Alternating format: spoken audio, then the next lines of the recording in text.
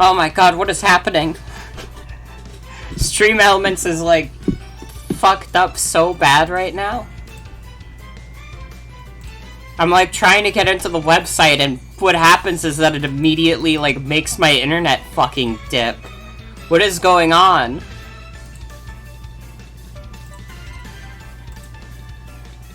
Where am I?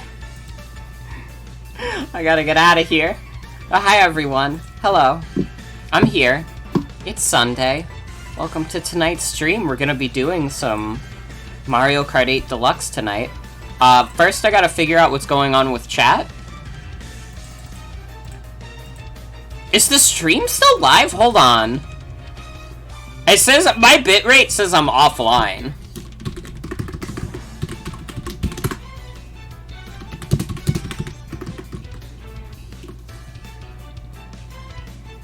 What the fuck?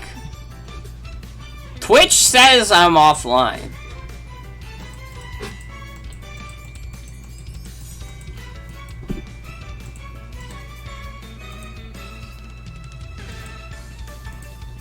What the hell? You are seeing me. You live? Okay. Then something is... something weird's going on today. I've been having weird happenings, like, trying to get this stream to start, and now, like, Stream Elements is, like, fucking dead. And, like, I can't even get into the fucking website. I keep trying to go to the website, it takes forever to load. Yeah, Twitch says I'm offline. Stream Elements will not load, even though my internet currently is fine. I feel like I'm being attacked by specters.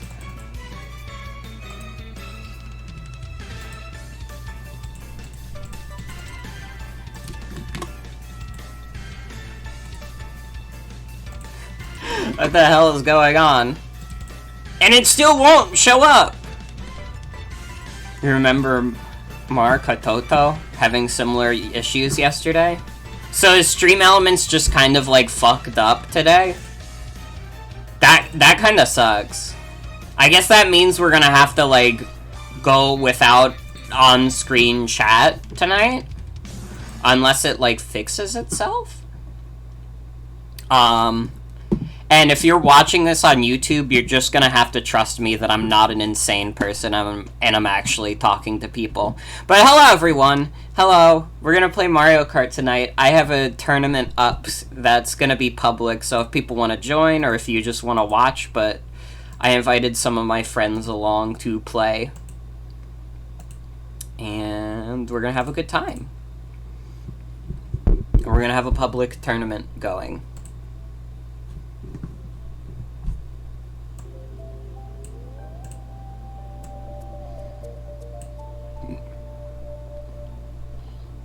But I hope you're all doing well. Hope you're all doing well. Again, sorry that we're not gonna have on-screen chat for this. Because apparently Stream Elements is just, like, fucked up right now. But this'll be tournament code. I guess I should specify that this is, like, tournament code and not my friend code. Really good design, Nintendo, where you make the Mario Kart 8 tournament codes like the same length as your friend codes, basically.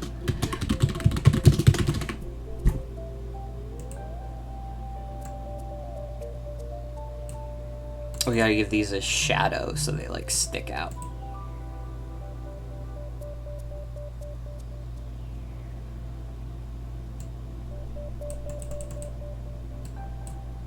I don't remember how to do that. That's not it. But we're gonna play some Mario Kart tonight. It's gonna be fun. The new DLC dropped a few days ago, and it looks pretty sick. IMO Wave 2 is a pretty dope, it's a pretty dope expansion. You got 8 tracks, and I would say, by and large, the quality is pretty high. I have No real major issues. I think it also has, like, the first track that makes anti-grav feel like more than a gimmick. Which is gonna be controversial, I think, because a lot of Mario Kart 8 people were very upset. And listen, I'm a Mario Kart 8 person too, but a lot of people were very upset that a lot of the new courses didn't have anti-grav. I kind of feel like they don't get the best use out of anti-grav in this game. I feel like, for the most part, anti-grav in most courses basically boils down to, like, you can kind of just bump into people now. You rarely ever play around with, like, the other aspects of anti-grav, like, for example, like, the more floaty, like, feeling of it. But I feel like Sky High Sunday actually does that. I don't know. Maybe I've taken the Mario Kart Wii pill a little too much. And now I'm becoming, like, more harsh of Mario Kart 8. I don't know, but we're gonna get into the tournament. God, this game really is fucking 5 years old if, like, a tournament that I was in was for Game Explain. Like, dude, that has to be, like, fucking ancient.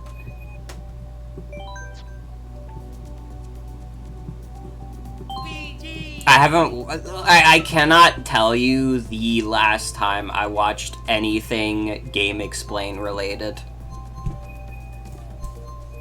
Because just, like, after, like, the shit came out about how kind of, like, the dudes who were working there were kind of treated like shit, I was just like, come on, man. I just wasn't interested anymore.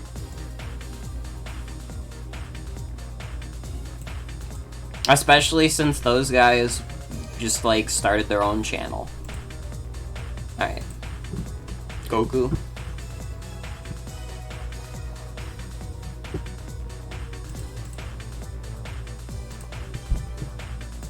Yeah, I'm gonna get in here.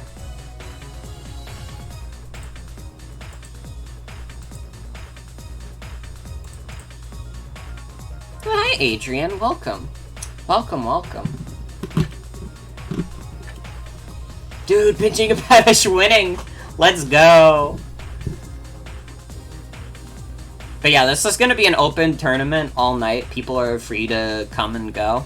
I'm mostly doing the tournament format, so we're more likely to see the new tracks. I feel like if I just played with randos tonight, like, we would not be seeing a lot of new tracks. I don't know if you can turn on AI for tournaments, but that's fine. I think it's fine without them. Listen, I, like, took the Mario Kart Wii pill. Sometimes you get into matches where you're matched up with, like, one other person, and that's fine. I can live with that. But yeah, I didn't get to stream past couple of days because work schedule did not allow me to. But I'm back, and hopefully, now that I've kind of given myself room to stream a little later, like, some streams, this stream started, like, 7:30, there's gonna be some streams that start, like, 8:30. It doesn't let you choose the new courses? Wait. What the fuck? I thought, like, in the tournament you could choose the matches. I guess that's only with friends. Whatever, we're doing it like this tonight anyway. It's too late to go back on it. I'm dumb as fuck. I could play some Electrodrome, though.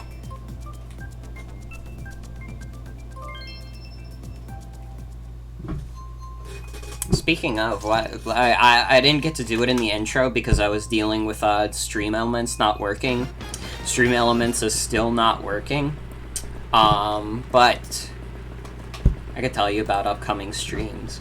Tomorrow, we're gonna be starting Frogun, which is a new, cute little 3D indie platformer that came out. And I thought looked sick as fuck. So I was like, hell yeah. I'll get in on that. I'm gonna be doing, on Tuesday, I'll be doing Sonic and the Secret Rings. I'll be starting that. That's gonna be, I don't know if fun is the right word, because it might be too ass, but we'll see. Could be awesome.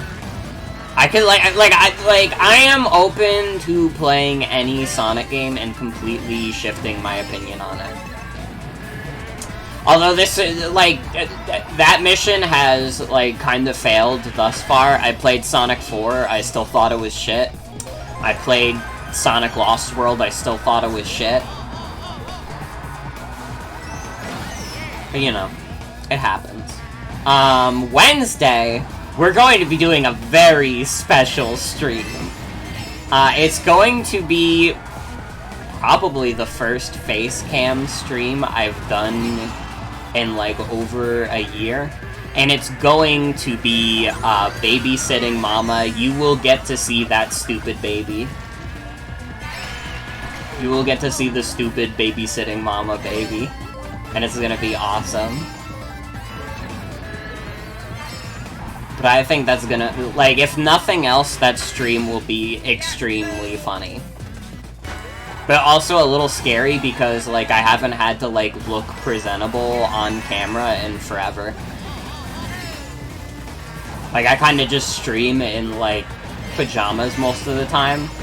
I'm gonna have to, like, look decent. Especially for my babysitting mama stream, you know, you gotta look your, like, Sunday best for babysitting mama. Yeah, we're gonna get the baby stream. It's gonna be awesome.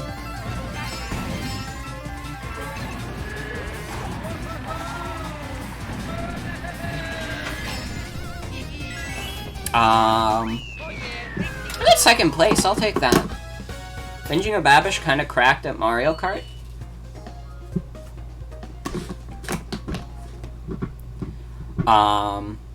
Next Saturday we'll be doing more Mario Kart 8 Deluxe. Depending on how this stream goes, I don't know if we'll do it with randos or we'll try another tournament. We'll see what happens. Actually, quite a few people in here. I'll take it. Again, this is, like, free to join. If you're watching, you're allowed to. Your secret is that you have a cute outfit, so you win at everything. This is true. But yeah, anyone's free to join, free to drop out. It's up to you.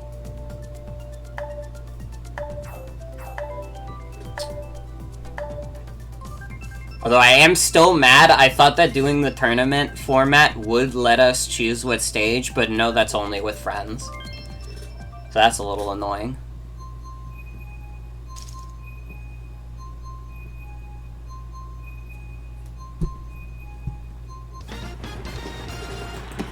But next Saturday, we'll be doing more Mario Kart 8 Deluxe, and then Sunday, next Sunday, we're going to be doing our first combo pack in a while. We'll be doing the Hat in Time DLC, plus some good old TF2. I've also been thinking about it, and, like, with the longer playthroughs, I kind of want to, like, I kind of stopped for a bit because, you know, I just got the new computer and there was some smaller stuff I wanted to try and play on stream. But I think for, like, I think I want to bring back, like, longer playthroughs and such, and I want to make it so if I do bring them back, they are twice a week instead of, you know, the once a week I was doing. Because I felt like doing it once a week weirdly, like, contributed to my burnout on longer playthroughs more. Because it was just, like, I would play a little bit of a long game one day, like, I would get a 4-hour stream out of it, and then I would be like, oh man, I still have, like, 5 streams, this is gonna be my next month and a half. But I could, like, cut that time in half if, you know, I just don't do that. I do it twice a week instead. And I think for shorter playthroughs, it'd be fine to do them once a week. I don't have a problem with that, because usually those only last, like, 2 or 3 streams. But I think that is the plan going forward. And then I think I think what weeks will look like going forward is if we do Lol doo-doo. Haha, funny! If we end up doing 5 streams a week, you'll get 2 parts of whatever long playthrough is going on. You'll get 1 part of a shorter playthrough. You'll get a one-off or maybe another short playthrough or whatever. And then we'll get combo pack night in there. We will see how it goes, but these are the tentative plans.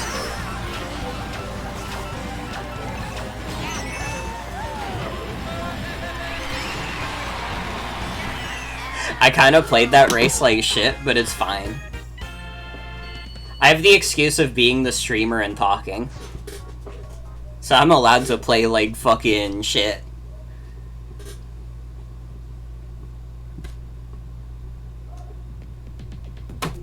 Anyone else that... Oh, we have to pick Mushroom Gorge. We haven't seen that one! That's a new level! Goku humiliation. It happens. It happens to the best of us. Okay, we have a good chance to get Mushroom Gorge.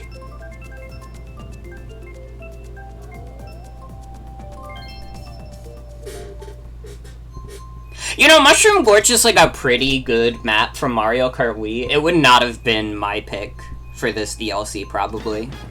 Although I would have to think about, like, what Mario Kart Wii levels I would really want them to bring back.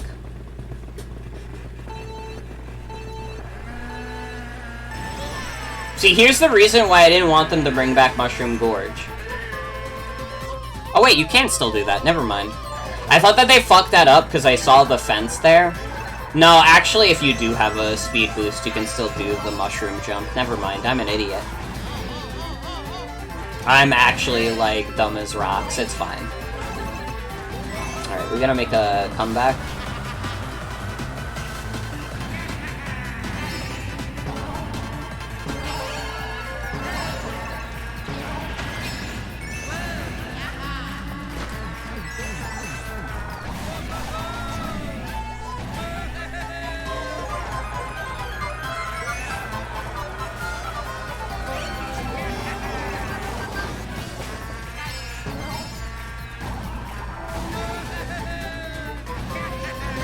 You know what's a game I need to play again, and I've been thinking of streaming?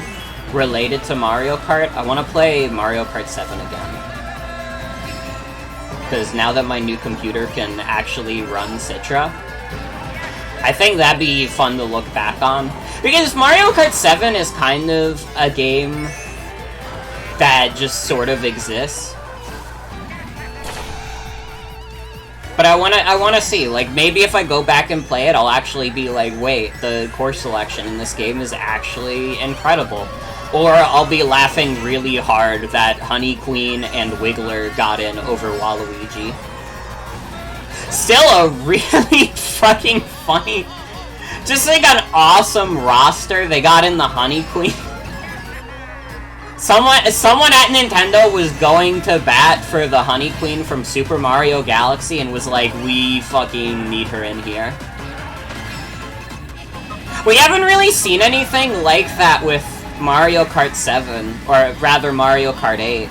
Just because Mario Kart 8 came out like 2014 and the newest game at that point was, what, Super Mario 3D World?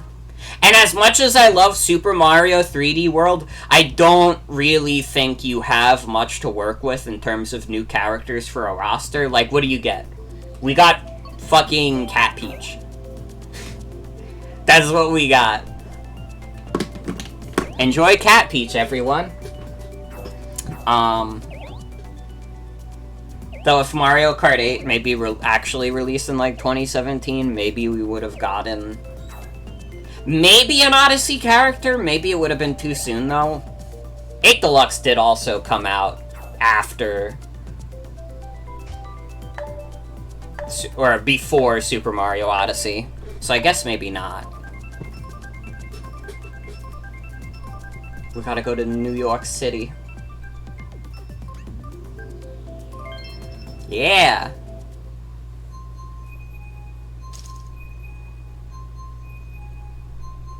We got a pretty healthy amount of people in here right now.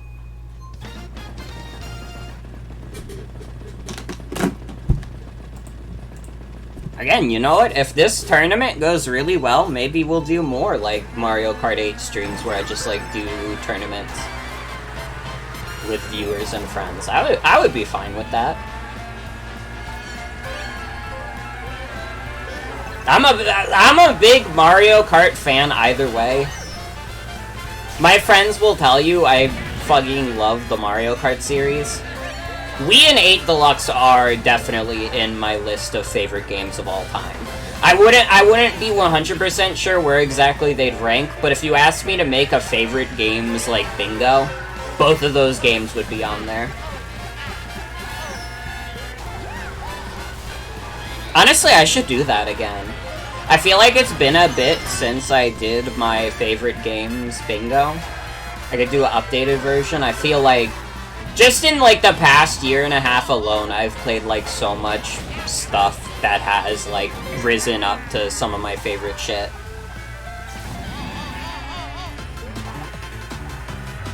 Hell, I gotta say it, like, I don't think it beats out Smooth Moves, but Get It Together WarioWare would be up there as one of my favorite games. I put so much time into that because that game is fucking awesome. And I'm very glad we got a new WarioWare on the Switch, and that it was also, like, really good. This map's pretty good also. I think it looks nice. It's not like the craziest map in this DLC, but it's alright. Ow.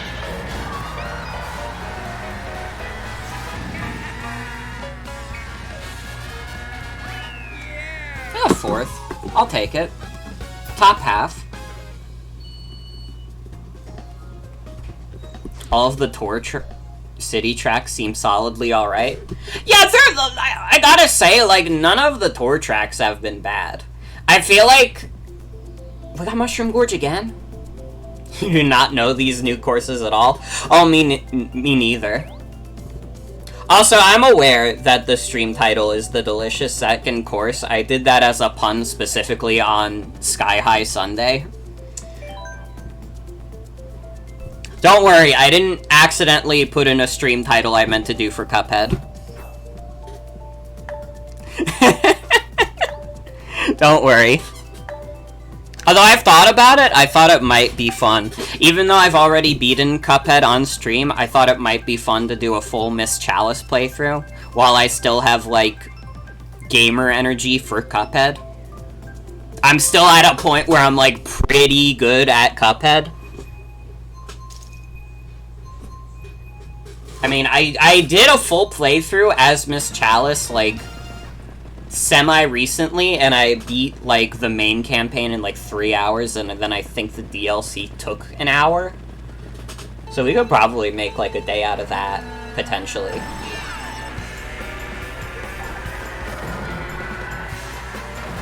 Though I do think my Cuphead stream was good.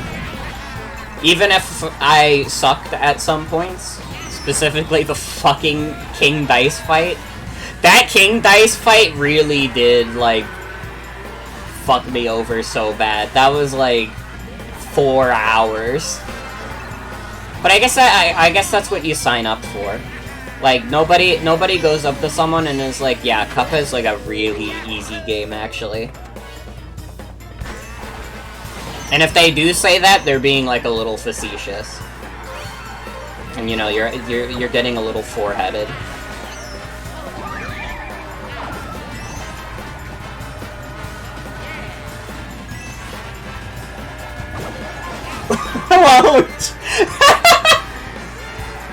Waluigi. That was like an in-character moment. Waluigi saw his target. He saw the man whose shadow he lives in. And he knew what he had to do.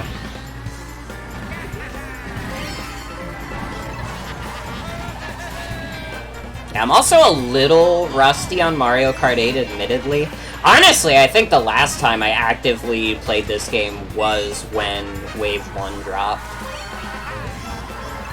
I am very far away from the days when I played, like, Mario Kart 8 basically every day. Though those days were good, and I was extremely dope at the game. To this day, because of how well I used to play Mario Kart 8, some of my friends are still scared to play the game with me. Even though I've gotten considerably worse since then.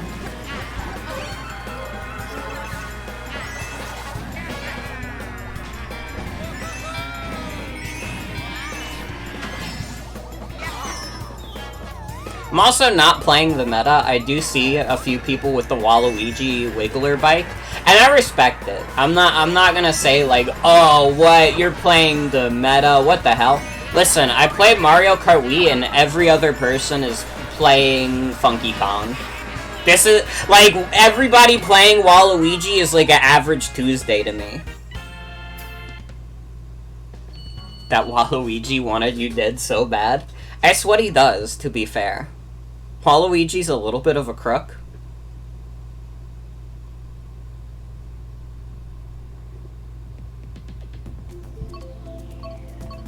None of these are DLC tracks. Also, none of these are tracks I particularly care about. It's been a bit since you played. It's all good. I'd imagine quite a few people are rusty right now. You were under fucking attack that entire match. It happens.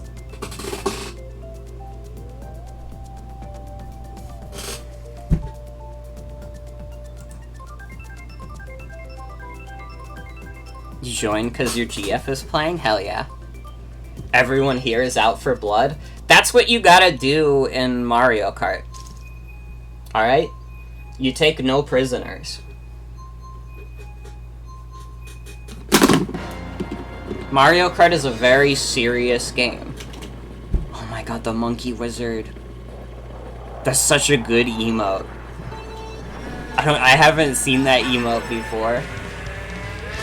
Actually, now that I'm thinking about it, like, I've followed Lumberjackson for a while. I don't know if I've caught any of Jackson's streams.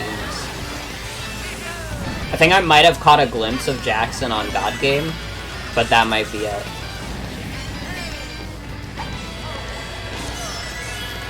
I'm sorry, I follow, like, a decent amount of streamers. I still, like, barely watch any. Although, in my defense, like, at night, instead of watching streamers, I've been watching Adventure Time with Jen. So I get off the hook a little bit because I've been watching television. And sometimes television can be an enriching experience.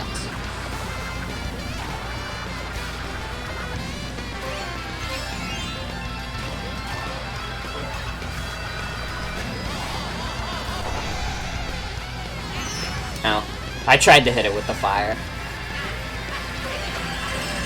I should have just got rid of that sooner. Oh well. 3 mushrooms in second place, and first place is about to get hit by the blue shell. This is fine, never mind. It's not fantastic right now. Although I am still second, I'll take it.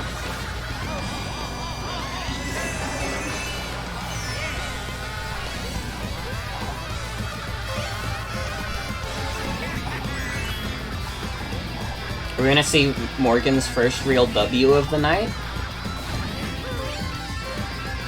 Let's go.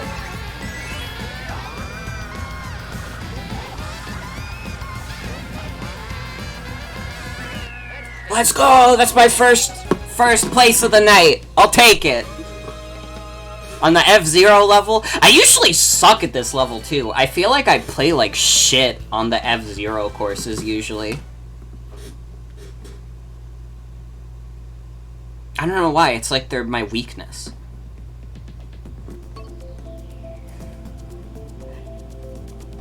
It's packed right behind you.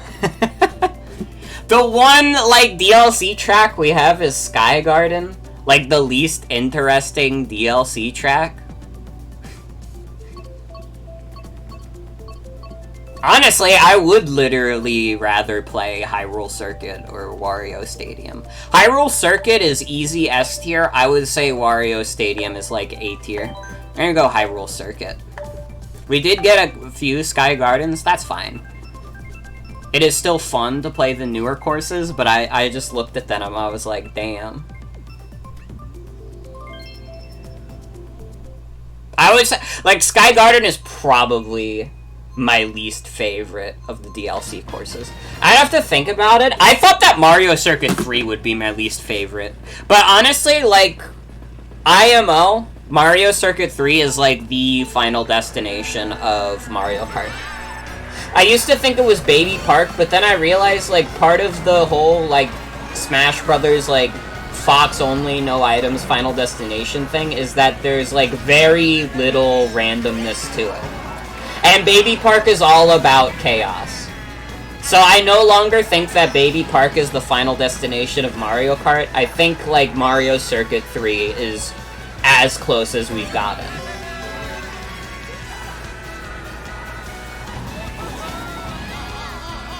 I know that someone watching is like, Morgan, what the fuck are you talking about? Don't worry about it, it's fine.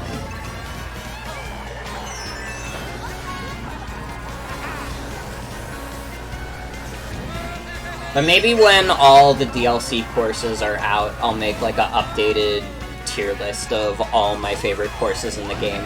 I can tell you one thing, like, Ninja Hideaway is easy S tier. It is probably the single easiest S tier of all time. In terms of all of the DLC courses that have come out so far, like, Ninja Hideaway fucking rules. I think a few people have told me that, like, it's a little confusing, and I understand that, because there are a lot of, like, different ways you can go, but that's what's, like, fucking awesome about it, is that you kind of get to choose your own path a little bit.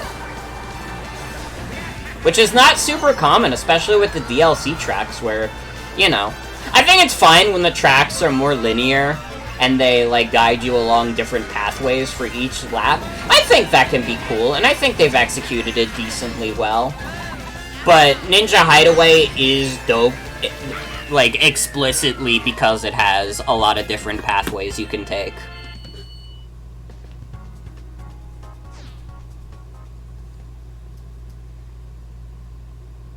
I think Sky High Sunday is a pretty good course. I probably wouldn't put that in S tier. It's a hard pick between Cheeseland and Rainbow Road. I'm gonna go Rainbow Road, though.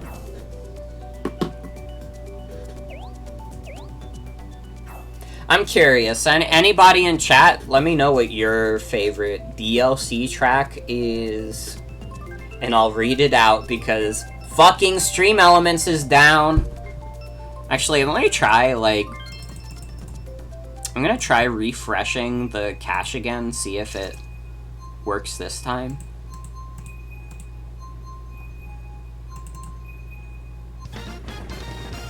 Go to Cheeseland.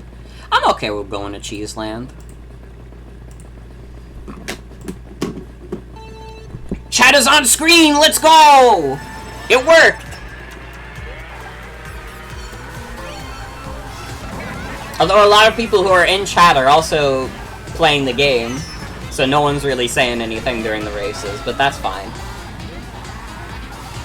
I'm just happy we're all having a good time. Because Mario Kart is fun.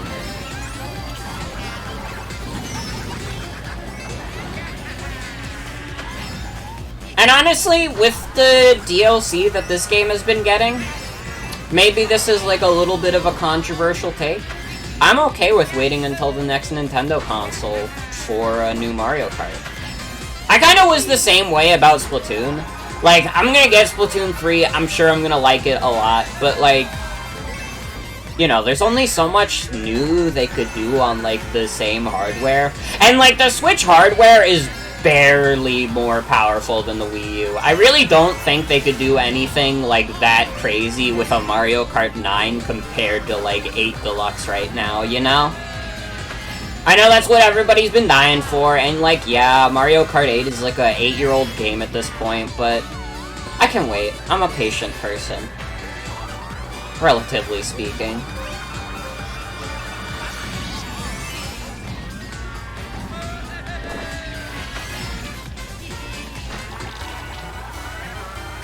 Oh god, Splatoon 3 is like next month too, isn't it?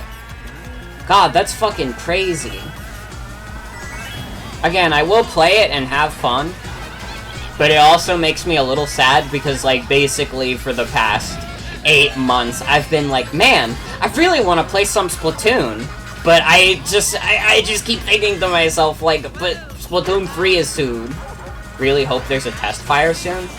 Yeah, I'm surprised there hasn't been one already. I'm wondering if they're saving that in their pocket for a late summer direct. I think most people kind of gave up on the Nintendo Direct summer dream. I think most people just kind of accepted, yeah, we're not fucking getting one. But we'll see what happens. Honestly, the Wave 2 was one of the things I expected to see in Direct. We have to be honest. It's true. I have not, like, I feel like most people... Like, in June, everyone was like, oh yeah, we gotta get an E3 Direct, we're gonna get all these crazy announcements. July, you kind of still heard people be like, oh, I bet this month there's gonna be a Direct, and they're gonna show this, and they're gonna show that. In August, everybody's just given up. They're like, fucking whatever. I guess I'll do Wario Stadium.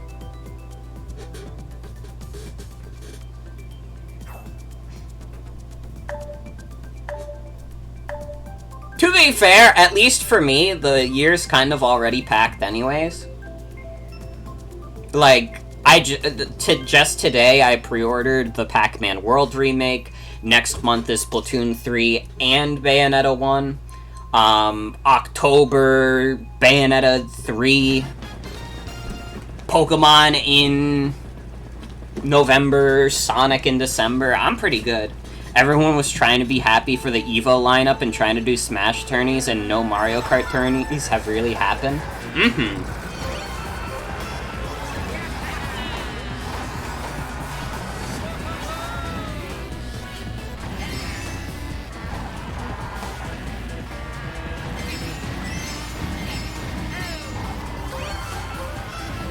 You know, I feel like Smash has kind of had to wrestle with, like, its reputation as a party game a little bit to be taken seriously as a fighting game.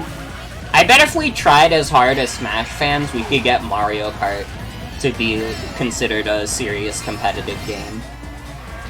Although we'd all have to start playing with, like, items off and stuff, because maybe there's no real way to make the items competitively viable. But I feel like we could cheat the system.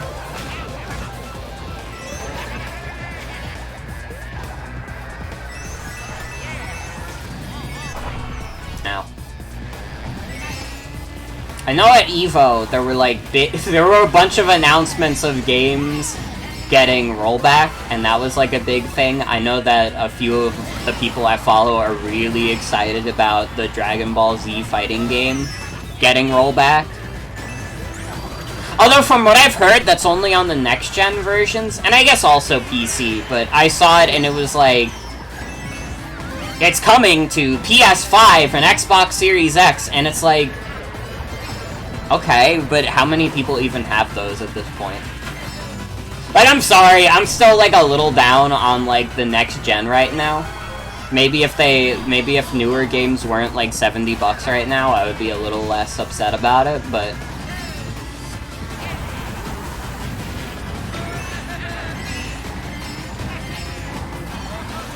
I don't know. I guess the PS5 is selling, like, pretty well, though. I can't pretend like nobody has a PS5 at this point, because, like, I'm pretty sure they've been selling pretty well. And, like, the Xbox is rarely, like, an insane seller, but it's probably at least doing well in America. Because I feel like the Xbox pretty much always does well in America, if nowhere else. I'm still shocked to this day to learn that the Xbox One sold like 50 million units. Because the Xbox One, based on like how shitty its launch was, the Xbox One always felt like it was a failure to me. Even though it really, like, isn't. Like, a bunch of people have an Xbox One. People even, like, kind of came around on, like, Xboxes in general because of stuff like Game Pass. But in my mind, it's still like, oh yeah, the Xbox One, nobody fucking likes that thing. Even though there's plenty of people who do. I guess it's kind of the same thing with the PS3 for me. Like, the PS3 at the end of its life was like a really good console. But in my mind, it's still like the console that had like no fucking games for like the first 3 or 4 years of its life.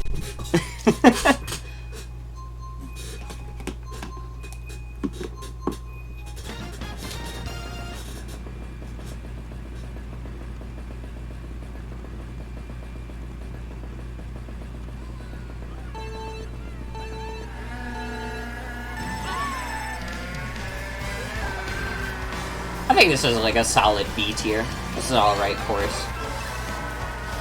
From Wave 1.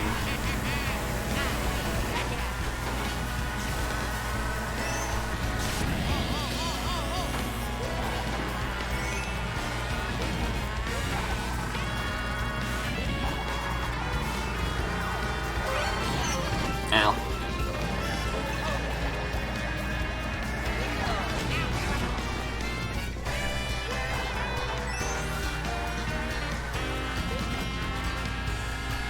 I still think it's fucking insane that Squeenix did a re-release of FF7 Remake for, like, PS5, and that shit is $70 even though, like, it's basically the same game with better graphics.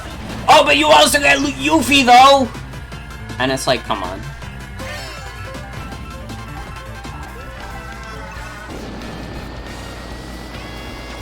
They literally trick people into buying the same game twice just so you could, like, see how Yuffie gets involved in the second game.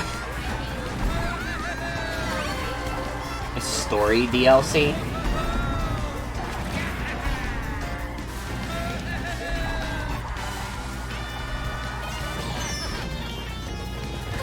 I just think at, like, that point, just, like...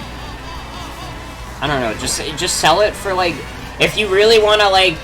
If Squeenix wants to do the thing where they're like, oh yeah, it's, like, story DLC, then just, like, just make the game $60 again, forehead.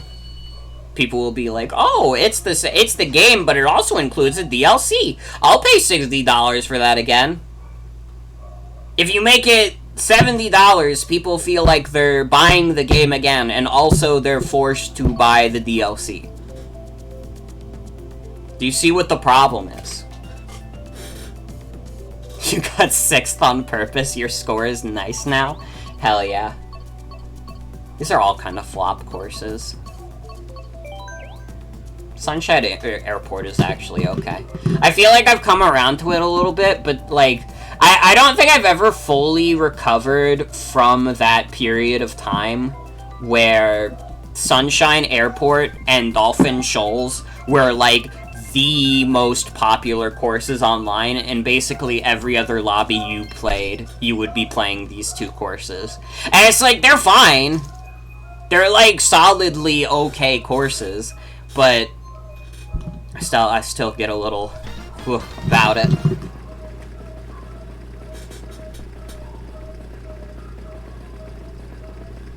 You get to see the one render of Toad, though. You do be getting to see that one render of Toad over there.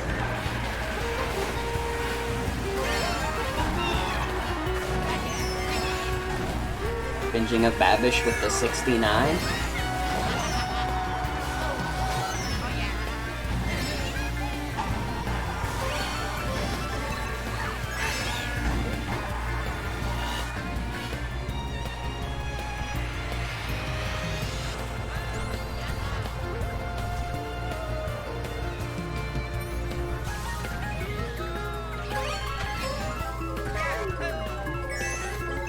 Man, I can't tell what's going on, but it feels like the sound effects are really quiet right now.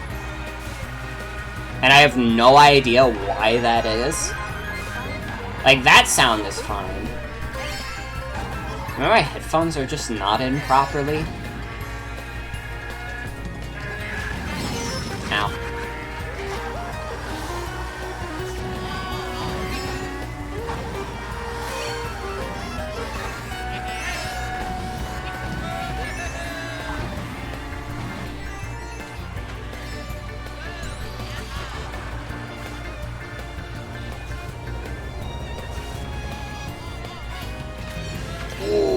the Waluigi got it. Alright, I respect the swipe. I don't know why that red shell didn't go after me.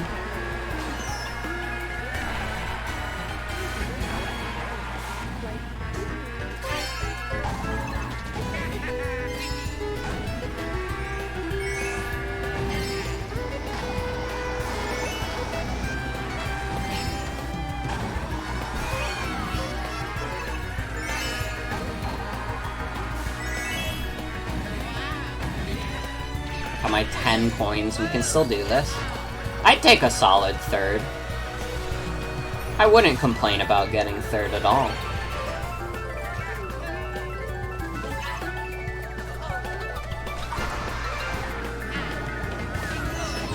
Ow. Alright, well played. Go!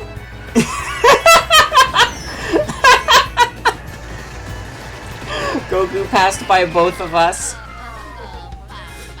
Alright. I'll take the L on that one. No time for that, Goku. Oh my god. You had to get fourth? I respect it.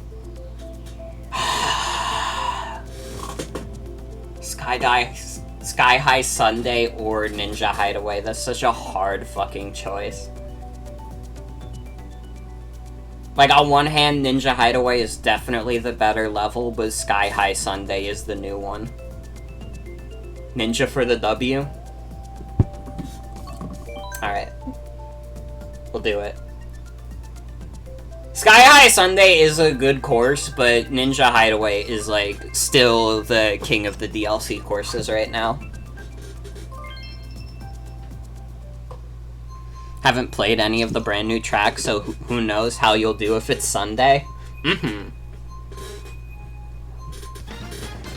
It's okay, we're all learning. It's exciting to have new Mario Kart courses to learn.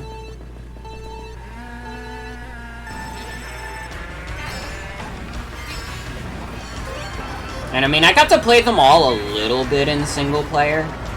I had to make sure I have 3 stars in every cup again.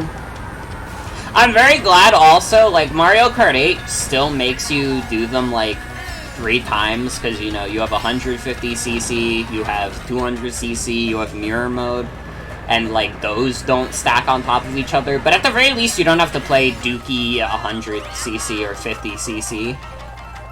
Like, we're not cavemen. We have technology.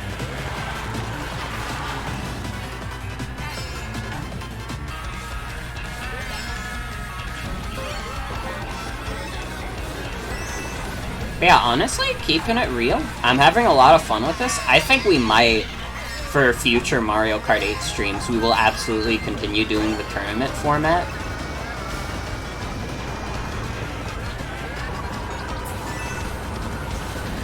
Honestly, I'd even be okay running, like, a weekly tournament for Mario Kart 8 on stream.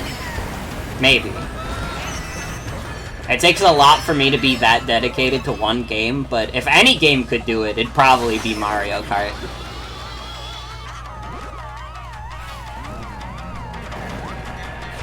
I mean, I was probably, like, doing weekly Isaac streams for a bit.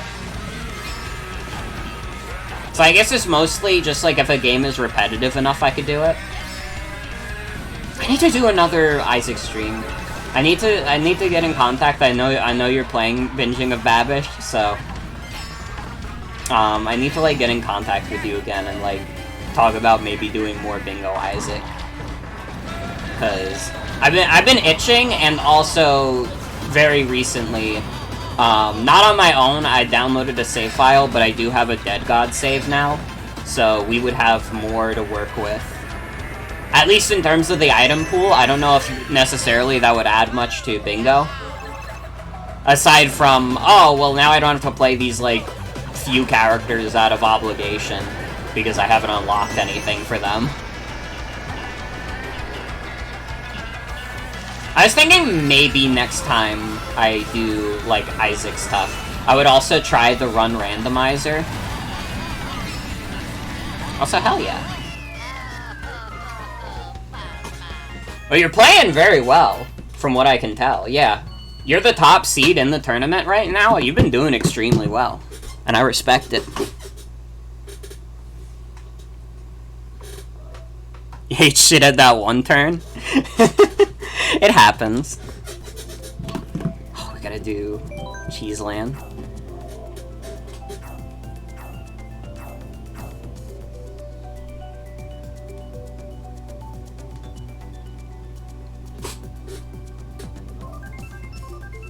Had some unfortunate moments in that one. It happens. I probably had quite a few fumbles as well. Cheeseland, let's go. Was I mentioning you about something? Oh yeah, I was just saying, like, at some point I would like to do more Bingo Isaac, and maybe like even after this stream I would like talk to you about it. You're on the board for 200cc Mario Kart world record for Excitebike? That's fucking dope. I don't even consider that a flex. That's just, like, sick. Listen, on the motherfucker Morgan stream, I'm not a speedrunner myself, but I respect anybody who does that kind of thing. Like, I think that's dope as hell.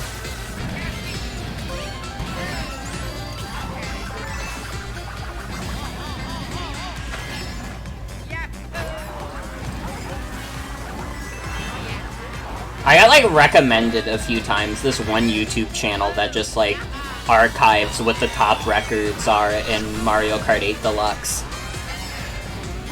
Why the fuck am I not subscribed to that channel? I could be watching that shit, like, on the daily, keeping up with what the new records are.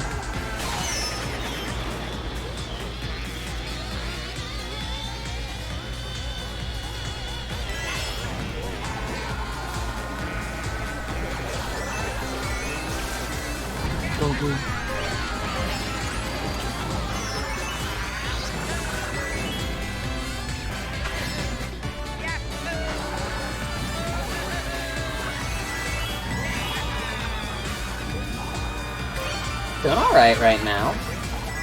I mean, Cheeseland is like an S tier level for me, so I've played it a lot. Oh my god, binging a Babish with the mushroom in the front. Oh fuck.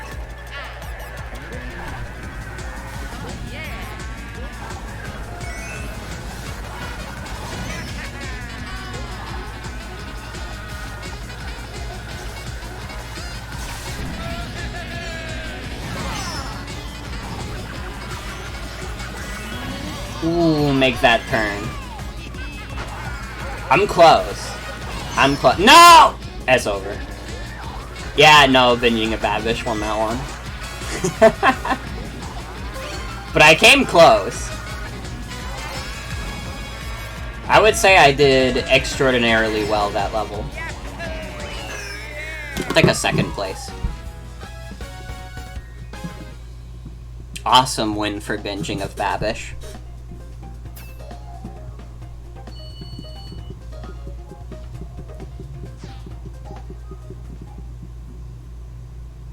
S tier level? Absolutely. You're tied right now? Ooh. Yeah, we'll do a little Sydney sprint. Do a little bit of Sydney sprint.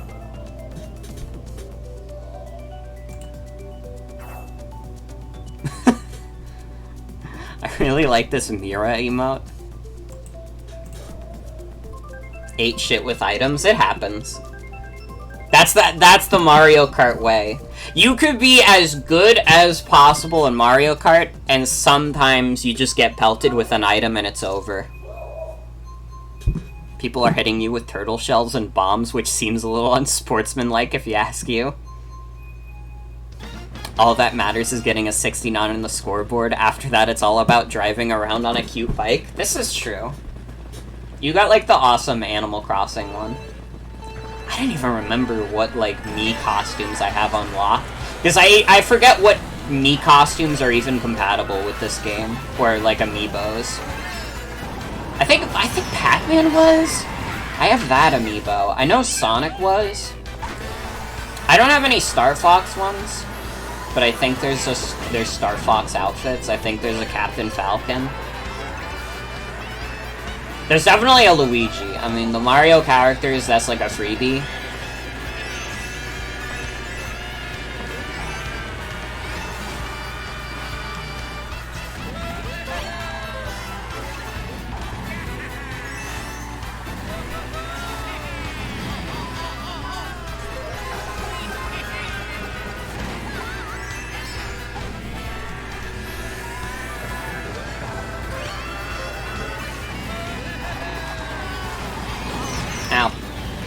Fine.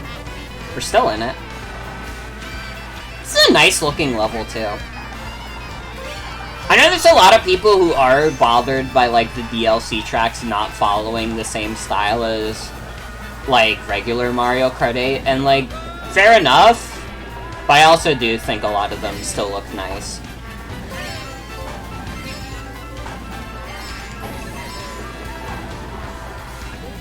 Although maybe a little bit they do just kind of look like upscaled Mario Kart 7.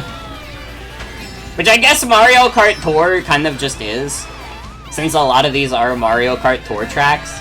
Mario Kart Tour is just upscaled Mario Kart 7. We have not reached a point where phone technology can keep up with Mario Kart 8. This game came out 8 years ago. I guess it's one of those things where, like, if you're developing a mobile game, even if you want to make it, like, decently graphic intensive, like, you can't go that crazy on it, because it's like, you never know what version of a phone someone's working with. My fucking aunt still has, like, an old flip phone, which is crazy to me. She does not have, like, a smartphone at all. Or one of my aunts.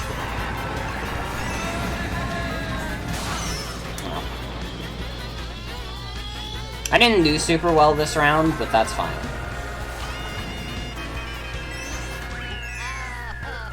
I'll take top of the bottom half.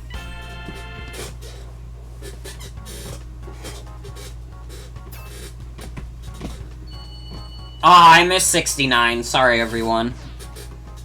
Wish you could use a flip phone, but you're addicted to apps. Yeah, I don't know. I don't think I could, like, do a flip phone, necessarily. Even though I'm not, like, I need YouTube. You got the most weirdly quiet, soft-spoken ad partway through the race, and you thought someone in the race had deeply and profoundly troubled you.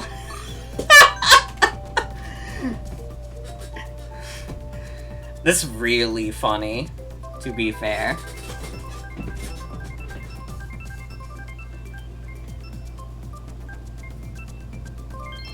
That's just how Mario Kart is. This is true. This is very true. Ow.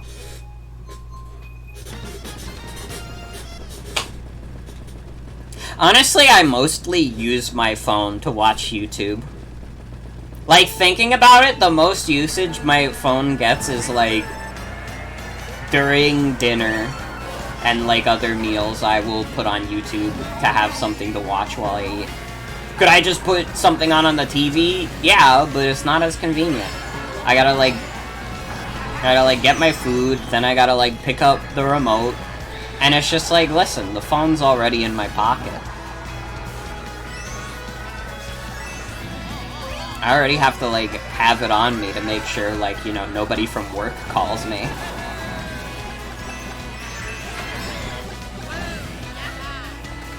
Although I do have, like, I do have a rude customer story today. It's not that interesting, but I'm gonna tell it anyways. And it was just this one guy who was, like, watching me, like, slice his cheeses, like, I would say at an incredibly quick rate.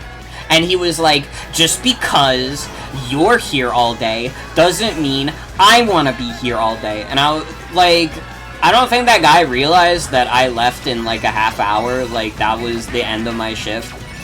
Also, I had, like, a 5-hour shift. But it was just, like, so randomly rude. And it was like, dude, I don't, like, I think a lot of people who order from delis, like, don't understand that, like, slicing meat takes, like, a decent amount of time. Especially if you're asking for, like, pounds upon pounds of food. Like, if you have more than 2 orders in, like, your shit is gonna take forever. I hate to say it. Like, if you order more than 2 things, it's gonna take forever. Also, thank you, Joey, for the resub. 14 months. I am like an Italian working at a deli, to be fair. I got last place also.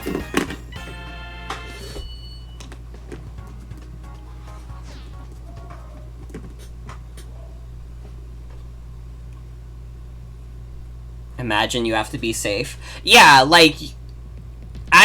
you cannot go, like, crazy fast using equipment, because if you fuck up, like, you know, you're gonna slice your damn finger. Have nothing but respect for deli workers, you love foods. And to be fair, most people are very respectful. Like, if someone comes over and they're like, hey, I'm done shopping, are you, like, done with my food? And I'm like, oh, no, I still have to slice a couple things. They're like, oh, okay, I'll just wait here. You just quit your fast food job of 5 years, so thank God you're done with customers? Again, we don't get I don't get a crazy amount of, like, rude people at, like, the deli. Because I think people, for the most part, generally understand that slicing food takes quite a bit of time, but sometimes you get the occasional person who's like, what's taking so long? You've been doing it for, like, an hour. And it's like, sir, I've been doing it for, like, 20 minutes. If your internal clock is this shit, I'd hate to see how often you're late to work. Like, come on. And there are people who do just try and get a rise out of, like, deli workers. Like, at the store I work at, like, we have a system. You pick up a ticket, and then you wait for your number to be called, you put in your order, and then, like, one of the people goes at it. But then you get the occasional customer who, like, goes up and, like, looks at the number on the sign, like, the electronic sign that we have, and they're like, what number are you doing? And we're like, it's up there, sir. And they're like, that's what I thought. Oh, you're taking too long? It's been that number for, like, 20 minutes? And it's like, no, it hasn't. You walked over here, like, 2 minutes ago. What the hell do you think you're fooling? Like, if you're gonna be a liar, you have to be, like, convincing about it. Like, I can hear when my coworkers, like, call out the numbers. I can tell you that they did it much more recently than the number you're giving out. Especially, like, when people do that, when there's, like, 8 people behind the counter, it's like, you're insane. It does not take 20 minutes for all of us to be, like, done with our current orders. You're out of your fucking mind. You just want to start some shit. I had this one lady the other day who, like, went to customer service and was, like, complaining about how she hadn't gotten her food yet. And she was talking about, like, oh yeah, this, like, one young person who was, like, there and looked like they didn't want to be there kept saying, like, oh, it's not done yet. And, like, she was definitely talking about me. I had never, like, spoken to her since I had taken her order. She never approached me once while I was doing her order. But she told customer service, like, oh yeah, and that kid still, it didn't finish my order. And then, like, when customer service came over, they were like, hey, what's up with this? I was like, oh, her order's been done for, like, a half hour. She never came to retrieve it. Like, the biggest self-report in the world.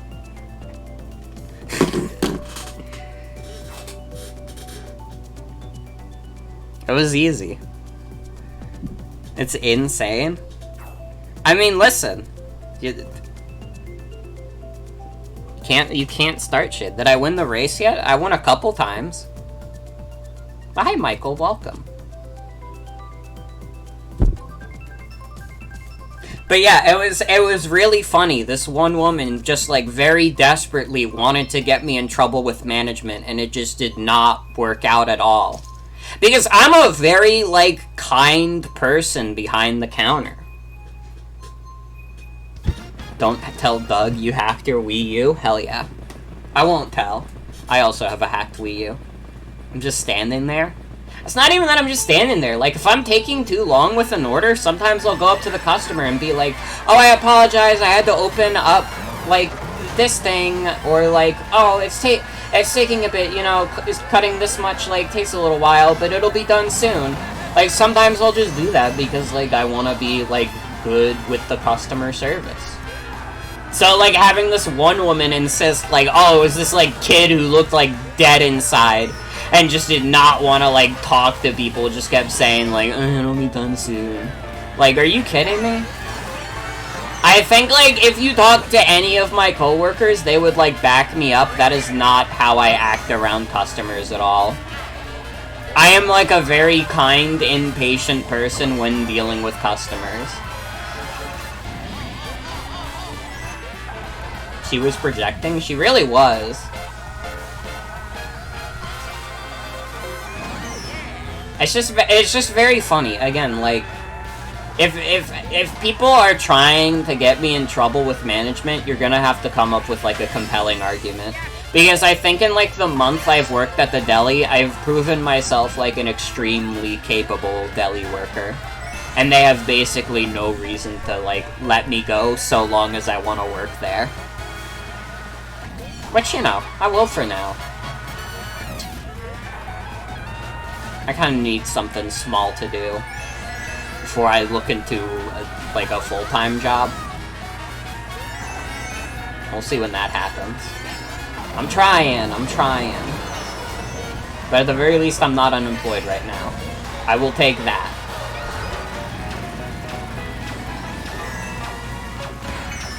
Sorry.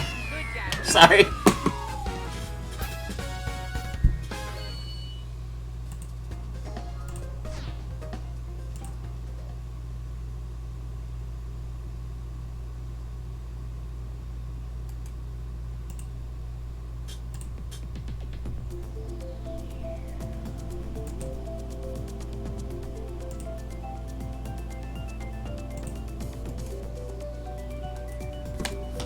You've got horror stories about your new gig, but the NDA is fucking fierce since we handle soon-to-release media? Oh, yeah. I mean, technically, I'm not supposed to talk about my job either, but I work at, like, a random deli, and, like, nobody from work knows, like, my social media presence at all, so I'm, like, literally fine. And it's not like I don't tell my coworkers that I stream at all. If my coworkers ask, like, oh, what do you do when you get home? I'm like, oh, like, I watch stuff with my girlfriend. I like, play a lot of video games. Literally, though. Literally, though. But, like, I can, like, just say whatever the fuck I want about my job because, like, there's no chance that any of them would ever find what I do online. Especially because, like, half of the people who work at the deli are, like, double or triple my age. There's this one, like, really old guy who works the deli corner who, like, bless his heart, he's, like, a really nice old dude. He's also, like, not very good at his job. He's constantly, like, leaving meat out in the machines. He does not clean very well when he works the closing shifts. It's like, we love the guy, he's a nice guy, but it's also like, dude, you should probably, like, I think he was supposed to retire before, like, COVID happened.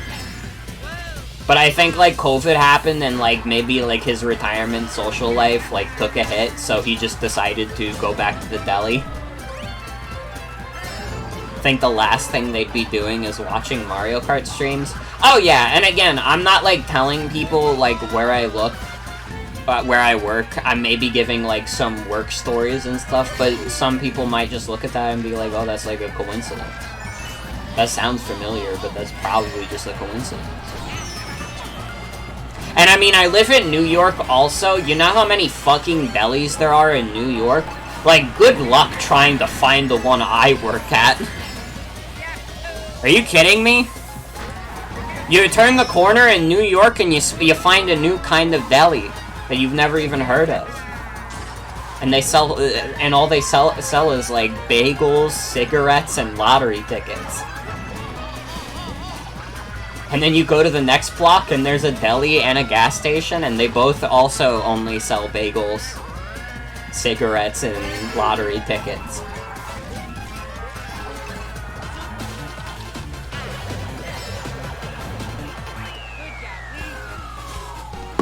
I'll go for a good bagel, though. To be fair, thinking about it and talking about it, I could go for a good bagel right about now.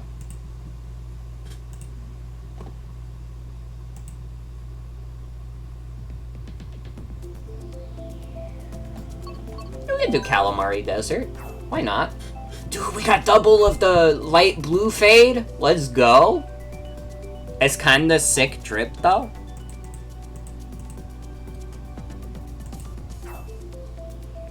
Also, hi V, welcome. Yeah, we got the twins. I respect it.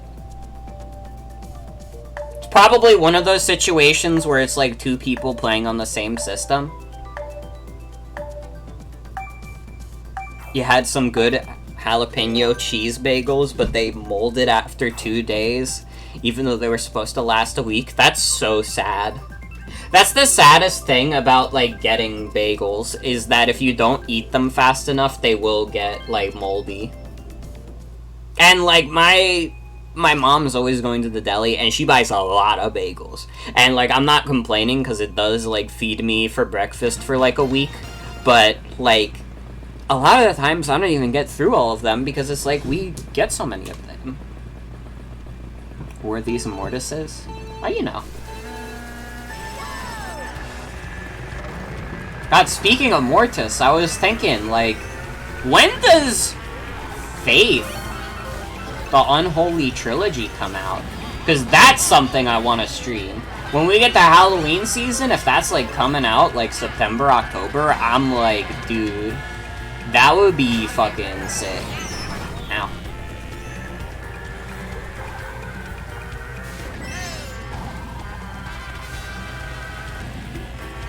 I also found out that Airdorf, the person who made Faith, has quite possibly the funniest merch of all time.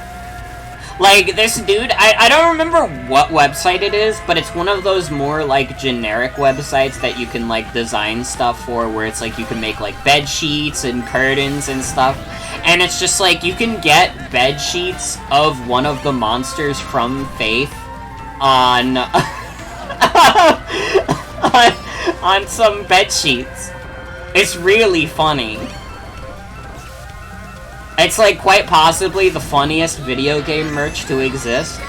Just like a weird, scary guy on bed sheets.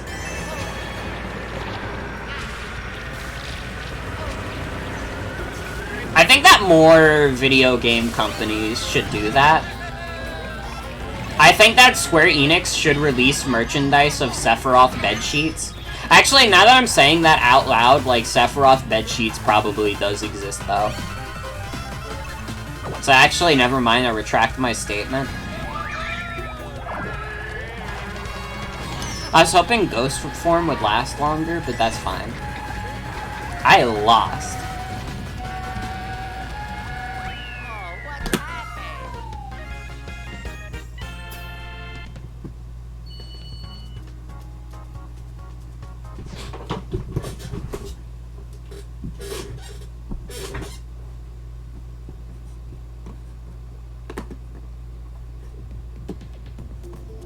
Yeah, I'm very excited for Faith, because that game looks sick as fuck.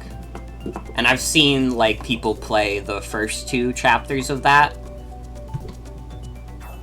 I'm just excited for Halloween season. Again, like, September, October is, like, the peak of the year.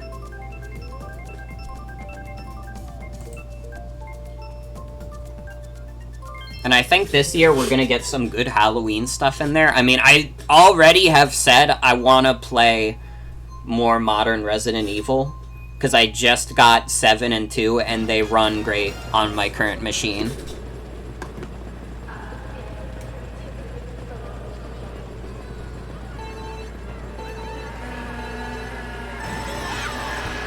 Did we lose the Mortises? They really did go Mortis.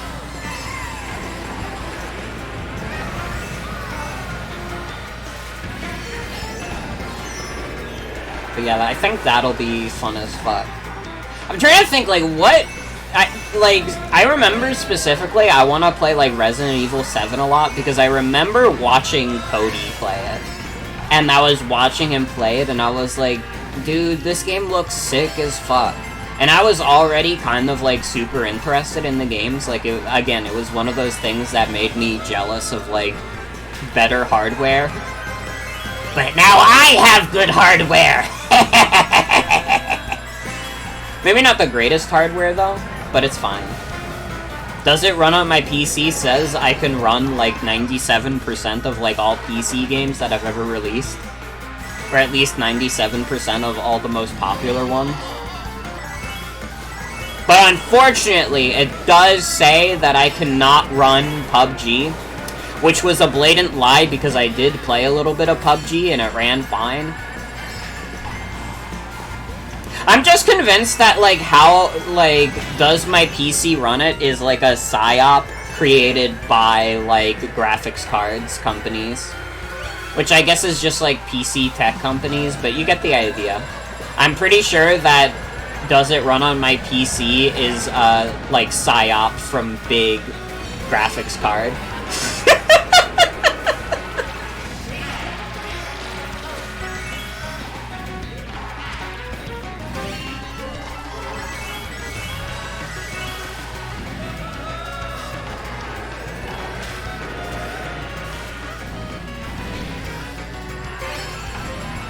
But I do think maybe something as recent as Elden Ring. And maybe also not, like, incredibly optimized. Like, I imagine, like, the Souls games before it, Elden Ring is probably not super optimized for PC. But...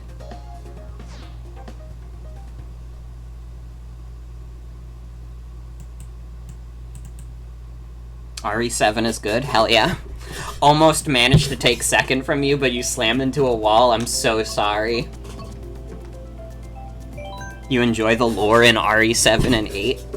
I want to play 8 at some point. For sure. Although, when I got, like, 7 and 2 Remake, they were on sale for, like, pretty good prices. And then just, like, Resident Evil 8 just did not go on sale. It was still $60. And you guys know me, I'm stubborn. I don't like to spend that much money on PC games. Because I'm willing to spend, like, decent money on games if I can get, like, a physical copy of it. That's why I have, like, a lot of Switch games, because, like, yeah, Switch games could be expensive, but, like, it's something I have physically. Something I could put on a shelf, it's something that I can, like, put in a machine. It's not just something that exists in, like, a cloud. And maybe that's me, that's me being, like, too old school. But I don't know. I don't think I could ever spend $60 on a PC game. Although, never mind, I'm contemplating spending the $60 for Sonic Frontiers. Because if that shit can run on the Switch, like, it'll run fine on my computer. I no longer live in a world where, like, the Switch is the most powerful machine I have.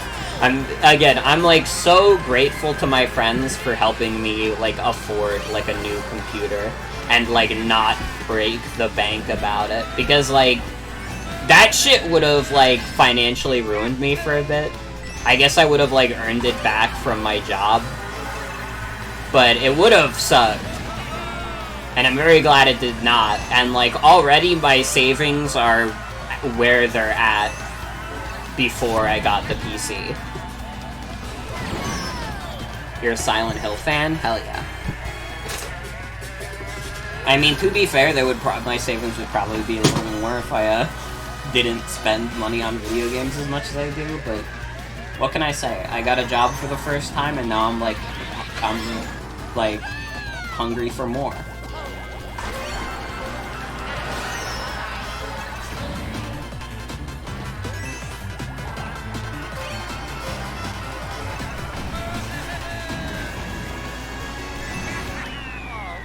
You Silent Hill fan? Hell yeah. I need to play Silent Hill. I know that, like, Silent Hill 2 is, like, one of my friend's favorite games of all time. And I wanna stream that at some point. I know it's one of those things where I would probably have to have, like, I'd have to have, like, a decent amount of, like, content warnings and stuff, but, like, I don't know. Also, no problem, Daisy, no problem. This is my last game. You did good, though, binging of Babish. You did good.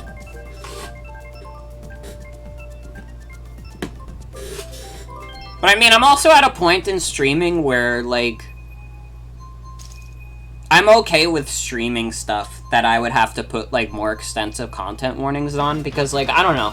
I don't want to, like, have to, like, dumb down my own stream when, like, a lot of my taste in media does involve stuff that is, like, you know, pretty intense.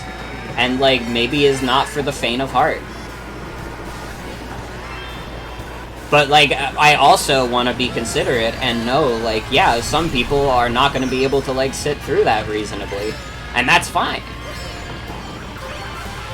But I also, you know, I want to be able to expand. I don't just, like, I'm a variety streamer. I don't just want to play, like, baby Mario games all day, every day. I'm an adult. I have an adult palate sometimes. Which involves Pac-Man raunchiest game of the year. Let's get it, Pac-Man fans.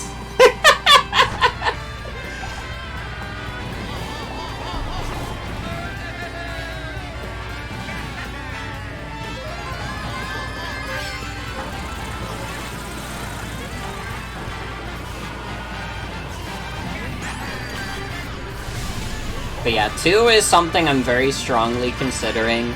It might even happen this year. I'd have to see. I would have to see. But I mean, Silent Hill 2 is like a PS2 game also. I can definitely emulate it at this point. I was able to emulate PlayStation All-Stars. Not fantastically, but I was able to do it.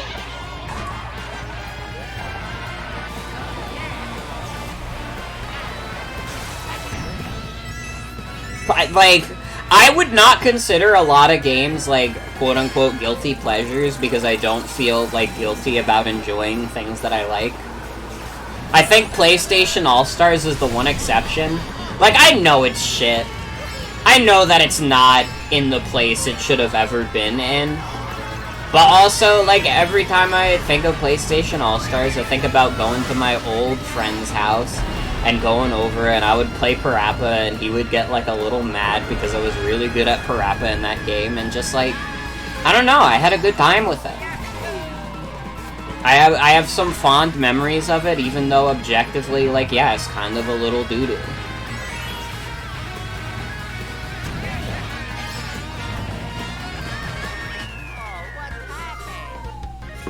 Shez is trending on Twitter. What did he do? He said a slur.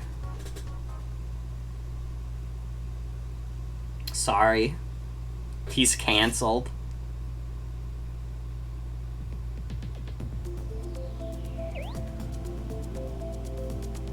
Gonna hop out because your brain is killing you a bit? No problem. Thank you for playing, Stabun. We gotta do Waluigi Pinball. It's a requirement. Yeah, everybody knows. Everybody here knows you gotta play Waluigi Pinball. Also, no problem binging of Babish. Thanks for playing. Have a good night.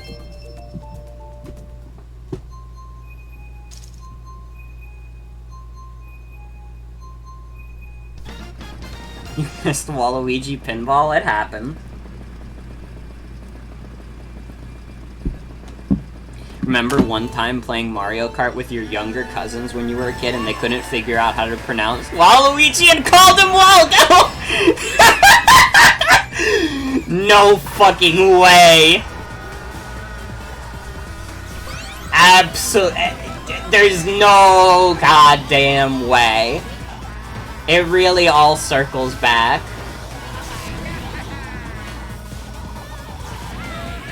Walgo really is like a spirit that haunts Michael a little bit still.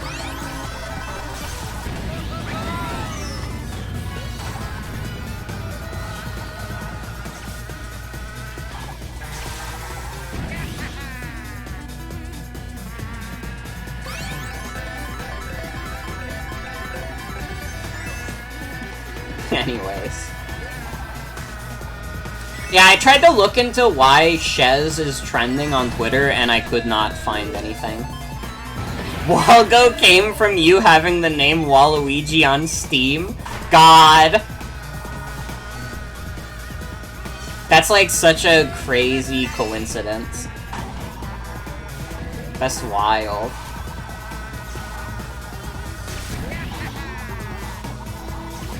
If you had a nickel, blah blah, 2 nickels.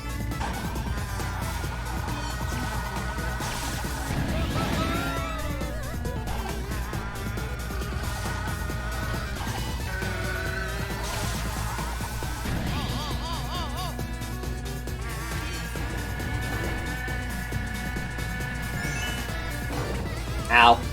I hit a bumper. No! I'm doing so good too.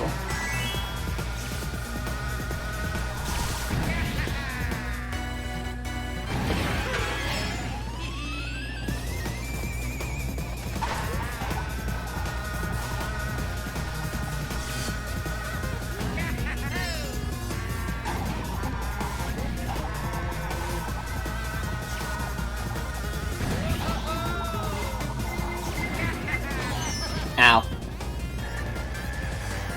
Fucking hell, it's like an hour and a half into the stream. I can't believe I haven't mentioned this at all today. By the way, you might notice there's a new Twitch icon, and it's like custom-made art. That is I commissioned my good friend Atticus to make art of the one Rin Kagamine from the One Wonderful Opportunity music video, Right Brain, Left Brain, because I think that design is awesome. And now that's the new icon. So shout out to Atticus. I was very happy getting that commission, and like Atticus responded like extremely quickly. Yeah, thank you for linking Atticus's account, Jen. Nintendogs is a pretty good one. I'm trying to think of, like, what are good DS games. I mean, you got, like, Mario Kart DS, you've got, like, the legendary Starfy, you got Kirby Squeak Squad and Superstar Ultra. You've got, like...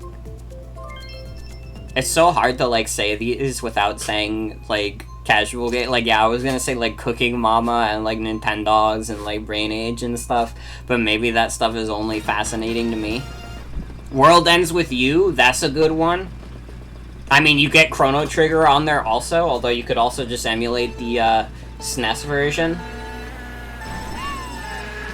Was Mario vs. Donkey Kong with the mini wind-up Marios considered a good game? I mean, I don't think it's considered a bad game. I think it's just one of those things where they made, like, too many of the Mario vs. Donkey Kong stages, or games, like, way too fast, and people just kind of got sick of them.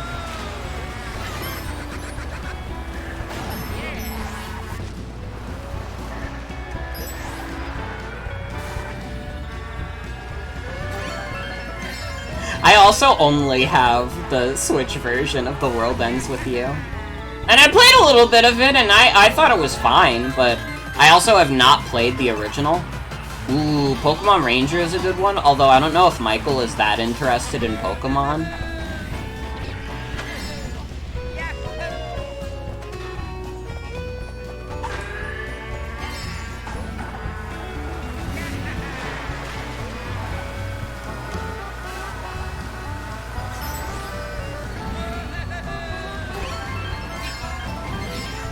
Joe? Joe Mama?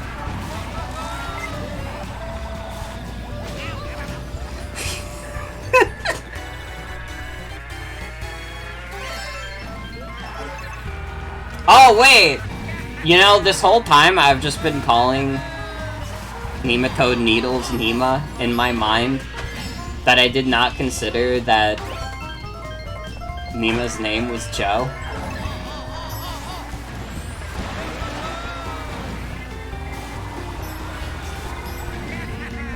That's on me. They go by both? Got it. You have the Castlevania games and Chrono Trigger downloaded? Hell yeah. I'm trying to think. I have, like, a list of DS games that I have downloaded that were all, like, curated of stuff I would want to play. I mean, yeah, you get the Ace Attorney games in there, like Advance Wars. You get, like, the original Clubhouse games. You have a few Dragon Quests on there, Drawn to Life. Elite Beat Agents! That's a pretty good one. Yeah, you get the Kirby games on there. Mario and Luigi, Partners in Time, and Bowser's Inside Story. New Super Mario Brothers is pretty sick. You have a version of Sonic and All-Stars Racing. Ghost Trick! I've heard good things about that one.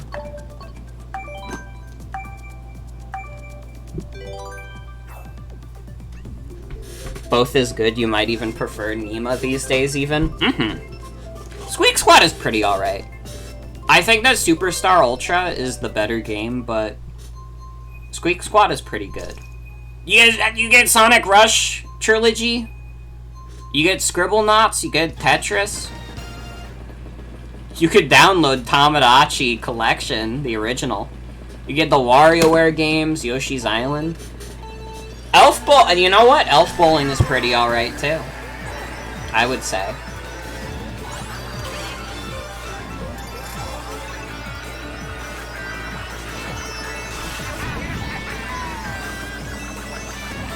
Play Sonic Chronicles.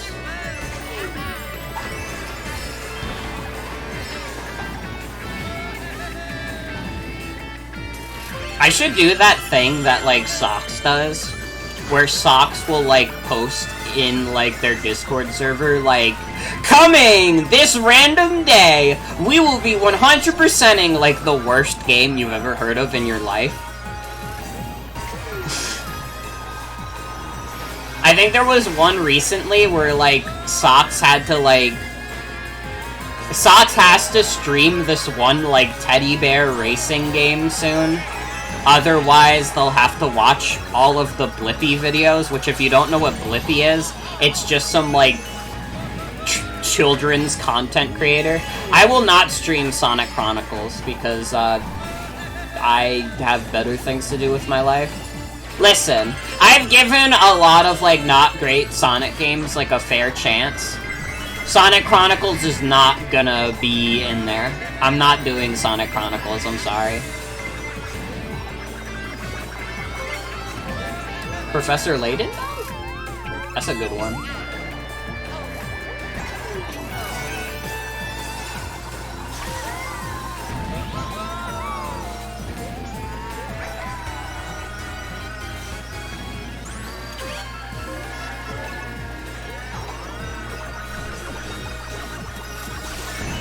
I don't know. I don't consider myself the most qualified to talk about, like, DS games.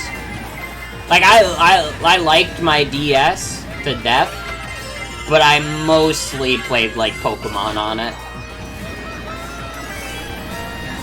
Pokemon is what took up most of my time on the DS. And probably even the 3DS, honestly. Well, no, that would be Fire Emblem. 3DS was big for Fire Emblem for me.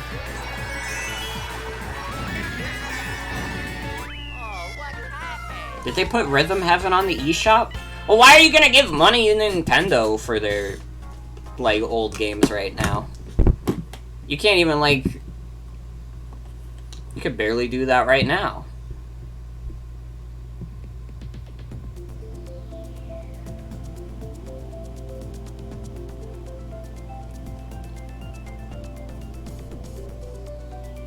isn't drawn to life have a crazy story? Absolutely.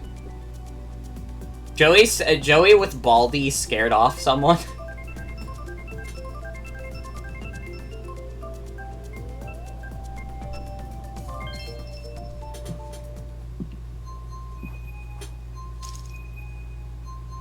You're thinking if the emulator can handle rhythm games?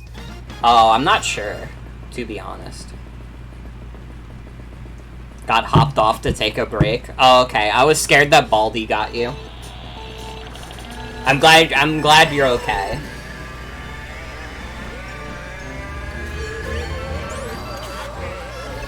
Well, I mean, the Wii U does have a tablet. To be fair.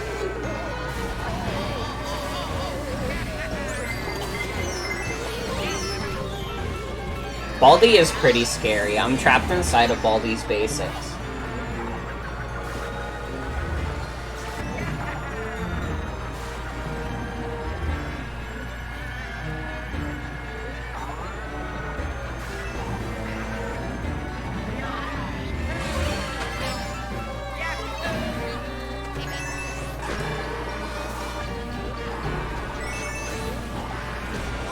I should, like, maybe consider streaming more DS games. Now that I know it's as easy to do as it is, like, I might, like, look into DS stuff we could play on the Wii U. Although, if I'm doing Pokemon, I'm just emulating that on the computer so I can, like, get guaranteed speed up. Because if I have to do any grinding in Pokemon at any point, there's no way I'm gonna want to do that on the Wii U, where I have to do it very slowly and meticulously. Like, I have a fucking job. And also, when I'm not at my job or streaming, I have other things to do. It's literally one download? Hell yeah. I'd be down after the stream. Any game with touch requirements you can do on Wii U? This is true.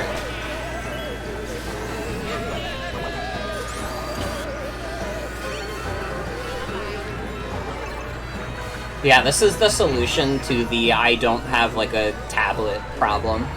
Because technically, the Wii U is a tablet. Let's go. Score 1 for Wii U fans. That's the first score we've gotten in the past 10 years.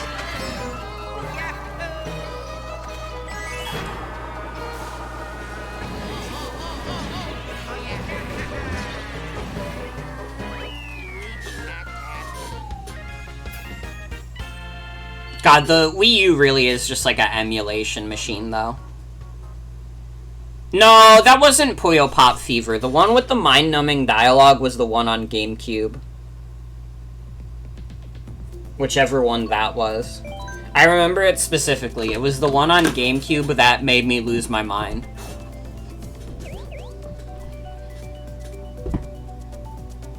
If touch controls work, The World Ends With You might work. It uses almost every DS gimmick under the sun, but you're not forced to use them all. Do I know what else is an emulation machine? Mom!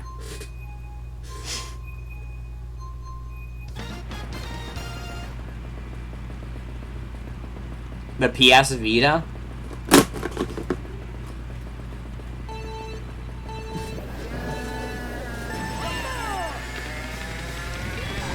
Okay, but here's the problem, Joey. I can't stream from a PS Vita. I can stream from a Wii U, I can't stream from a PS Vita.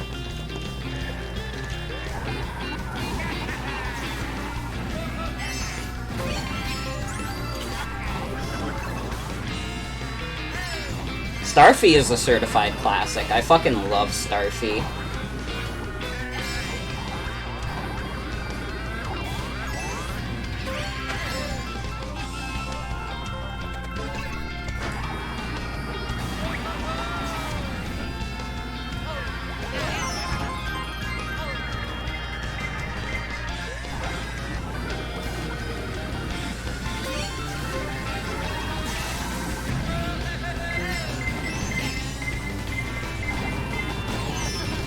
I knew I needed Starfy because I remember someone described it to me as underwater Kirby, and I was just like, that sounds fucking awesome. Because I was a kid and didn't think water levels sucked yet. But to be fair, for a game that is primarily underwater, Starfy is fucking awesome.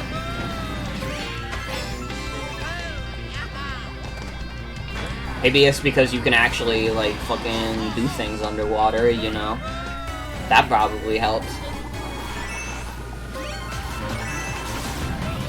Where did Starfy go? I don't know! Like, the legendary Starfy is the last Starfy game. There were a bunch on the GBA, and then, like, legendary Starfy comes out for the DS, and then that's it. And it's so weird, because, like, I don't know, maybe legendary Starfy didn't sell super well, but it was, like, a fun as fuck game. I would have been pretty happy to get a new one.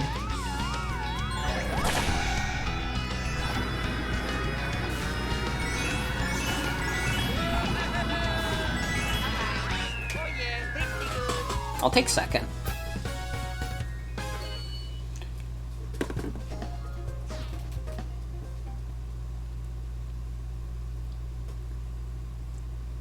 Google Stadia. You got reminded of a tweet you sent in stream discussion? I feel like there's some new DLC courses that we still haven't played, but it keeps giving us like the same 3. Cashier at McDonald's. Alright, that's $8. Guy who hacked his 3DS last night. It's actually really easy to hack your 3DS. Anyone can do it. I should hack my 3DS at some point, but I just haven't yet.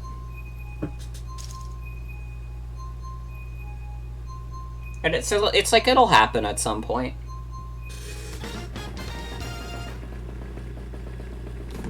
You're mad because you're literally the guy who hacked his 3DS? See, I'm the guy who hacked my Wii U. I'm the guy who got, like, on Wii-For-Me and stuff, and I'm like, it's actually really easy to get on Wii-For-Me, anyone can do it. Please play Mario Kart Wii with me.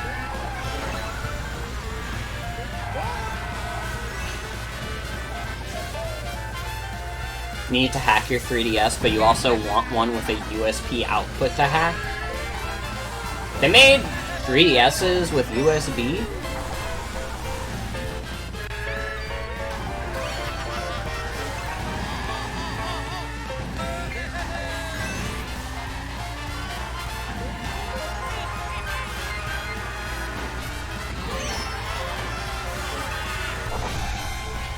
Really like the Waluigi on the scooter?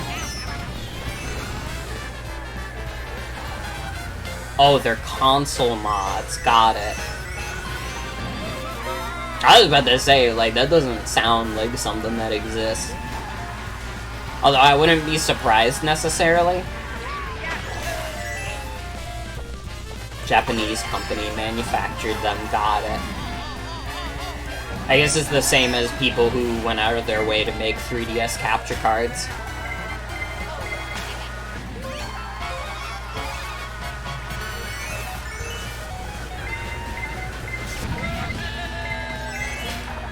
Man, imagine being like one of those PokeTubers and like you're so excited.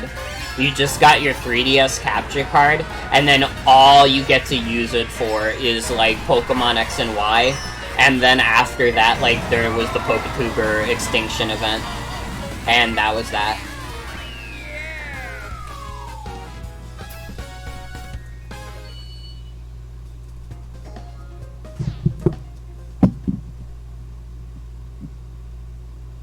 PokeTuber extinction event. I just feel like there was one point where there were like 50 popular like PokeTubers, and then one day they just all disappeared. Like, you never hear people talk about, like, PokeTubers anymore.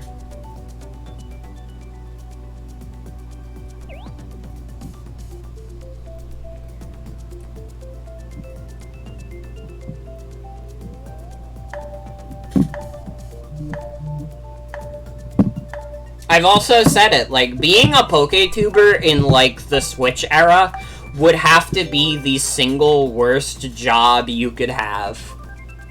Because, like, every day you have to deal with being a person who has to have an opinion on the Pokemon Sword and Shield tree. Every day you go to work by going to your computer and you play, like, Pokemon Doo-Doo and Pokemon Piss, and you have to, like, have an opinion on everything that happens in Pokemon. I don't even know if I'd say competitive players count. Like, there's, like, a couple people who are, like, challenge runners for Pokemon and, like, you know, like, competitive players for Pokemon, and I don't know if I would even count them. Like, someone like a Wolf Glick or a Pokemon Challenges, like, they don't register as PokeTubers to me. They just happen to be, like, YouTubers / streamers who happen to have Pokemon be their thing. I feel like PokeTuber was, like, a more specific phenomenon. You know what I mean?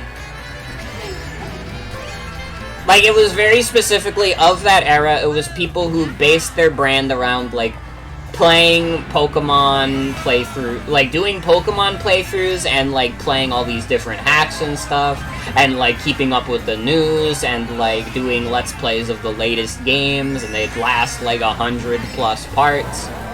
I feel like that's kind of different than being a challenge runner or, like, a competitive player. Because it was, like, a PokeTuber was more just an offshoot of, like, you know, Let's Player. I think that's the main difference, is that, like, you know, Wolf Glick is not a Let's Player. He's a guy who plays Pokemon competitively for a living.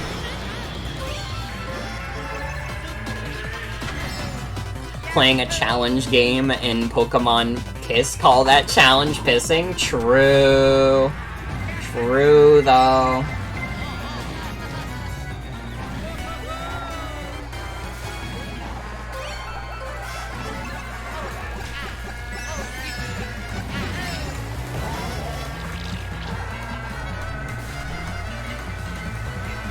What's up, Ivy? Welcome. Welcome, welcome.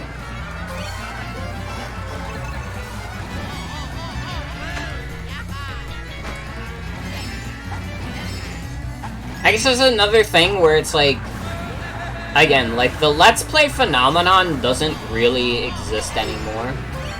It kind of does. I've actually found that it kind of, like, does exist, but it mostly exists with, like, people who are still doing, like, the, like, adult man, like, screaming at, like, a horror game that mostly appeals to 10-year-olds. Also, no problem, V. Listen, people are allowed to dip in and out whenever they need, so don't worry about it. Do VTubers count as Let's Players? No, they're just streamers. Streaming is different from Let's Playing. Oh yeah, silent playthroughs definitely still exist. And, like, Let's Plays still exist too, but they don't have, like, the stranglehold that they used to have. Let's Playing used to be the biggest thing in, like, you know, 2012, 2013. You would have, like, YouTube video game reviewers, and they would have their own Let's Play channels. And you would have, like, Let's Players have, like, secondary Let's Play channels. It was crazy. But that just doesn't exist anymore. Coconut Mall on the Wii was awesome, to be fair. And it's okay here. You got Shy Guys doing donuts in it now.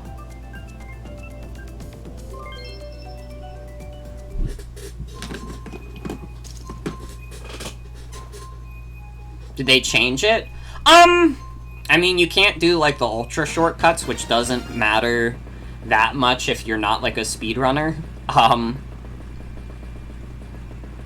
Like, the track layout is basically the same, except they changed the cars at the end. And I guess just in a game like Mario Kart 8, it doesn't feel like as bombastic of a stage. I guess it's like context matters. The different mechanics, like Coconut Mall kind of works a little better as a Wii stage just because of the different mechanics between the two games. But it's still a good stage.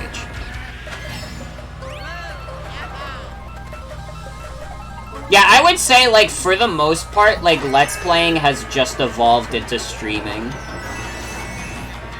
And, like, pretty much the only, like, Let's Player I follow these days is Chugga Conroy, because his style of Let's Play is, like, very, like, researched and informed. Also, yeah, this is one of the new tracks. This is a DLC track.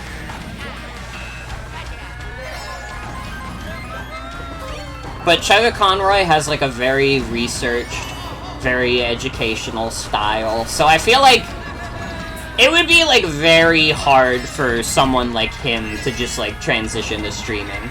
I don't think he would work as well if he, like, decided to do streaming instead. He would probably make more money, but, like, you know.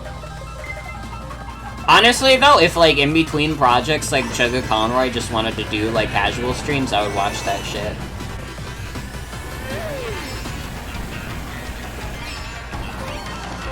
I guess he's sometimes on Proton John's stream. That kind of counts. Although I haven't watched Proton John in, like, years. Did he ever finish Superman 64?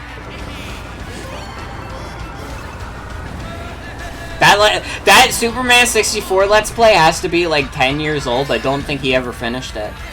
And, I mean, I don't know if I could really blame him. I think he's married now. I think Proton John has, like, a wife.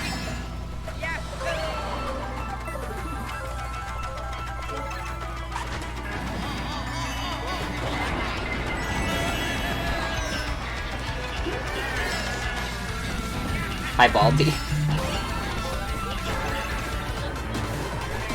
Dude, I'm third place. I'm getting a fucking star and gold mushroom.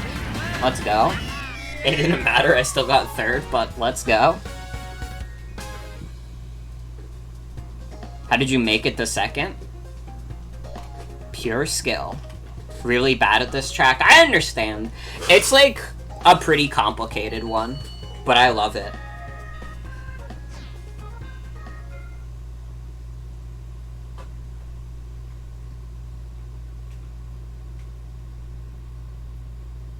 You're playing like a doo-doo, you think it was the bullet bill plus the star? It happens. Hey, again, we're getting, like, New York Minute. They really want us to play New York Minute. Also, I think this is the first time the lobby's been full. Let's go. Shout out to everyone in the lobby.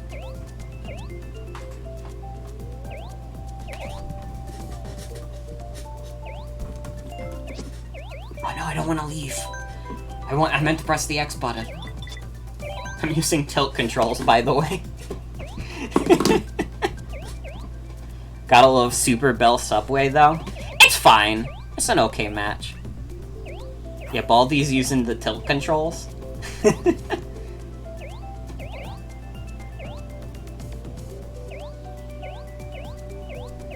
But yeah, I think, like, I don't really, like, again, like, Chugga Conroy is basically the only Let's Player I watch now. I could not name, like, a single other Let's Player I do watch.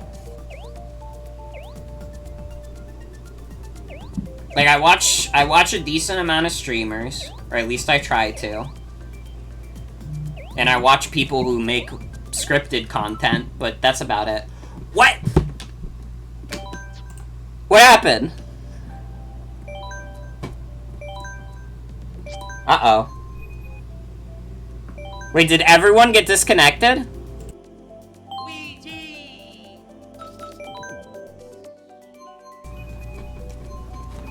Or was that just me? You got disconnected? Everyone got disconnected? Why was Game Explain there? Because I played in a Game Explain tournament, like, 5 years ago.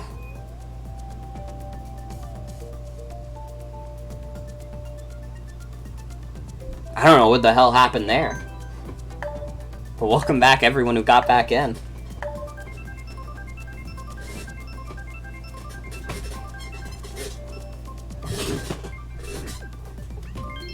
Cheeseland is pretty good. Calamari Desert, I'll take it. It is one of the newer courses. Relatively speaking. Says you're spectating. Alright, you should be back in next game then. SNES Rainbow Road is a S tier course easily. Halty has been defeated. True. It's your fave track in the entire game. It's really good. It's definitely like top 5. Waluigi's so fucking fast. Well, he's got long legs. Waluigi kind of does forbidden tech where he uses his legs like the Flintstones drive their cars.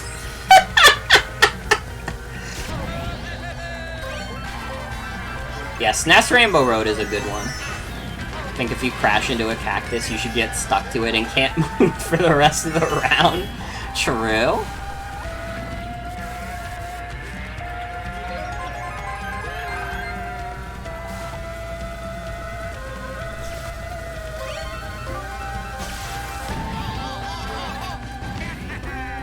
Hope Koraidon's shiny is purple, so you can name it Waluigi. I'm glad I could inspire you, Joey. I like to consider myself an inspirational figure. What actually happens when you hit a cactus? I think you just bump into it. I don't think you even, like, spin out or anything. Did I win yet?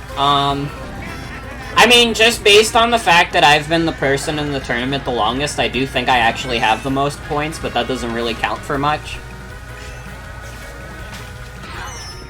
Honestly, this tournament is kind of streamer biased. Rigged competition.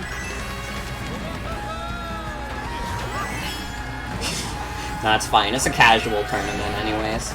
It's just like people can come in and out whenever they want, and it's fun.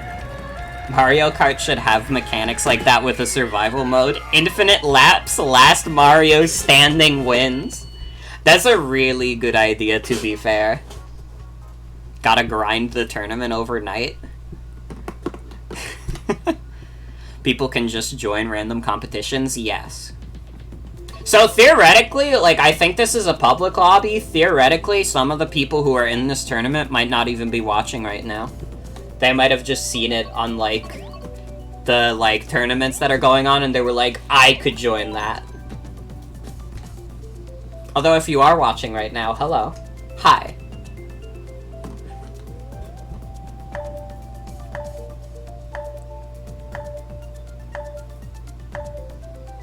I think you can make private tournaments. I mean, I guess all tournaments are kind of private if you don't have the code. Although, no, I think there is, like, a browser for it. Is Baldi watching right now? Yes, that's Joey.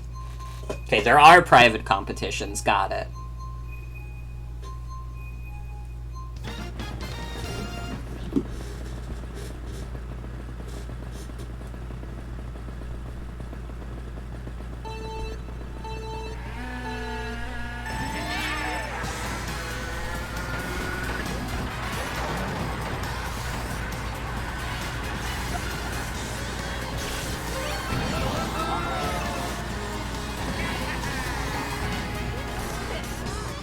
I hit a wall.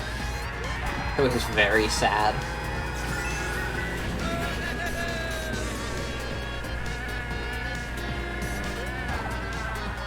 But yeah, I put the tournament code on screen because I was just like, yeah, I think it'd be fun if, like, basically anyone could join.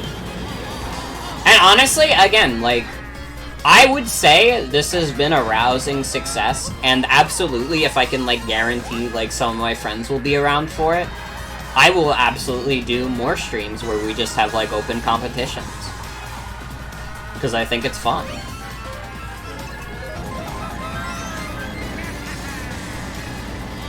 And maybe I'll even make it so it lasts, like, a little longer than the stream, because I made this just go till midnight, because I figure, like, once it hits midnight, I'm gonna be done with Mario Kart by then. Mario Kart 9 must have sticky juice item or you'll die. Isn't that kind of what the blooper does? It does the ink all over your screen. I guess that's not really sticky juice, but it's close enough. Ow. I got hit by a car. I got hit by a car again.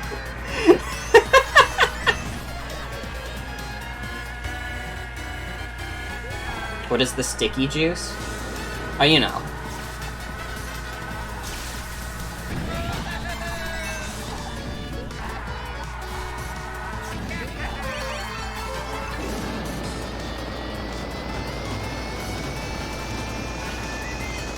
Bullet Bill lightning combo is scary as fuck.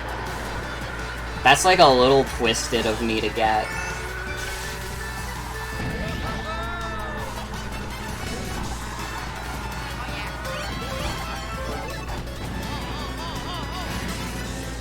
Take 5. I mean 5th. In Mario Kart 9, the sticky juice will attract bugs and mosquitoes and it won't interrupt your driving, but it will be kind of annoying. True? Baldi fucking sucks. You hear that? Baldi's Basics gamers? Baldi's Basics sucks!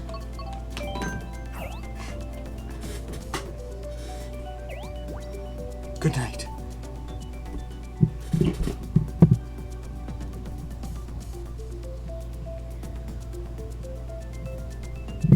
Honestly, at some point I should. Like, if Mario Kart Live ever goes, like, crazy cheap, I would consider getting it. But I think the lowest price it's gone to is $60. Yeah, like, on Amazon right now, it's, like, $69, and, like, no. I'm not buying Mario Kart Live for more than the price of an actual video game. But I think it would be fun as hell to have, like, a little RC car I can control. And then I could stream it, and you could see, like, how dusty under my bed is, I guess.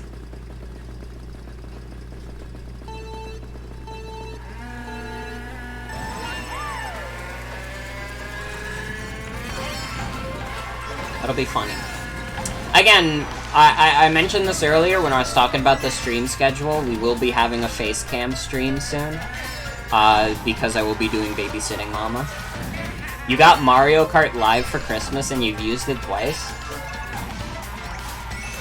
You know what the thing is? I probably would be down to get Mario Kart Live more if it came with, like, an actual physical game and it wasn't just something you downloaded and then it's like, oh, but you get the car. If you buy the car, you can actually use this software.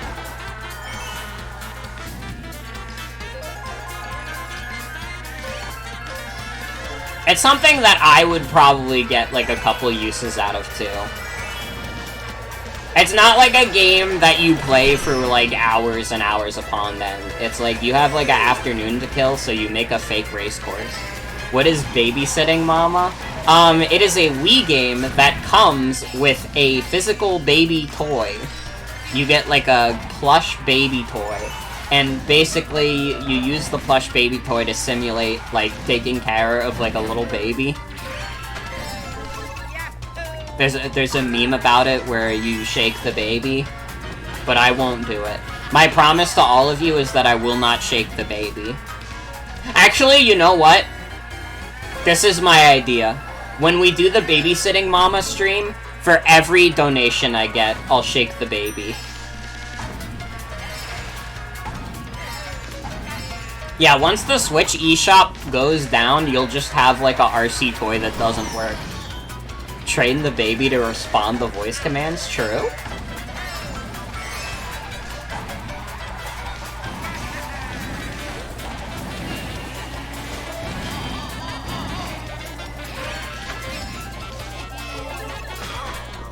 Damn! I was so close to timing that right. Love that you promised not to shake the baby and immediately went back on it. I will shake the baby if I get paid to shake the baby, but otherwise I will not do it.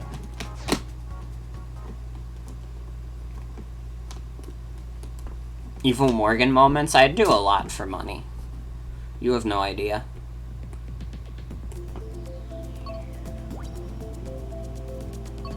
I guess we could do Tokyo Blur.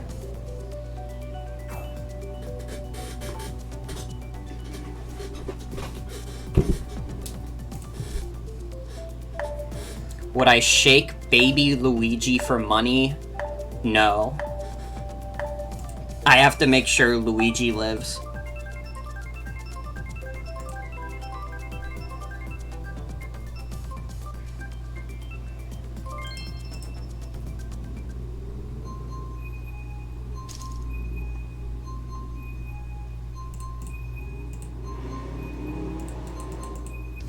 Fucked up that talking about taking care of babies reminded you of a specific scene from Parasite the Maxim. I heard Parasite was a good movie, though. Do I remember Baby Donkey Kong? That was like him and like Yoshi's Island DS, right? Which Mario Kart baby would I shake for money? Baby Rosalina. Oh, it's an anime. Oh, okay. I'd probably still watch that. Maybe. That's the one with the fucked up alien slicer ham? That sounds pretty sick to me. Although it wouldn't be scary to me because I'm surrounded by slicers at my job.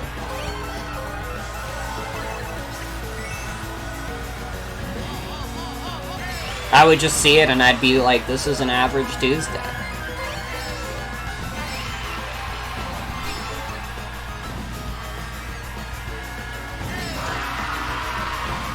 When the hell did I get this far ahead? What the fuck? Alright, it's easy. We just keep the horn until a blue shell comes. Honestly, actually, I take it back, but, like, this is probably the final destination of Mario Kart 8, actually.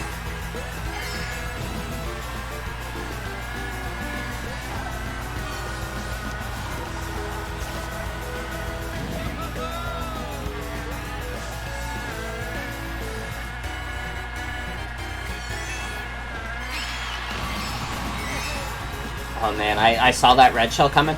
Blue shell! Let's fucking go! Get over here, you son of a bitch! Fuck you! Oh, it feels good to actually use the horn for, like, its intended purpose. Or at least, the main reason you'd want the horn. Although, I don't have any other defensive items, so I got hit by the red shell.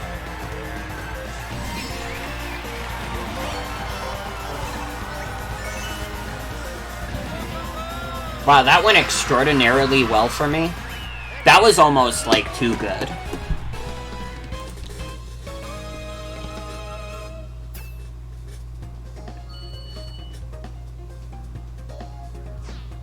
Does getting hit by a blue shell stop you for longer than a red shell? Yes.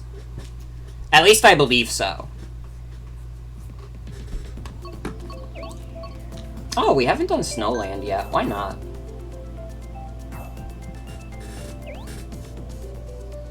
Although Baby Park is pretty sick. I respect everyone picking Baby Park.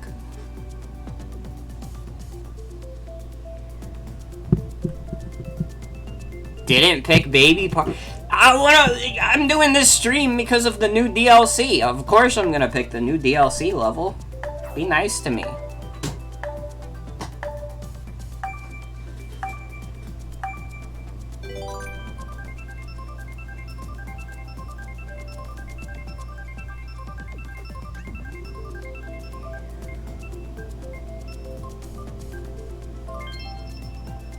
We got Mario Kart Stadium anyways.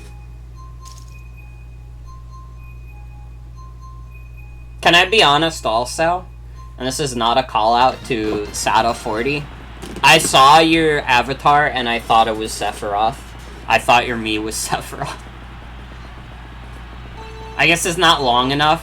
The hair's not long enough to be Sephiroth, but like, it was the face. There's the vibes. Anyways, yeah, this is the first game where we have 12 people. Let's go.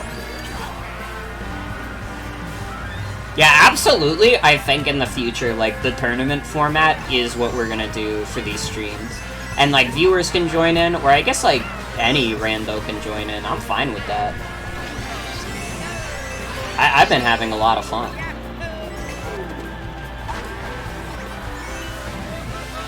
And you know what? You know what? It kind of does just beat playing for, like, the VR points. Because I've just kind of hit a plateau with that in Mario Kart 8 Deluxe. Like, at this point, there is no higher I can go unless I seriously dedicated myself to Mario Kart 8 again, and I just don't think that's realistic.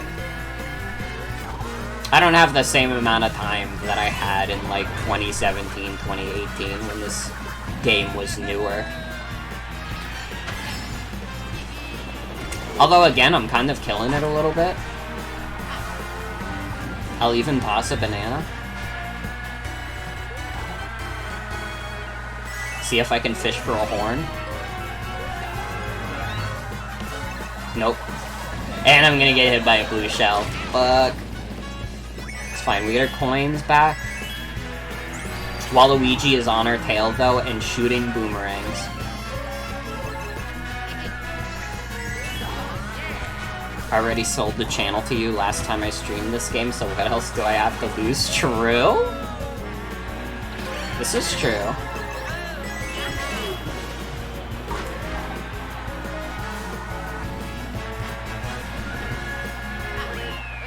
Let's go! Another first!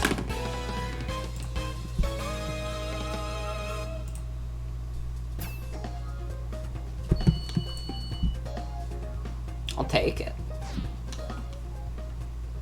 Number 1!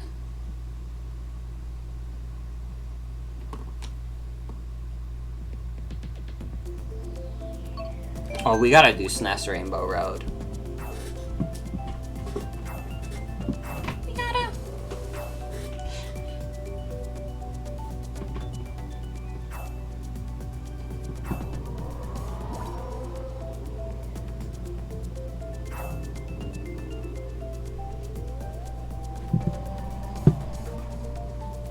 Rainbow Road War going on. I always knew it would end like this. My SNES Rainbow Road Warriors, we must stop them.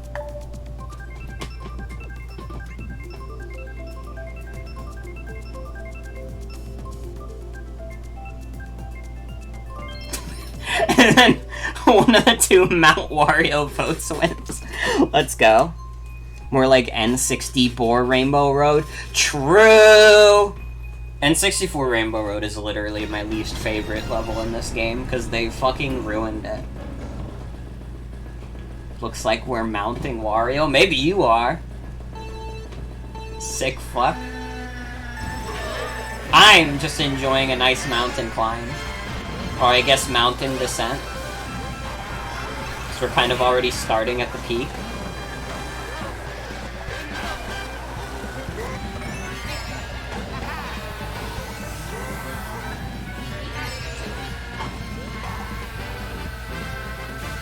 God, remember when, like, 8 years ago, like, the graphics for Mario Kart 8 were kind of insane? Especially given it was a Wii U game, and not, like, a PS4 or Xbox One game. Like, it's kind of crazy how, like, Mario Kart 8 is just, like, the best-looking Mario Kart by a fucking landslide. Like, if you wanted to get the next best-looking one, you would have to play, like, Double Dash, because you're not getting it from Wii. As much as I love Wii, Wii is ugly as shit. Could really go for walking 10 seconds in fresh snowfall and then not having to deal with snow for the rest of the season. I kind of adore snow a little bit. But I guess also, since I walk to work, if we got, like, heavy snow this year, I would probably be a little upset about it.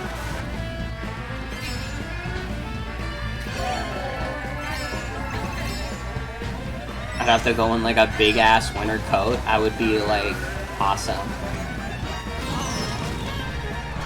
I got hit right at the end of my entrance. It happens.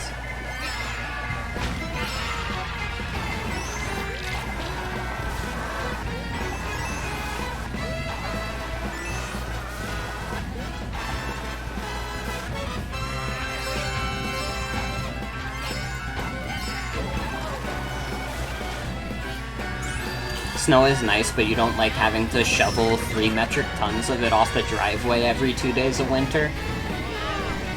Okay, but I like doing it for my neighbors because they pay me. Again, you have no idea the lengths I'd go for a little bit of cash. I would literally shake the baby.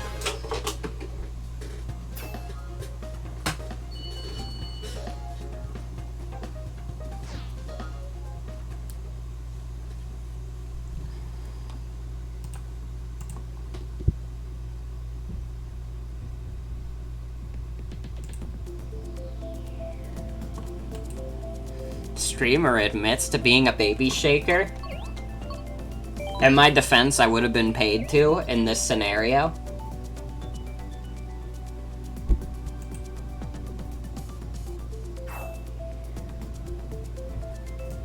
Also, good night, V. Thanks for hanging out. Have a good night. Take care.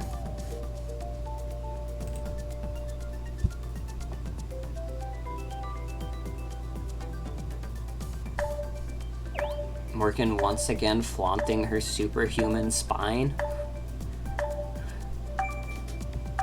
What can I say? Listen, I've made fun of Wii Fit for being a bad fitness game, but it did teach me to have insane posture.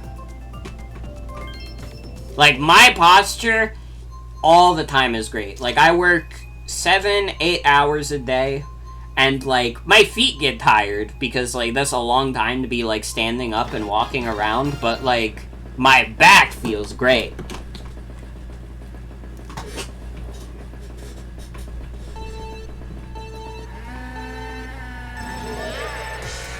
Listen, I don't know what to say. I just, like, I've never had, like, a fucked up back or anything.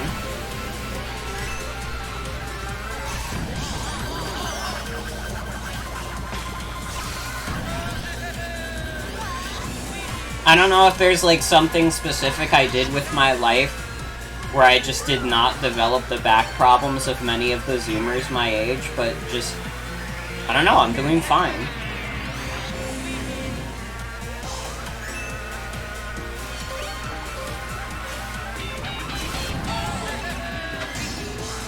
It's not even me trying to, like, make fun of people with back problems. I don't know. At some point in my life, I just, like, didn't develop back problems, I guess. Because I'm always lounging, I'm always chilling. If I'm not in a pose where I'm chilling, I'm just not living at all.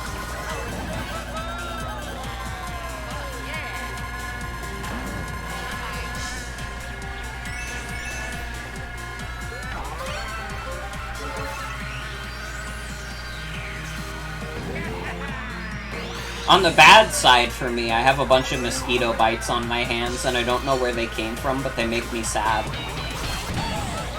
And I'm gonna need the mosquitoes to knock that shit off.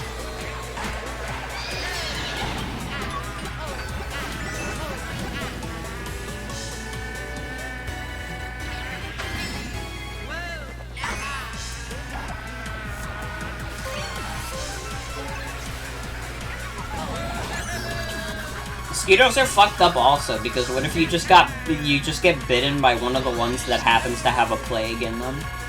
Like, what do you do then? You can't do anything. No human being can be diligent about mosquitoes every day of their damn life. So if you just get hit by the plague mosquito, it's over.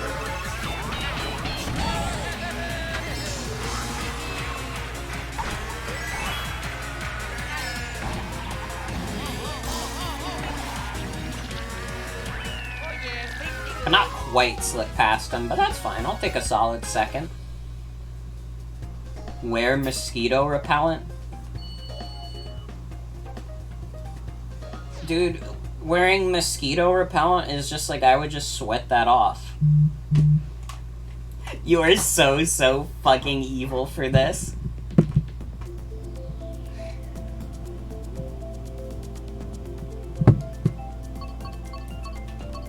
Is that like a thing people do? They just wear mosquito repellent constantly in the summertime?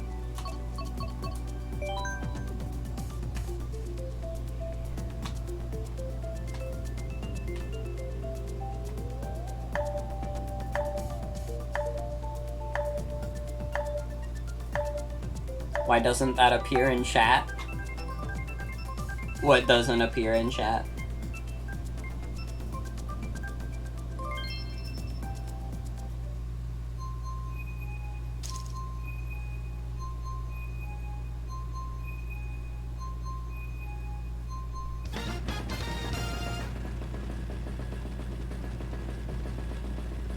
You sent a message about Chickle, the thing found in gum?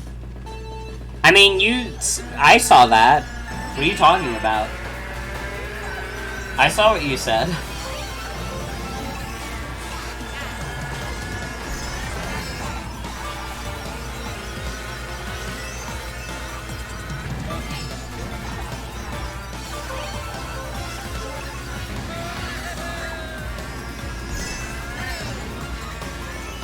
Ow, I fucked up.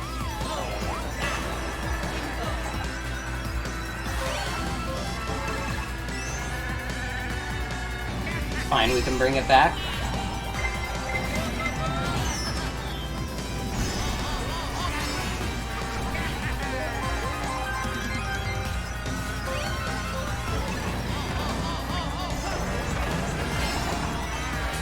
Alright, everybody. I've come up with a new bit. We all need to come up with our funniest Nintendo Direct predictions for whenever a future Nintendo Direct happens, and then we need to put them all on a bingo card, and, like, when none of them happens, we have to act very surprised on stream. Like, what the hell? Those were all, like, freebies! Alright. My Nintendo Direct prediction is that they will put Mother 3 on Switch, but they're removing Lucas from the game for controversial content. Pikmin 4, true. I think on the Pikmin 4 square it should have a picture of Arlo. I'm sorry, Arlo. Whenever I think of Arlo, I think of fuck Pikmin 4, I need her. And I think that's where he's at these days. Fuck Pikmin 4, I need her.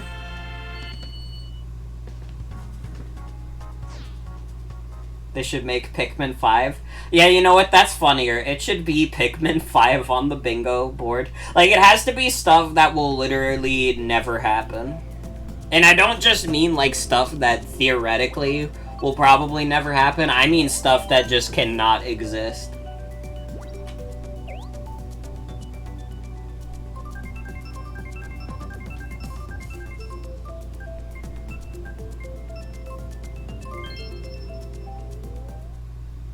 Racing Lagoon 2 for Nintendo Switch, true. Second space is that they're gonna add Carrie Cotamine to Smash. True.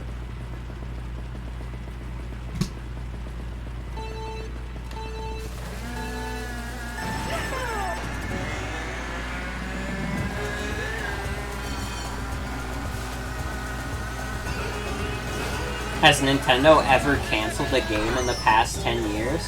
I don't know if they've done one publicly. I'm sure, internally they've definitely canceled games, but I'm trying to think of, like, a game that they announced that they, like, officially canceled. Heart rate monitor for Nintendo Wii.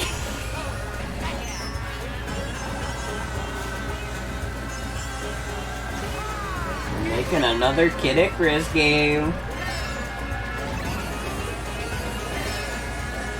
Alright. One of the squares could be Kid Icarus Uprising HD port with 4K graphics.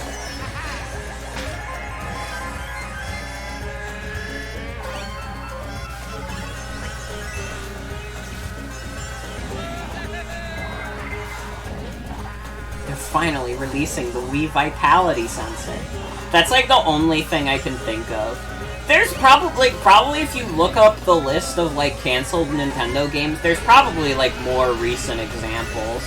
But I literally could not tell you any off the top of my head because, like, Metroid Prime 4 technically still exists. The fuck is Super Mario Spikers? Is a canceled Mario wrestling game? Yeah. Nintendo announces that the newest Mario game is only playable in 4x3. Honestly, I would respect it as an artistic choice. That one bad 1-2 Switch sequel was canceled, and we're, like, worse off for it. I wanna get 1-2 Switch at some point, because I think it'd make a funny stream, but also, like, the lowest price you can get 1-2 Switch for is, like, $30, and it's like, no thank you. No thanks. I don't wanna play it for that much. It literally should have come free with your damn system. Omuri for 3DS was cancelled. Does that count as, like, a Nintendo game, though? I guess it is on a Nintendo console. But that's also, like... Yeah, obviously, because, like, Omuri came out, like, a year ago. Omuri, like, appeared in my backyard, like, last year, and he refuses to leave. Mighty number 9 for 3DS, let's go. Well, no, they had Isaac Rebirth on new 3DS. They're gonna announce the first Switch OLED exclusive.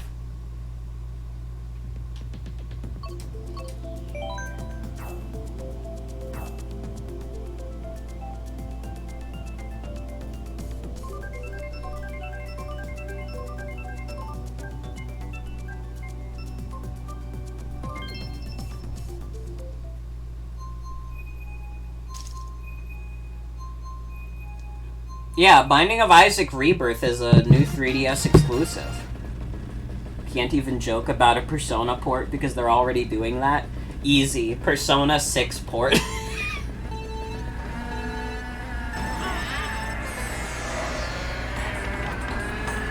The list of cancelled Wii U games compared to cancelled Switch games is so fucking funny.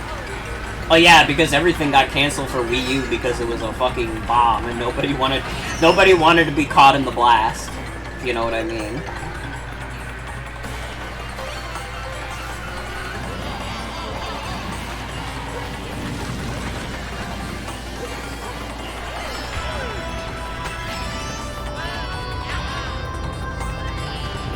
Like, what games have been cancelled for the Switch?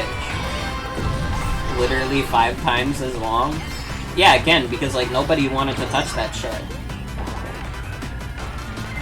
You got cancelled on Wii U because you got banned from Miiverse? I think, like, one of my Miiverse posts got, like, removed from Miiverse, but I don't remember what it was. But I don't think I ever got banned. Can I tell you, like, I've definitely, like, said this on stream before, but, like, I made an old Miiverse post that I re-found on iFunny, which was literally just, like, me when I was 13 playing Super Mario 3D World. I had, like, a Goomba think about, like, the cat Goomba, and in, like, the thought bubble it said, sexy furry.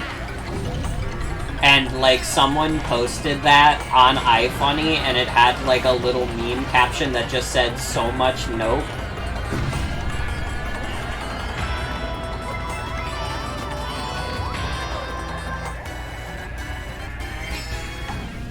I think it's really funny that someone, like, saw, like, that Miiverse post, and, like, thought it was, like, oh my god, this is so embarrassing, this is so cringe, that they had to post it on iFunny with the caption, so much nope. If they hit you with the so much nope, it's over. You're not gonna try looking that up.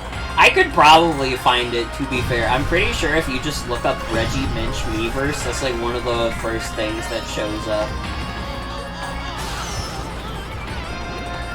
I would bet money that if I look up Reggie Minch Miiverse right now, I'd be able to find that.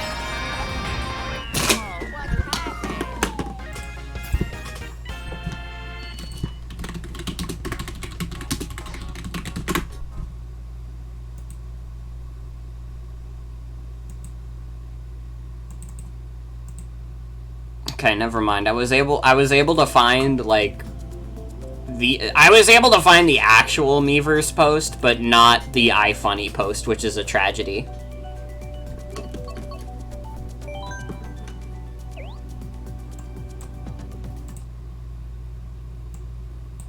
But yeah, this is the Reggie Minch.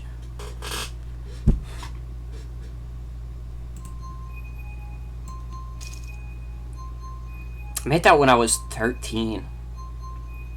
I was not funny when I was 13. But at the same time, I was also hilarious. So much nope.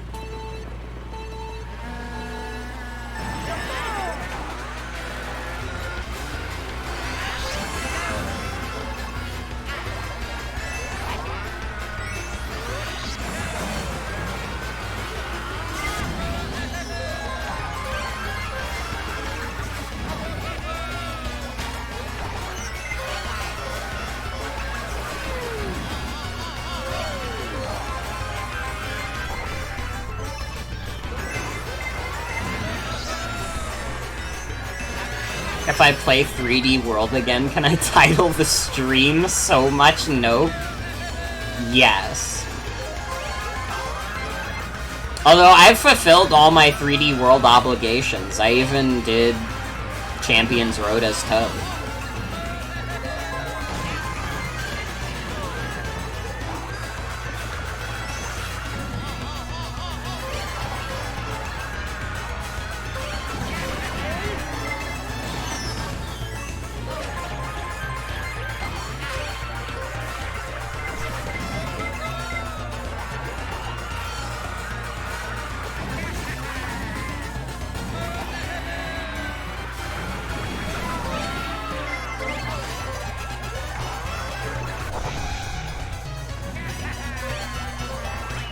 Baldi is the Baby Park winner.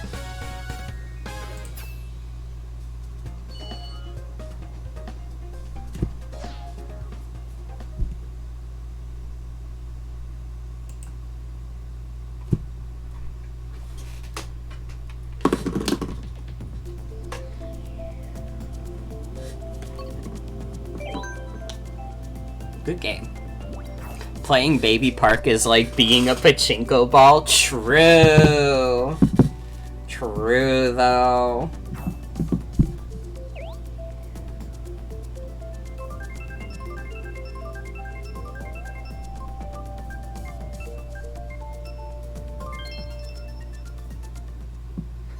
Always wanted to be a pachinko ball.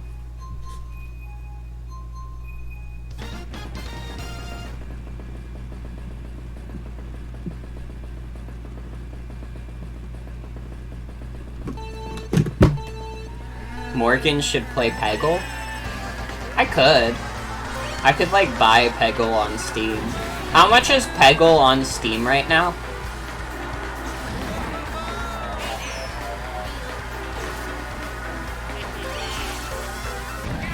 I don't think Peggle 2 is available on Steam though, unfortunately. Which is a great tragedy of our time. That we're not able to play Peggle 2 right now.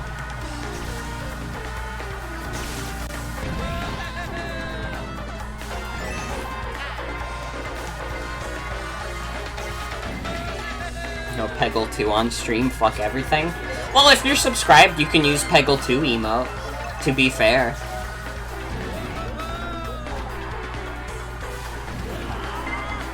Sour, please, literally. Oh, you meant Steam? Oh, no problem. I understand now. We do have the Peggle 2 emote, which, honestly, kind of an underrated emote. I don't see anybody in chat, like, ever use it, and, like, I'm now peer pressuring you guys into using the Peggle 2 emote.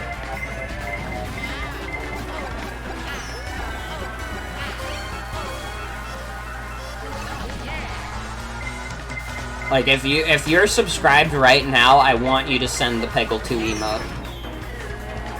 I'm no longer asking politely, I'm demanding it.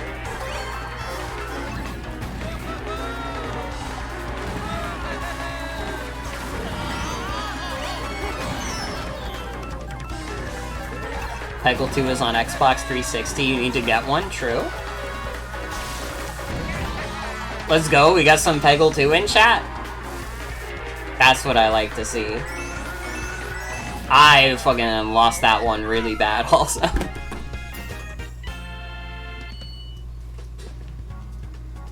Dude, honestly, Chicklebun, if you stick around, which, I mean, there's still like a couple hours left, you could be like the ultimate winner of the tournament.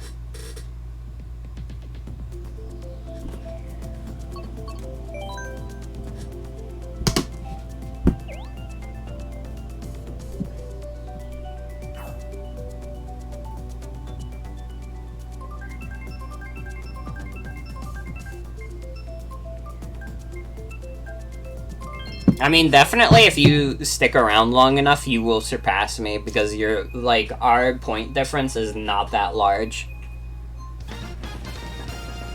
I think you could be the winner of the first Morgan will BRB Mario Kart tournament.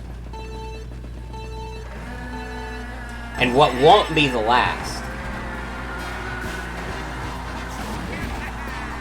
Also, I have a sad confession to make. And I'm gonna need you guys to, like, give me some moral support on this one. I bit my tongue earlier today, and it still kind of hurts.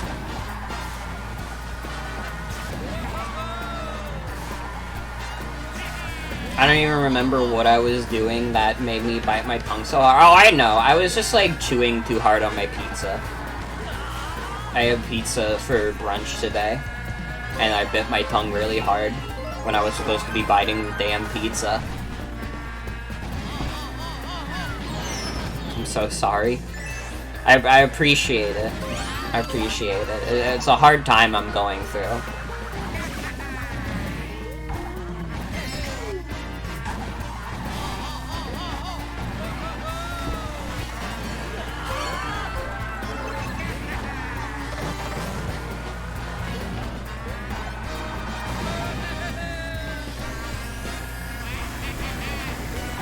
Also, you know what I've been thinking about lately? So for those of you who remember this, a few months ago, for my birthday, I created a little ROM hack that was Pokemon Emerald, but all Pokemon stats are their opposites. I never really released this publicly, and I'm still not really sure where I would put it. But I would like to release that at some point, and also I want to make like a sequel hack in Platinum, because I think that would be really fun. Like, you reverse the stats of all the Pokemon in the Platinum decks, that could be sick as hell.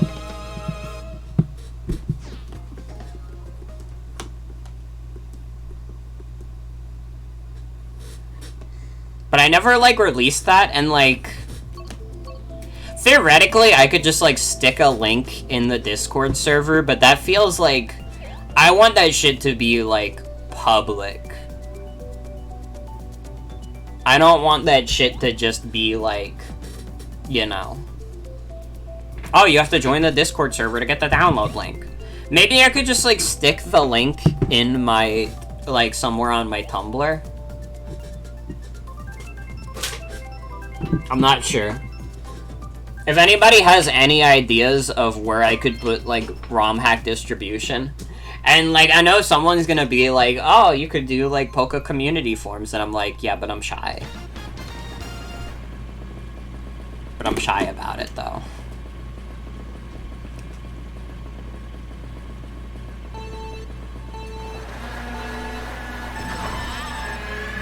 Should download it from the suspicious-looking link from a website that requires you to take 8 surveys.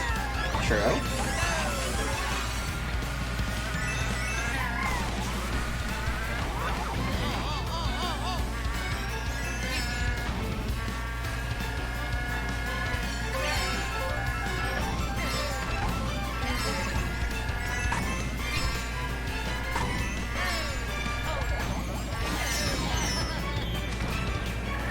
This stage fills you with so much joy. I think I said this earlier, but this stage is literally the best use they've gotten out of the anti-grav gimmick. It's, like, probably the stage where the anti-grav gimmick feels the most substantial.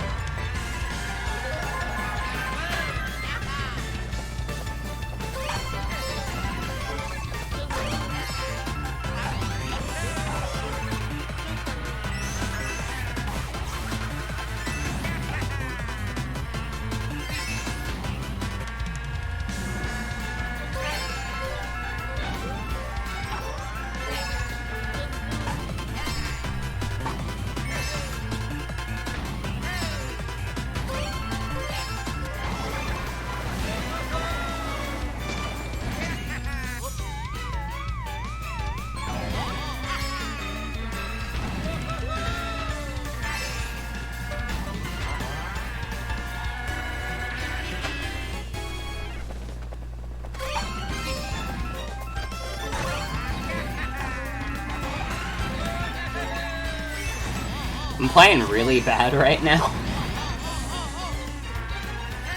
To be fair, again, like, because this stage has, like, a substantial use of, like, the anti-grav gimmick, it feels so weird.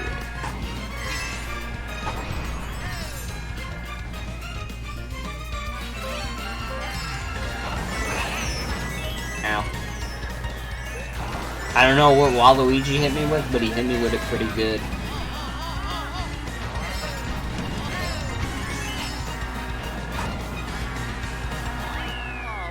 I lost.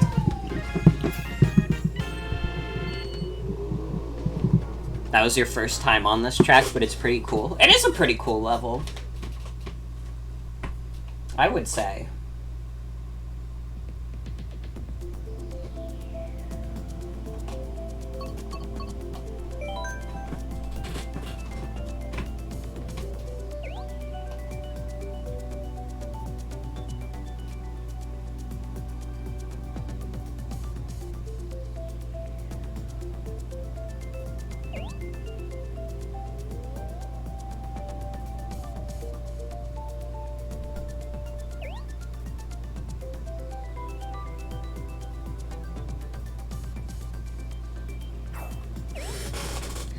Just got off work. What's all this then?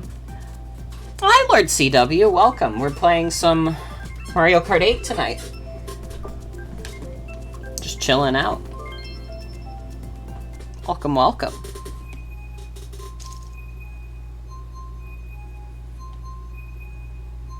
The Big Blue. I don't like this stage that much, actually. I'm like... Listen, the F-Zero stages are, like, kind of cool that they're here. I literally just want Nintendo to make a new F-Zero, that's all.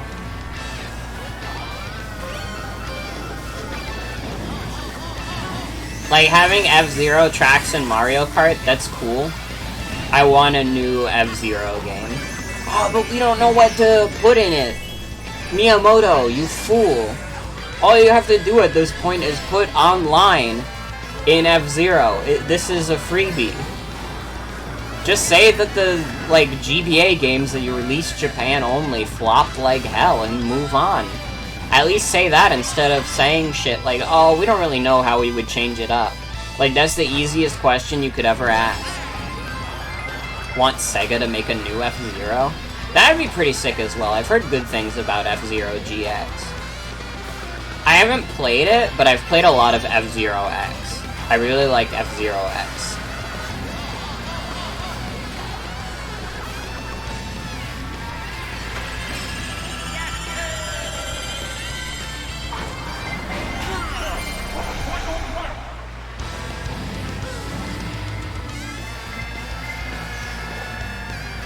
Surprised that did not hit me.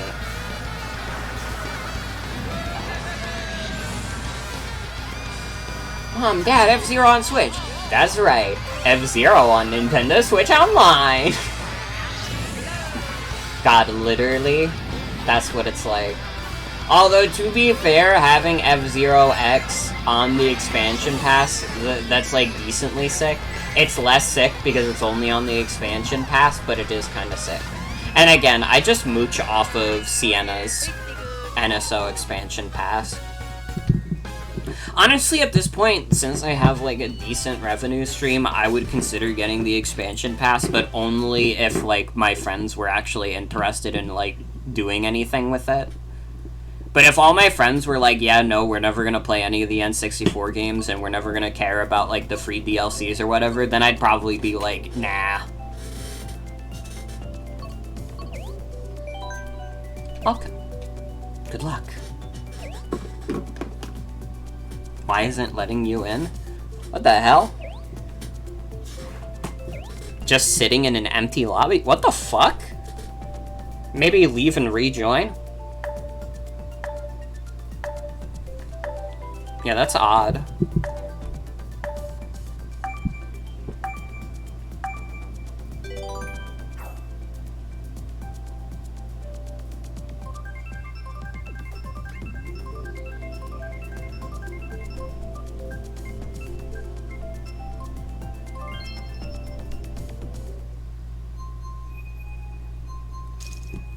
person is there twice. It happens. You know, sometimes it's just people playing on the same console. That can happen. It's a lag usually that fucked it up. Mm-hmm. Understandable. I will say, Mario Kart 8 Deluxe definitely has, like, some of the best netcode on the Switch. It's not perfect. Restarting the game, maybe that'll help. Maybe.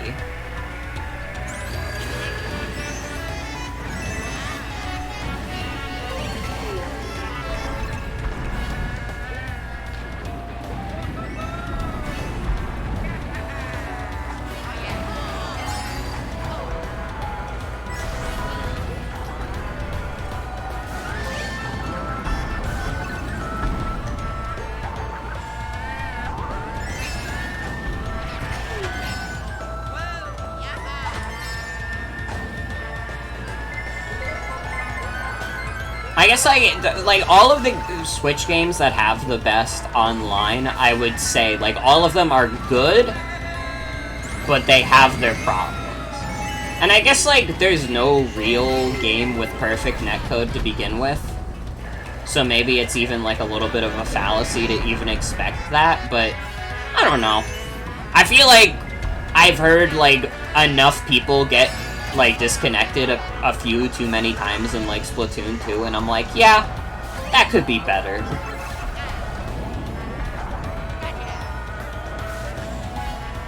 I'm so sorry to that guy, I just bodied him.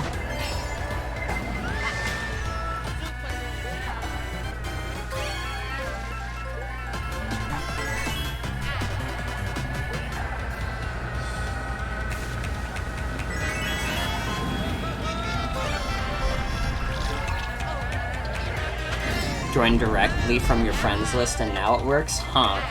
That's weird.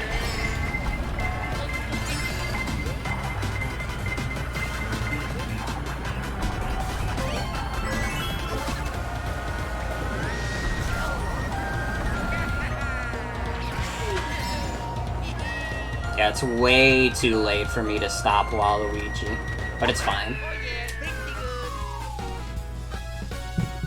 Good game. I got second. I'll take it.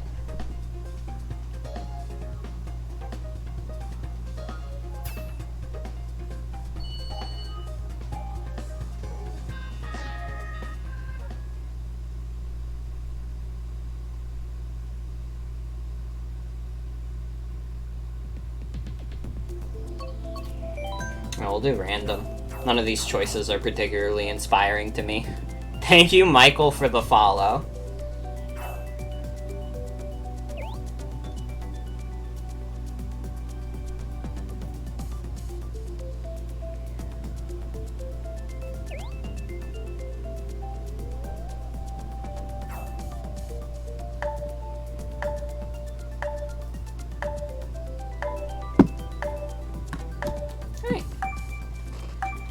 Like this little man. We've got a little man in the lobby.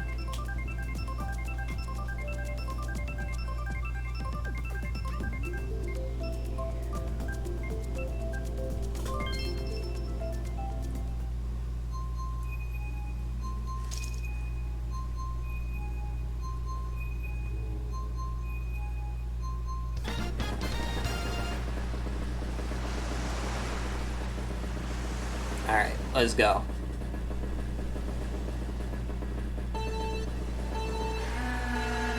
God, Mario Kart is good. What the fuck? I'm playing this game and I'm like, wait, Mario Kart's like actually like fun as fuck. I think like this like DLC has like re-sparked my enjoyment of the Mario Kart, or at least Mario Kart 8, because obviously I've been playing a lot of like Mario Kart Wii, and that's been like really fun for me. But, like, going back to 8 is like, dude, this game is actually, like, really good.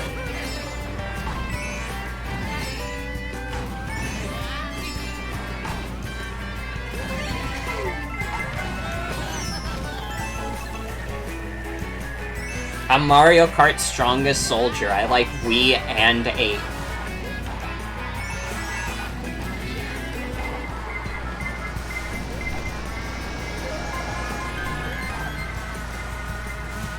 We need to find the Mario Kart fan whose favorite game is Mario Kart 7.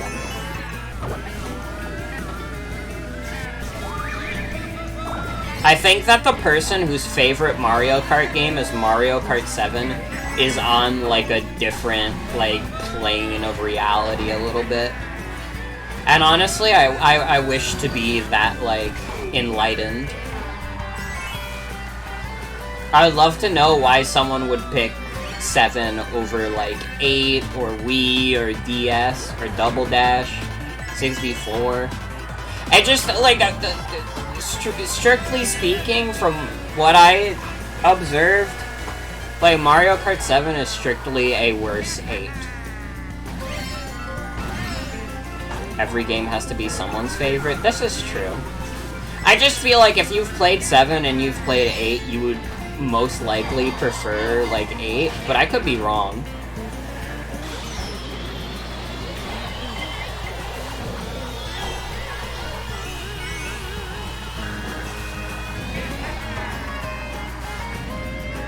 Someone's favorite game is Codename Steam. Oh, okay, but, like, Codename Steam doesn't have an equivalent. There is literally no other video game that is like Codename Steam.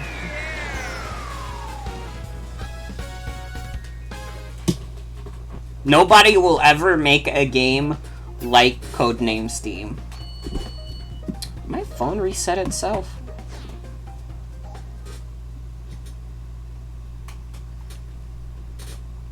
World's first Steam-type game, literally.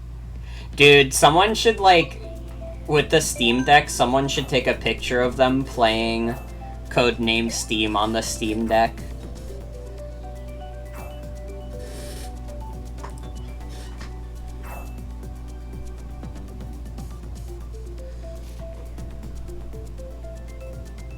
I feel like, honestly, if I ever, like, traveled more, the Steam Deck would be pretty cool.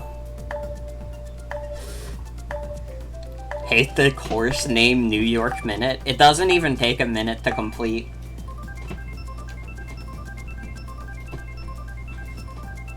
It's embarrassing. There's a song at work that comes on that calls that. Uh-oh.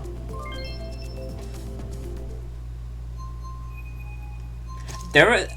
Like, at work, we usually can't hear, like, music that plays in the store because the deli corner is, like, isolated from the rest of it. But, like, today, on the radio, very vaguely in the distance, I could hear Tequila.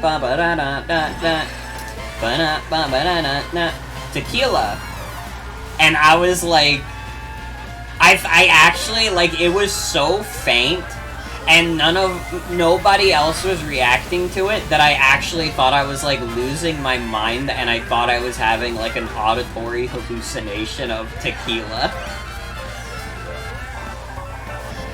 And then I was like, I literally had to ask my coworkers, like, hey, does anybody else hear, like, music faintly in the distance? And they were like, oh yeah, no, sometimes you can just hear that.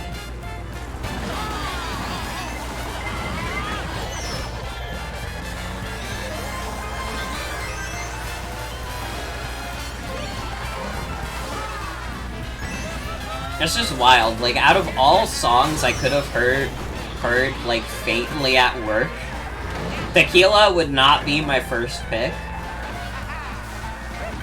I don't even know if that song is actually called Tequila, but every time I think of it, I just think of Tequila. And that's what that song is to me.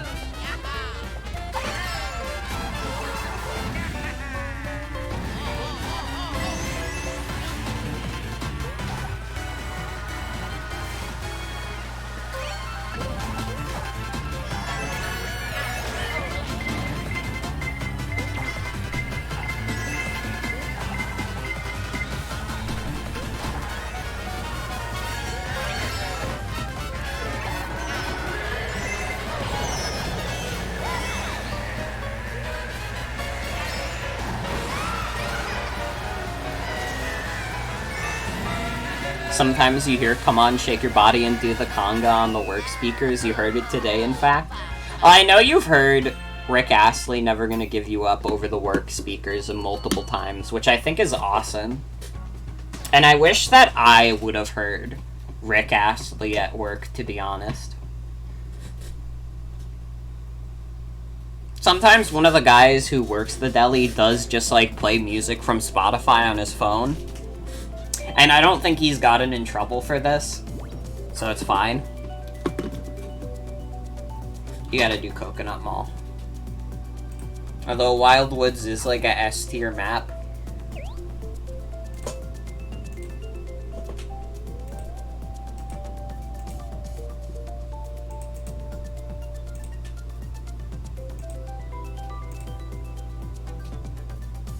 I should drink some water.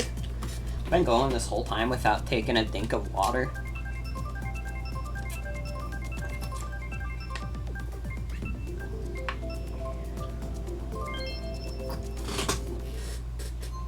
Drink your oiter? I am. Your work only plays like shitty, easy to license country music and bad pop music that was out of style a decade ago? God.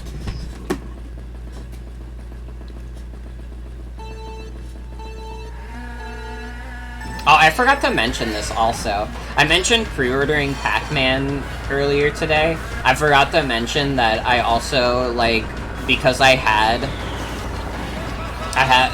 a GameStop Pro member. So every month I get a $5 coupon. So this month I was like, fuck it. They had like one copy of Collection of Mana left at the store and it was like 20 bucks. So I scooped that up for 15 with my damn coupon, and I was pretty happy about that. So now, technically, after having to wait for it for over a year, I now own 2 copies of Trials of Mana. Although the one on Collection of Mana is obviously not the modern remake. But it is pretty funny. Honestly, it's good. I would say that more companies could stand to put remakes on the same consoles as their old games. They do that with Final Fantasy. I mean, you can get Final Fantasy VII and Final Fantasy VII Remake on most systems. Or, like, basically any system that has them. Which is to say, like, PS4 and PC, I don't know if you can play FF7 on PS5.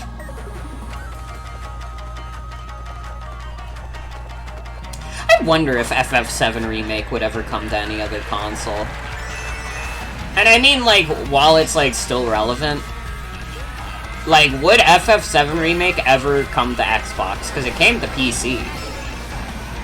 You probably can. It'd be very funny if you couldn't. Power of the PS5, we could no longer run a PS1 game.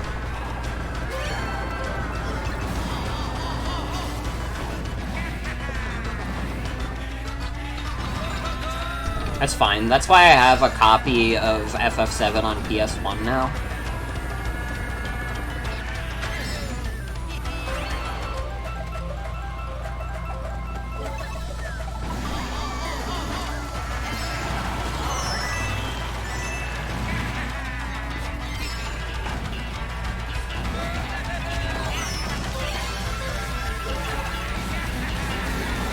Guys, I have bad news. I'm itchy and I need to scratch.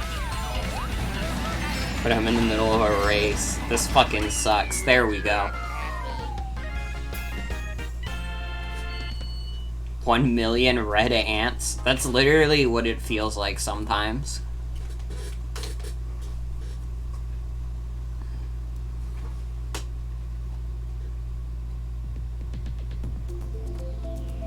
We'll do Sky High Sunday again. Why not?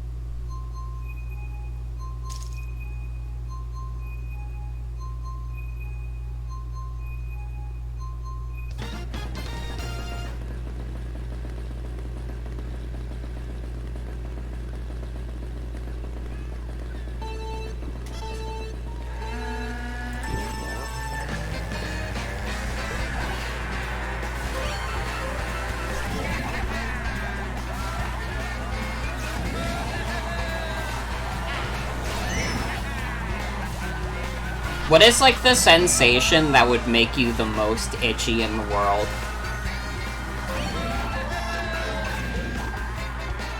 Like, do we have any scientists in chat specifically to research the study of what makes people the most itchy? I bet, like, being in the wasp room would make you pretty itchy. When you feel like one hair just got pricked for no reason. You're feeling itchy now? I'm passing it on to you. Like how the one guy from Metal Gear Rising passed his memes on to you. Also, like, update on that. Now that I'm, like, a little away from Metal Gear Rising and I'm more reasonable now, I honestly think, like, at some point, I'm just gonna, like, play the game on easy mode and catch up to where I was, and then we'll just beat the game on easy, because I do not care about, like, making myself look cool. I want to show the rest of Metal Gear Rising, because that game's fucking insane. Keep thinking about the one post where someone said that having crumbs in their bed was comfortable, and, like, that always boggled you, like the littlest crumb annoys the fuck out of you. How are you guys getting crumbs on your bed? I don't eat on my bed.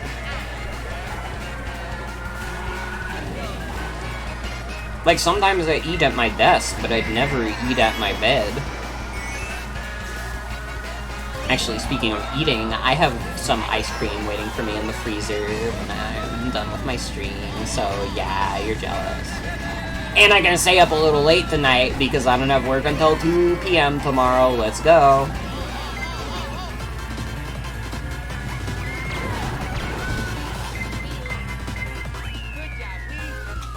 So I can eat ice cream late and feel guilt-free.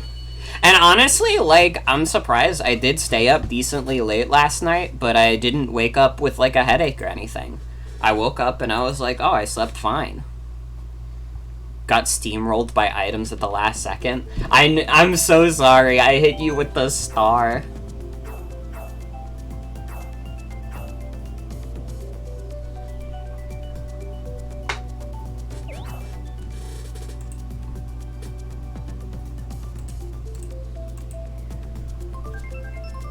Yo, they should put Luigi in a new game. True.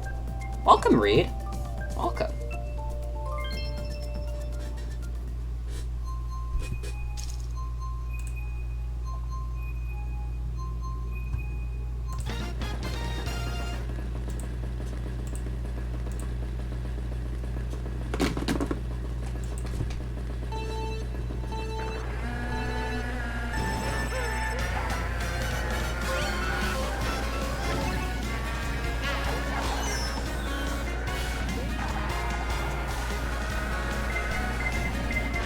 Wow.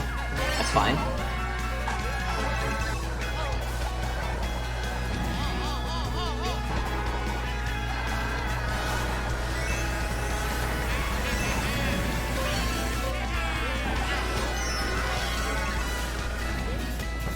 Why did I take the shortcut? I don't have a mushroom. But you do. Tried my best. Have you ever wanted to bounce on a big red polka dot mushroom?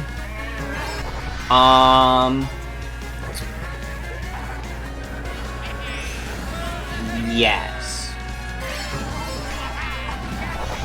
But you can't tell anyone, it's a secret.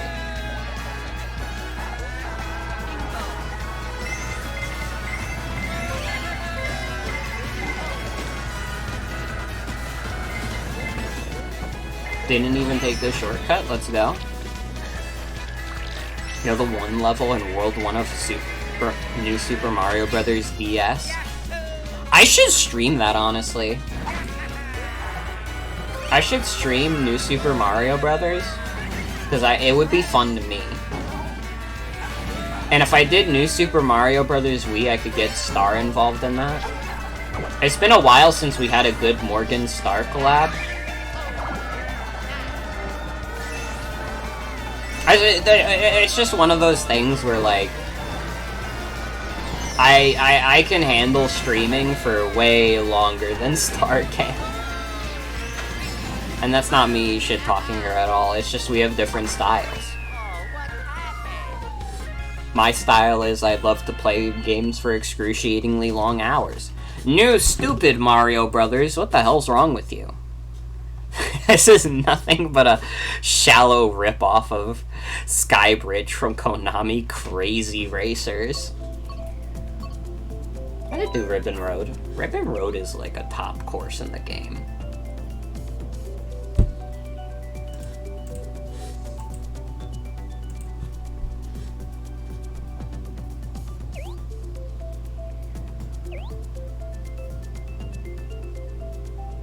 Star Tracker.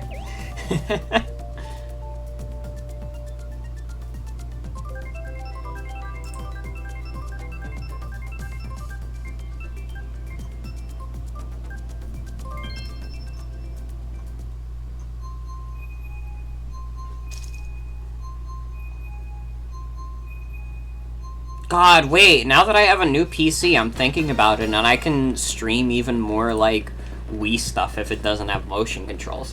What are, like, some good WiiWare games that don't have motion controls? This is probably actually a very limited pool of games.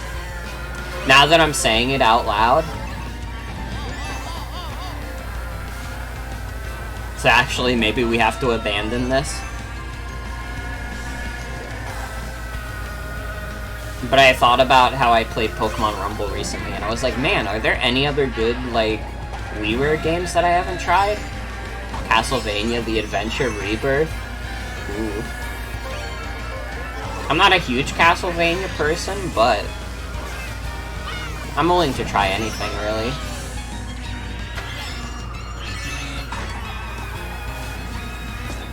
I fucked up. I fucked up the shortcut.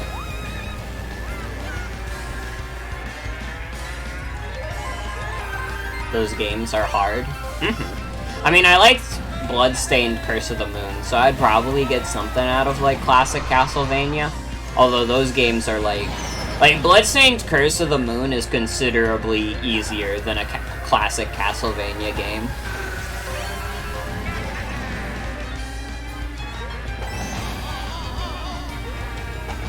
I don't know, are there any easy, like, Castlevania games that are, like, old style?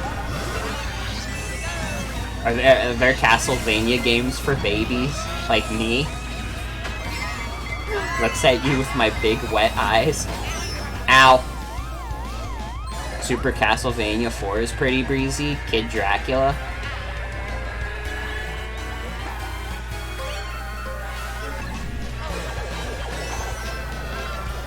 Super Castlevania 4? Okay.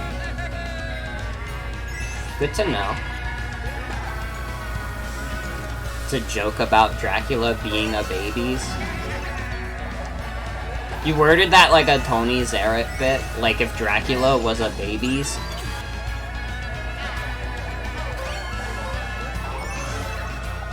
Four has less rigid controls, and you can whip in any direction. Ooh. Yeah, I remember hearing about that. I guess that would make that game considerably easier. I slipped into third. Let's go. Kid Dracula is actually an Alucard.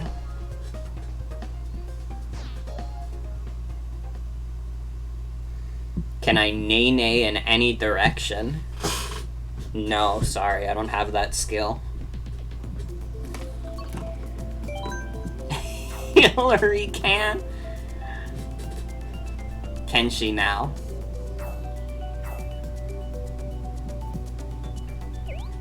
Kid Dracula is backwards for Alucard dick? Oh, grow up. Grow up. Can I hit the gritty for Ukraine?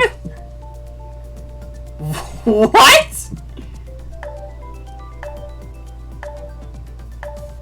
What is hit the gritty for Ukraine? What? What even is the gritty?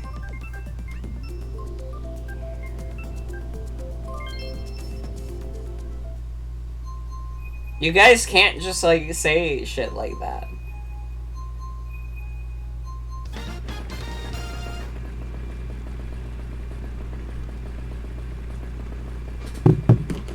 Bale is already hitting the gritty for the UK.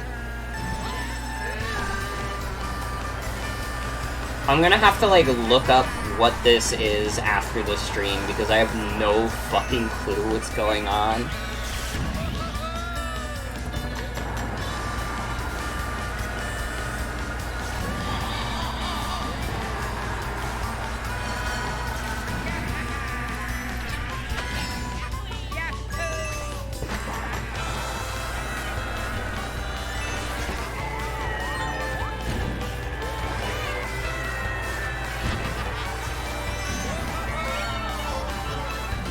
God, thinking about how, like, this game is getting DLC into 2023, like, these waves are gonna keep coming until the end of that year, how much longer do you think the Switch has?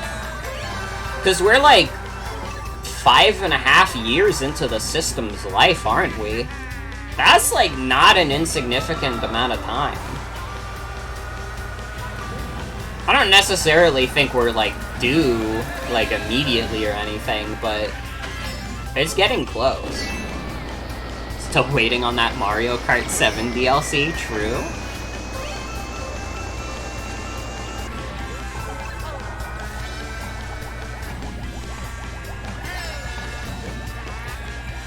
It's gonna be around for 12 years, a neat reference to the Switch title, 1-2 Switch. I mean, it's not impossible. The Game Boy had, like, a crazy long lifespan. Like, what? The Game Boy being, like, a super underpowered system outside, like, right out of the box. That shit lasted from, like, 1989 to, like, 2001. That shit lasted 12 years.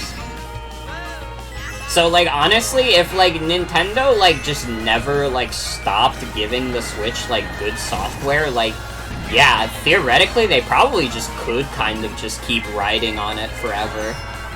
Although, I don't think the Switch is ever gonna have, like, a moment like the Game Boy did. Like, the Game Boy did crazy later in life because of Pokemon. I don't know if we're gonna have, like, a Pokemon moment on the Switch. I kind of feel like we've already had that. Is the Steam Deck gonna compete hard with the Switch? Let's discuss. No. The Steam Deck is a cool console, but also, like, baseline for 32 gigabytes, it is a $400 handheld. And, like, the Switch being, like, a $300 handheld console hybrid, I feel like is probably the upper limits you can do. I don't feel like you can get away with charging more than $300 for a handheld. Which is part of the reason why I haven't, like, I don't think a crazy amount of people have gone out of their ways for Switch OLEDs unless they're already, like, big into the Switch. Like, I don't feel like the newcomer is gonna be like, oh, I better get the Switch OLED because it's got a better handheld screen.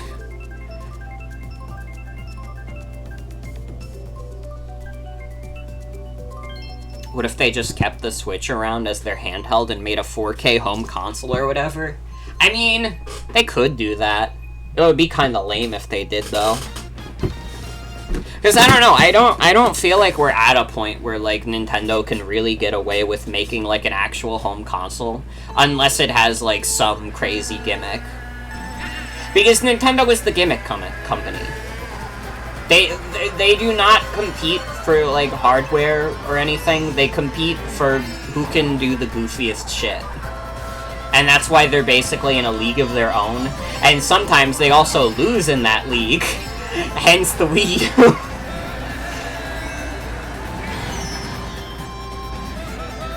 But I just... Oh, you got kicked? What the hell? That's weird. Yeah, some people have been having, like, a little bit of connection problems. There was one moment where everyone got kicked out. It's weird. The Virtual Boy, true.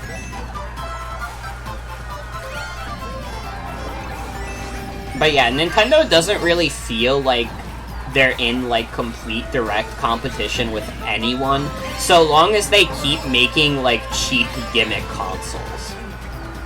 I feel like once they try and, like, seriously compete with Microsoft or Sony, like, they lose. Like, we all saw what happened with the GameCube. Like, Nintendo fucking loses that battle, and it's not even close. Nintendo kind of has to exist in their own space where they can be, like, someone's second, cheaper console.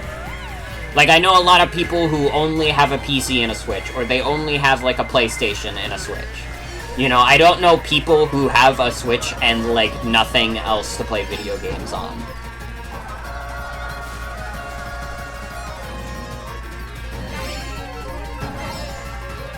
Or, like, expensive gimmick consoles. Why was Ring Fit Adventure $80?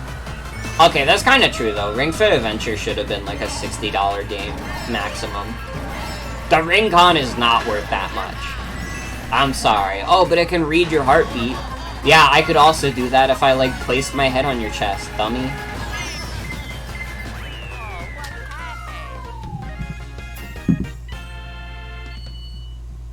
What's the question mark for?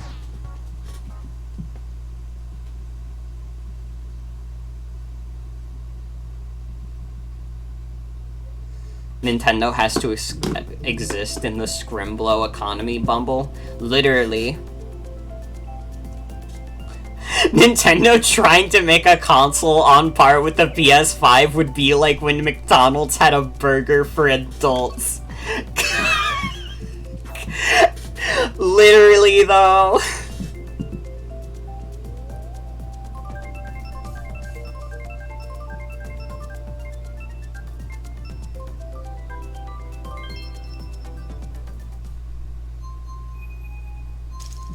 What was the adult burger? If you were an adult, you would know.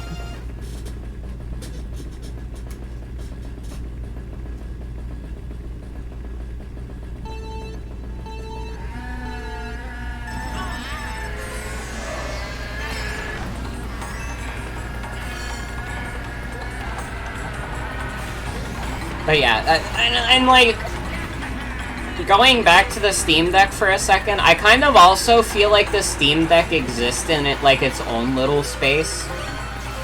Like, I feel like the Steam Deck is kind of for, like, PC enthusiasts. And I feel like Valve knows this. Like, I don't think the Steam Deck is going to blow up with anyone except people who are already, like, super interested in PC gaming. Because the Steam Deck is kind of just a replacement for, like, bringing around, like, a laptop or something for some people, you know? Like, if you bring a laptop with you, and, like, pretty much all you do when you're on vacation with your laptop is you play video games, like, just bring a Steam Deck instead. Steam Deck is for software nuts, pretty much. Like, I don't see unless the Steam Deck gets, like, a pretty beefy price cut, I don't see a future where the Steam Deck has, like, crazy market share. I see it as, like, the Steam Index. Like, the Steam Index is, like, one of the most popular VR, like, headsets, and it's still, like, pretty niche by the basis of it being a VR headset. You know? It's not something that's gonna, like, shake up the world, but it's also got an audience. And I feel like if they just keep that in mind, it'll be fine. It's an add-on that added on to nothing. Kinda true.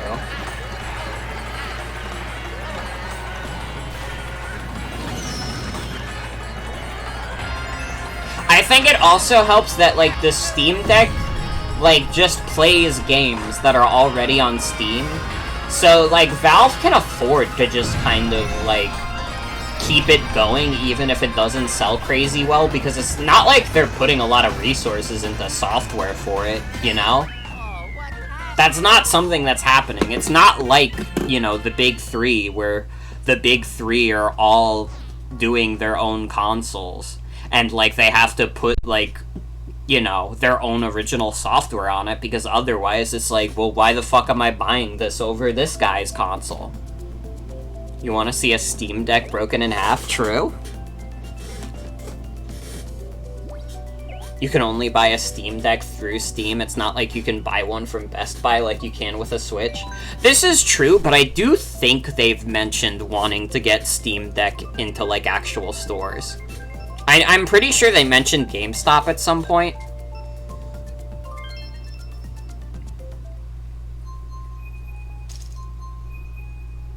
Honestly, respect to this guy Chris for sticking around as long as he has. Forgot how goofy it looks with the controller split to the sides. That was one of the things that made, like, I have gone on record being kind of negative about the Steam Deck in the past, and part of it was that it just looked uncomfortable as fuck to hold. Yeah, the Joy-Cons are so small, and here's the thing. The Joy-Cons are not at all perfect controllers. In fact, I would even go as far as to say they're straight-up bad controllers. But they're bad controllers that fit into my baby hands extremely well. And I feel like, especially on a console, like, you know, it's a Nintendo console. A lot of the people who are going to be playing these games are, like, little kids. It's fine. If it bothers you that much, you can get, like, a Pro Controller. You should probably also get a Pro Controller because it's less likely to drift than Joy-Cons. Steam Deck is an Ouya that fucks. True. But yeah, I don't know. When I first saw the Steam Deck, I was like, man, this controller looks, like, uncomfortable as fuck to use. But from what I've heard, nobody's really had any issues, like, controlling it. There were, like, a couple early reports of, like, there being, like, a little bit of drifting in the Steam Deck controller. The PS5 also had this, and I'm honestly, at this point, like, I would, unless those problems persist, rather than that being like, oh yeah, they're gonna pull a Nintendo and fuck this up real bad, I'm just gonna assume it's the average, like, the earlier you get a console, the more likely it is to be prone to a little bit of failure. You know what I mean? Like, if you got an early Xbox 360, it's basically on death row already. And if it's somehow not broken already, like, you have, like, a fucking war vet in your house. Because that shit should have been dead ages ago. Haven't seen the new courses in this yet. Is it good? Yeah, they're pretty good. I would classify a lot of these courses as just pretty good.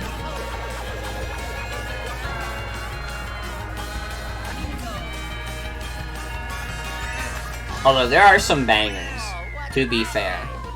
I would say there's some certified bangers in here.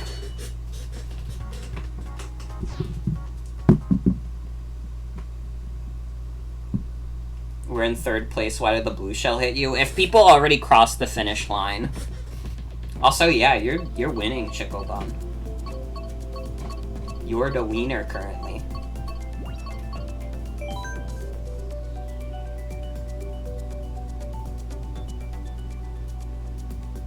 See, I looked up hitting the gritty for Ukraine on YouTube, and I don't know what I'm looking at. Can someone, like, better explain what this is?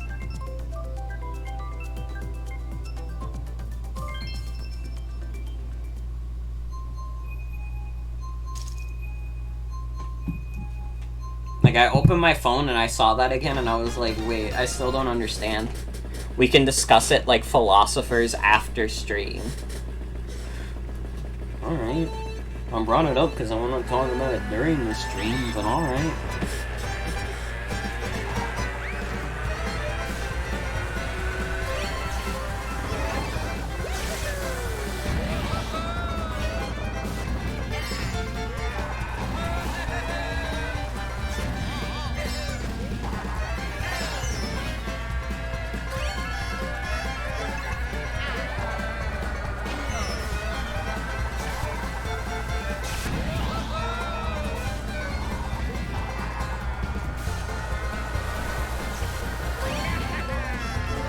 I think that the Xbox Series X should have a 4K upgrade for Sonic the Hedgehog 2006. I'm gonna become that kind of person that holds this opinion earnestly. I hope you can accept this about me.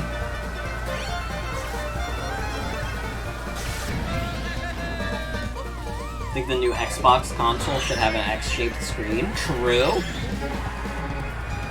It's like that one Seinfeld meme image where they're like, we slice the meme. Everybody does panels. We do sliced memes.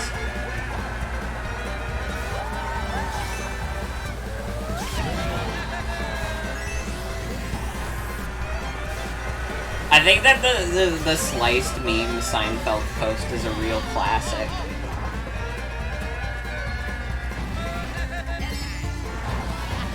Also, this is another N64 course that they ruined because they should have made it so you can't see what place anyone is. Like in the N64 game. Like, I should have no idea where anyone is and what my placement is. I should have to use context clues based on what items I have.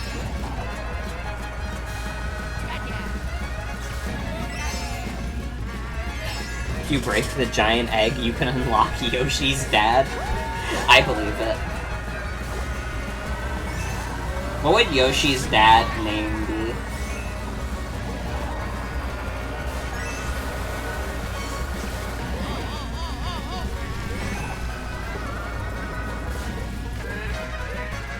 Oh, I got last again. Wasn't there a dream Tumblr post where someone dreamt of Yoshi's dad? Yippee! Yabi. Okay, Yabi is a pretty good name, though, to be fair.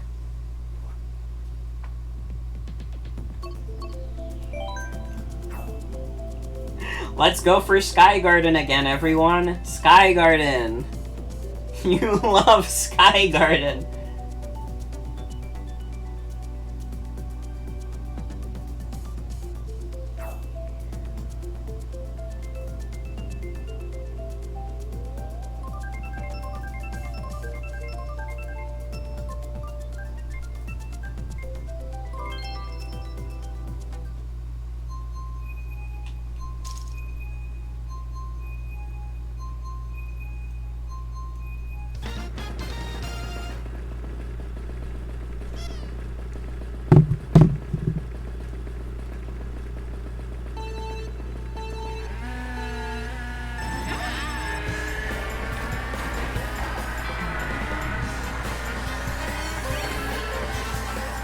Why did they get jump scared by a small honk?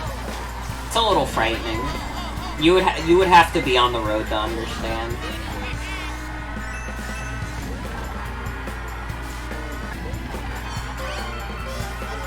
Honestly, I thought about it again, and I know that like Nier Automata is coming to the Switch in October, and I know it's probably going to be a crunchy port, but I also might still buy it actually when it comes out because I'm thinking about it and I'm like, no, I need like Platinum Games to get the hint that people do want single player games from them and not like live service shit. They screwed up this level because you can't go into the house, true? Like, I'm gonna be like Platinum Games' strongest warrior right now. I'm getting Bayonetta 1, Bayonetta 3, and Nier Automata, and I'm trying to send a fucking message to them, pleading with them, please don't make more Babylon's Fall.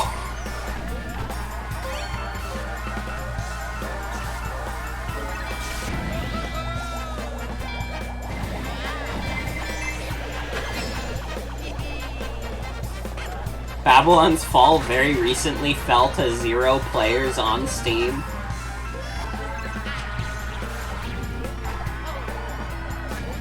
Which, you know, is good for a live service game. Yeah, no, there was a point recently where Babylon's Fall, the live service game by Platinum Games, had 0 players. By the way, very recently, the Platinum Games CEO said that they would be shifting their focus to live service games.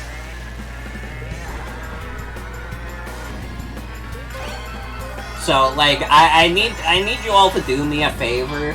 You all need to buy Bayonetta 3 so Platinum Games, like, takes the fucking hint. Because if Platinum Games, like, stops doing good single-player games, like, What's the fucking point of having Platinum games around?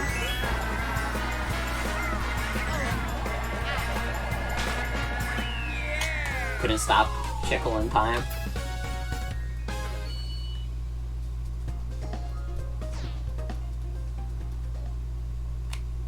Also, you need to buy Bayonetta 3 because Bayonetta is a good series and I want more of it. I think Platinum should make more shitty licensed games, true. Kinda true, though.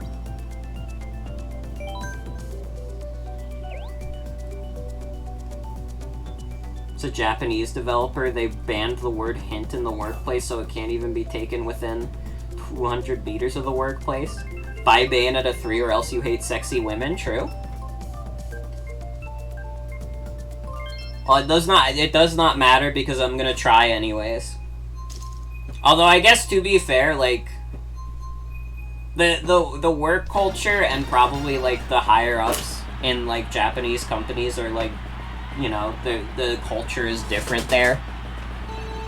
If Nintendo is anything to go by, then like yeah, a lot of Japanese developers might be pretty stubborn. That might not just be a Nintendo thing. Although I guess like honestly it could be true of like any developer.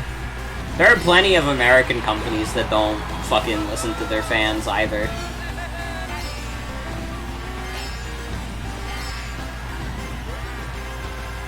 But I guess like also if you're like a company in Japan and you get a lot of revenue from like other countries, like there's you can kind of just like tune out a lot of that anyways, because it's like, well, L plus ratio plus I don't speak the language, so I don't care. I mean, that's why like in Smash Brothers, a lot of the characters that got added were characters that were popular in Japan. Because like even though Smash is like big everywhere, Nintendo's a Japanese company, so they're gonna tailor their tastes, their games more towards a Japanese audience. There used to be a Beautiful Joe show on 4Kids. Is that real? Is that actually real? And not like something you just made up?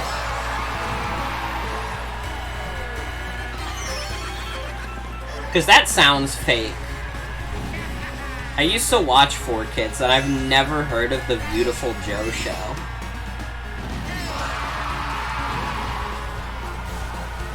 It's real? Can someone please send a source? I'm gonna actually, like, lose my mind. It was shown on Kids WB. Yeah, I watched that, because they had, like, Pokemon on there. It was an anime that got dubbed.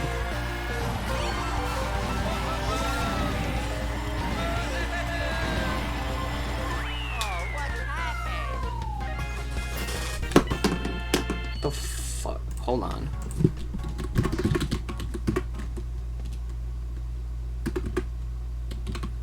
You own the first DVD for the Beautiful Joe anime? What the fuck? I had never seen this before. I looked this up and I saw like a kid who looks like a Limp Bizkit character. This kid looks like Limp Bizkit.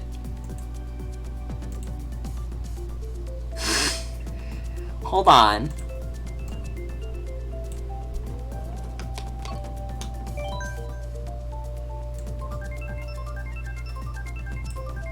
Also, no problem, Chicklebun. Thanks for playing. This looks like Limp Bizkit. This is not a real Beautiful Joe character. This is Limp Bizkit.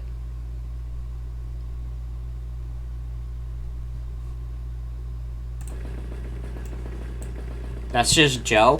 Why does Joe look like he's the front man for a nu metal band?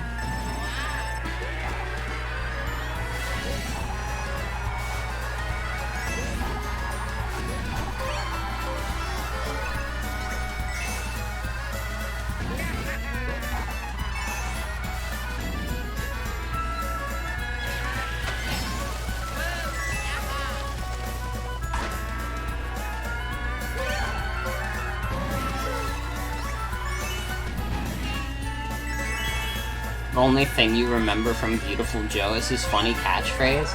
I've honestly never played Beautiful Joe. I know basically nothing about Beautiful Joe.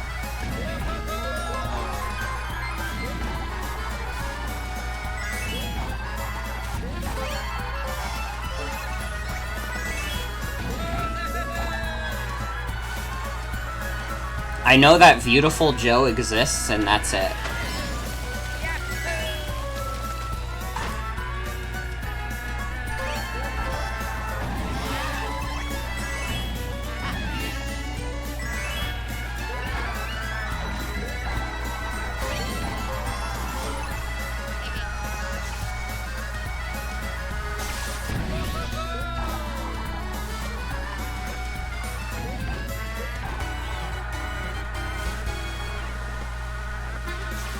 I'm doing pretty good, I'm doing pretty good.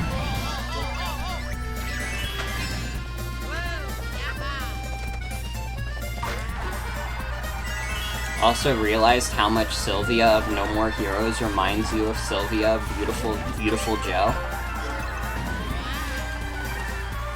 Art style sorta reminds me of the Wonderful 101, which makes sense.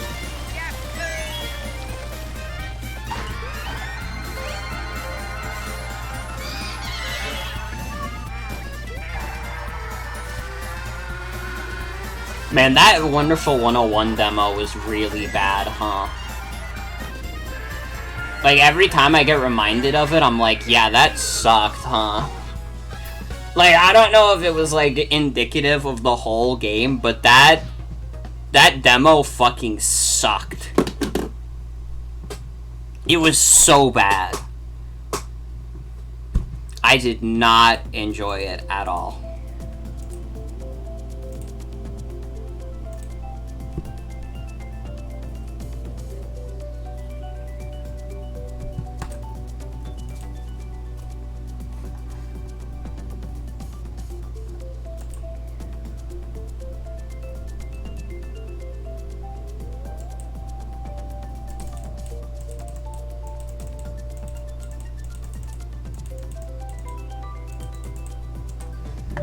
It just started to feel like work to play. A Wonderful 101? I didn't want to pick that, but I guess it's fine. This other guy wanted to play it, so... That's fine, we're playing Coconut Mall. That would have been my pick anyways.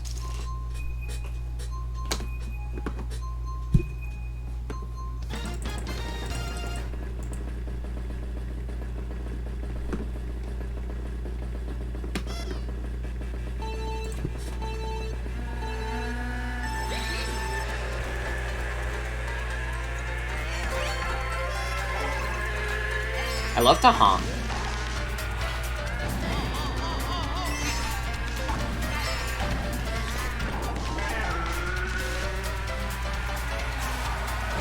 You know, have I talked about on stream, like, the, like, insane amount of customers that I've gotten who have all referred to me as ma'am? I've definitely, like, told this to my friends, but I don't know if I ever said this on stream. It's, like, basically a daily occurrence at this point. And, I mean, it's not wrong. But, like, it happens, like, more frequently than you would think. Like, people just see, like, me behind the counter with, like, my hair in a ponytail. And I guess, like, my face is obscured enough that they just see me and go, like, oh, madam, I need help with my, I need you to slice the meats for me, ma'am. And I'm like, of course. Anything for you. Everybody just sees me behind the deli counter and they just assume I'm like a little portly woman.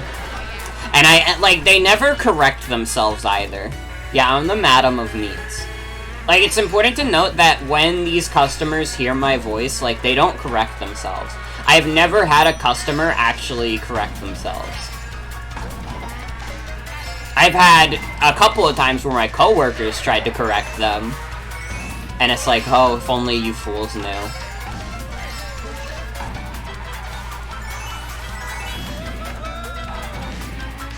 Actually, I almost got in trouble because of that.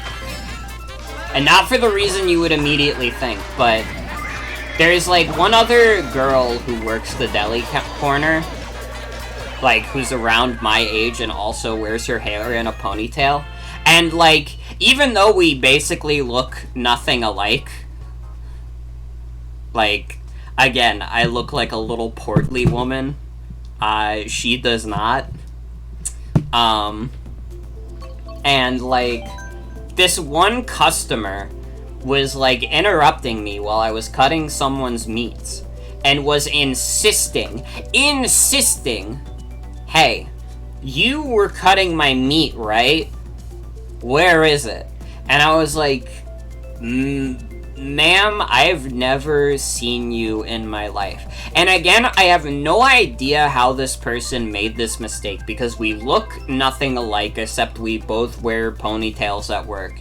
And also our voices are very different. But she was like, you were the girl with the ponytail who was doing my order. And I was like, what are you talking about? I'm doing, like, someone else's order. I've never seen you in my life. But she kept, like, going on about this, and she was getting, like, a little... this woman was definitely, like, frustrated about it, and she was, like, very sure of herself. But then, like, my coworker walked in, and she was like, what's going on? And I was like, can you help me out here?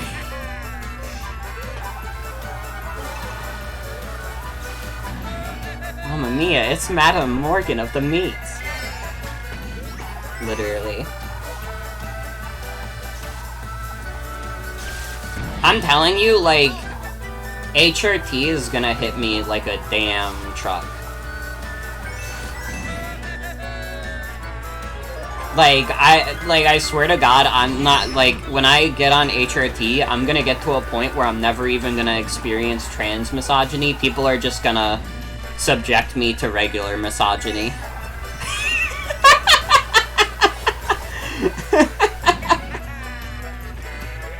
This track sounds like a lawyer-friendly version of another Mario Kart song, but you're not sure which one.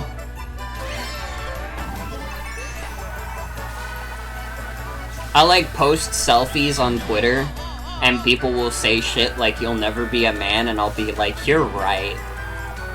Honestly, you're right.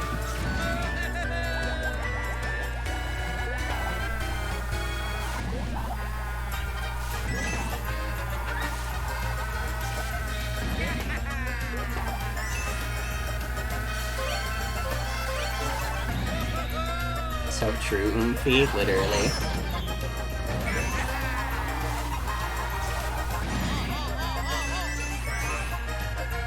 But yeah, I'm telling you, that's where my life is gonna be headed.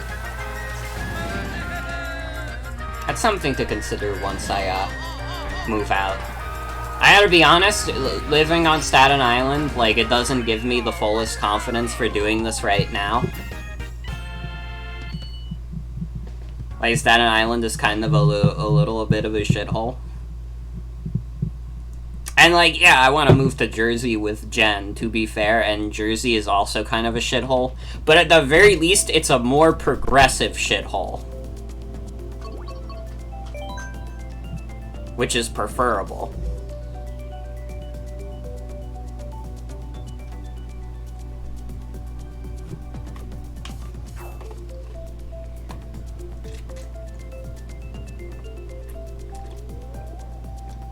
You know, I only live in, like, one of the most progressive states in the country. But I also happen to live in the one borough that is extremely not progressive.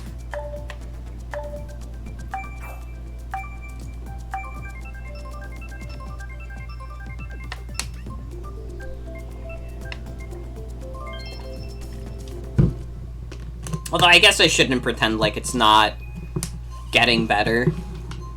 Like, I could say, like, doomer shit all day, and just it doesn't feel right, because, like, listen.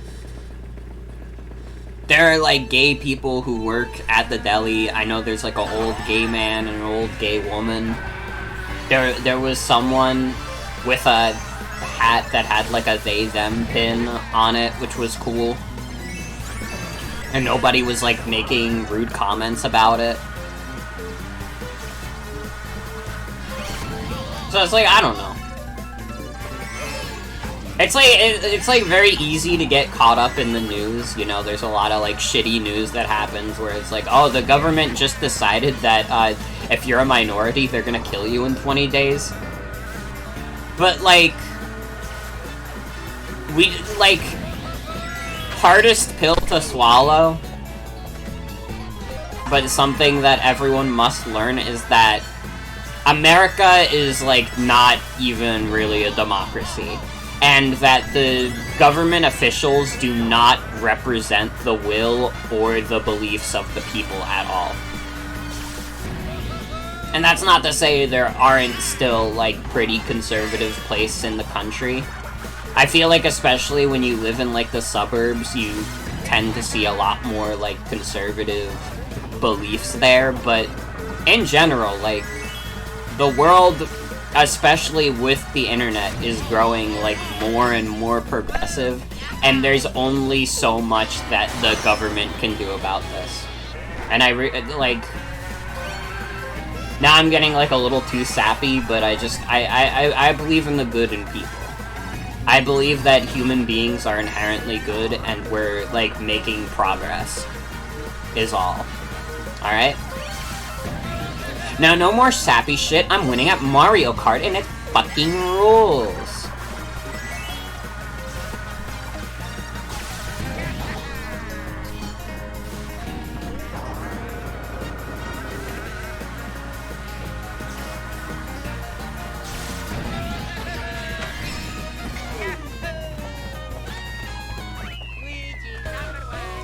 I win.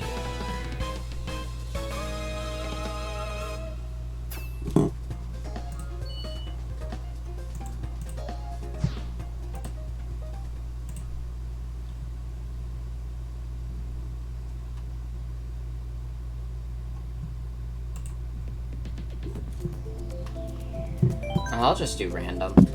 I don't give a shit. Not you getting hit by the blue shell right as you cross the finish line.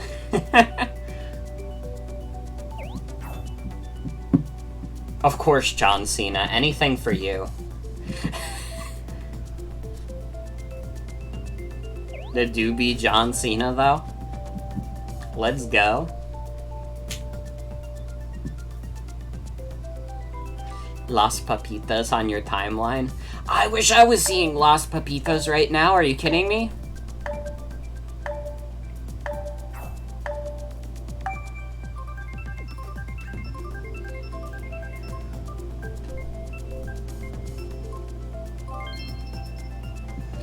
Las Papitas! No!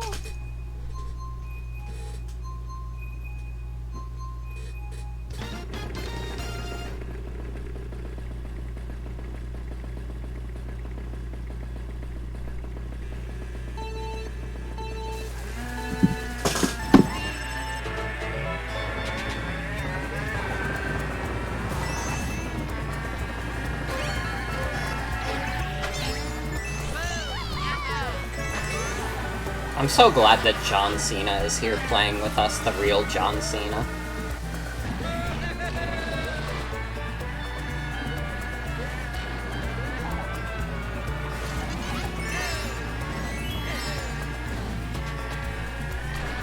Watch out for Ziggy Koopa. That's fine. I'll manage.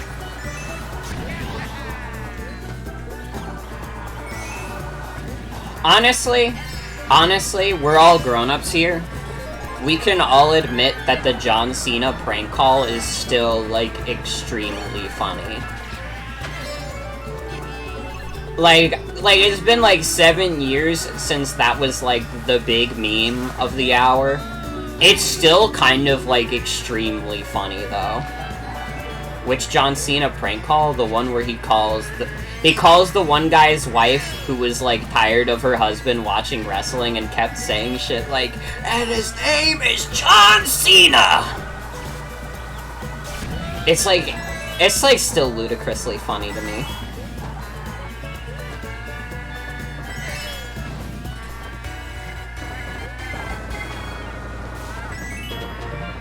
You didn't see that one? Have you actually never seen the John Cena prank call video? I find that, like, I guess it's not impossible, but I also find it, like, a little hard to believe. Because it was, like, such a popular, like, thing for a while.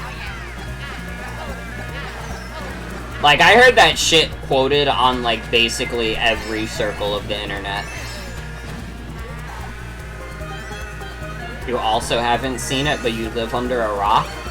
Where the hell have I feel like I'm in, like, another dimension where people haven't seen the John Cena prank call.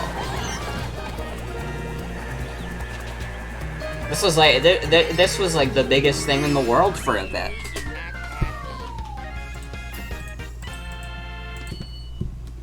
You remember it? Thank you, Nima. Hold on, I'm gonna send it in stream discussion.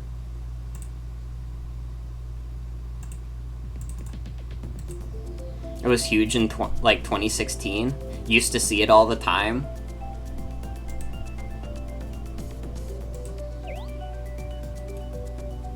I can't believe this was uploaded in 2014.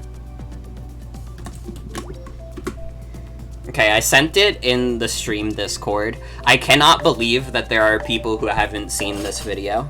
I hope you all enjoy, because honestly, it's still funny as fuck.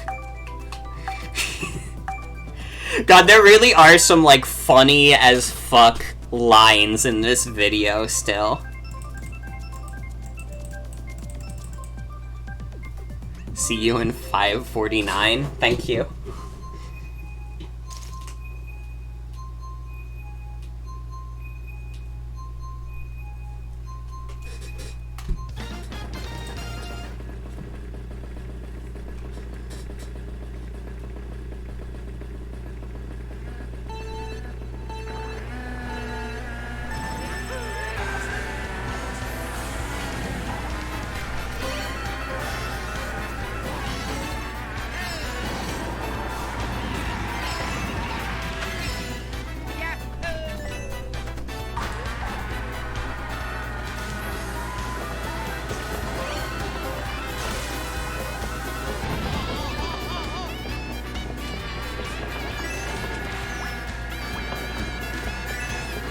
God, I'm sorry. Now I'm thinking about lines from the John Cena prank call video, and I'm like, oh my god, it's actually, like, funny as fuck, though.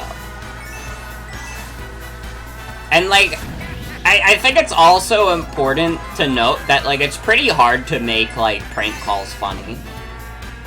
Like, I feel like most of the time when people do prank calls, they're not good at it, and they make it, like, as unfunny as possible. But the John Cena prank call, it just hits different. I feel like it's the perfect storm.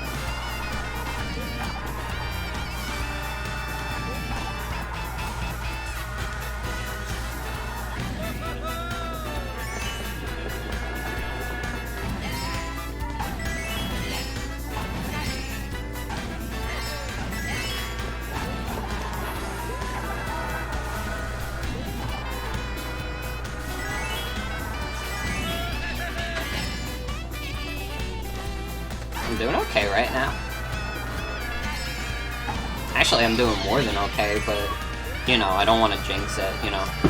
Knock on wood.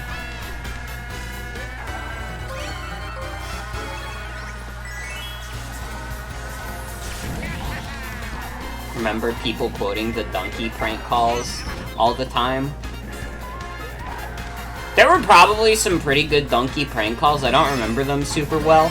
I just remember, like, Donkey, like, calling someone at Pizza Hut, and, like, the woman says hello, and he just says more like pizza butt, and she gets, like, so fucking pissed at him, like, immediately. That clip's pretty funny. Also, hi, Devi, welcome.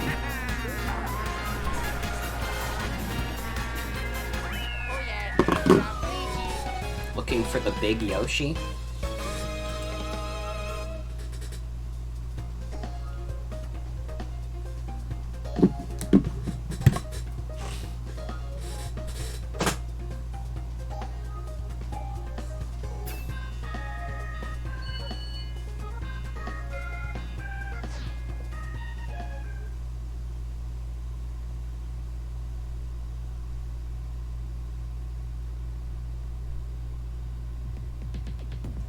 Really like the one where he calls GameStop and there's just Donkey Kong music playing really loudly. That sounds pretty good, to be fair. Don't be nervous, John Cena.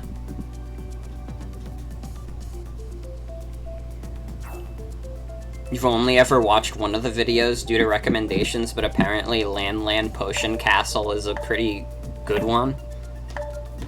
Do you guys have Donkey Kong Frozen Ape? Yoshi's Crappy World? I can literally hear it in his voice. I haven't watched a Donkey video in years, but if you told me, like, a quote was said by Donkey, I could hear it in his voice. 3D modeling with no turnaround again because you haven't learned your lesson? You gotta do what you gotta do, as long as you're having fun. Do I know the did you forget to take your meds skull image? No, I don't, but you did just remind me that I did in fact forget to take my meds. So I will do that, like, after this race, if I remember. Haven't watched his videos in a few years, but his prank calls are still funny to you? Yeah, like, listen. This might upset, like, people who are still, like, Donkey, like, diehards. I kind of feel like there's kind of just a point where his videos aren't as funny anymore. I feel like there was just kind of a point where, like, I don't know if I changed or if he changed, but there was just a specific point where I was like, man, this guy just isn't as funny anymore. And not to say, like, maybe since I stopped watching him, like, he's never put out a good video ever again, but I don't know. There was just a point where I was just like, I don't know, I'm just not entertained anymore. Not, like, listen. This is deep Morgan lore, but the gay Furby name, when I used to have the gay Furby username, was specifically based on Donkey's, I believe it was either Game Dev Tycoon or, like, a YouTuber's life video, but he made, like, either a game or a video where he made something called Gay Furby Wrestles Hulk Hogan, and, like, that was, like, the funniest line in the world to me, and that's why for, like, 2 years on Twitch.tv, my username was Gay Furby.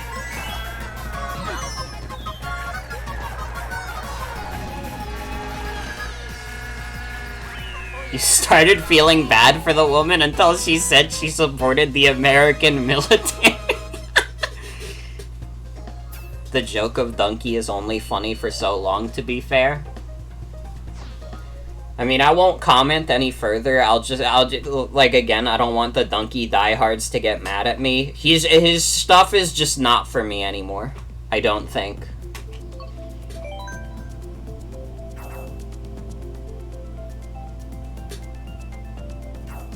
That steal would have been awesome, you got so close. I actually, like, for a second, I thought you stole it.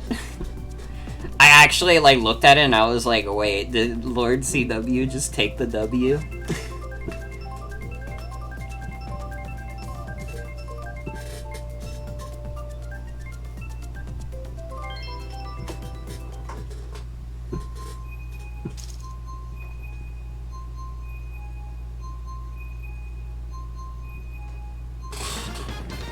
But Jen, do you understand John Cena prank call now? Still watch all of his videos and you feel like his content has gotten objectively better, but also the joke of Donkey is a little grating sometimes? Mm-hmm. Like the joke where he says he doesn't know how to eat a pizza if he can get a new one, and the guy on the phone says, you don't know how to eat a pizza? Okay, yeah, that I remember, and that's pretty funny.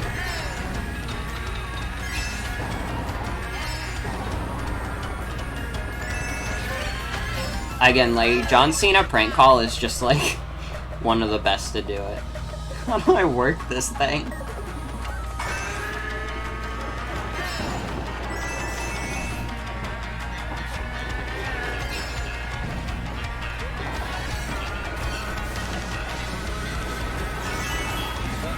I don't know, at the deli, like, we don't really take calls much.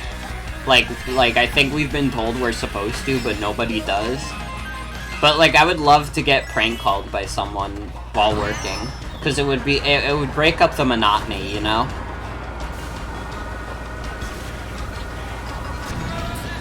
But maybe I'm a little bit of a weirdo for saying that. But also, I just work the deli corner, so it's not like, you know, someone interrupting my shift of slicing meat to say that. Like, that wouldn't be anything. Also, you can visit me while I'm working, Jen. Honestly, like, I thought about it, and I was just like, yeah, if any of my friends were just on Staten Island, I would literally give them the address to where I work and be like, you should just come and visit me at the deli.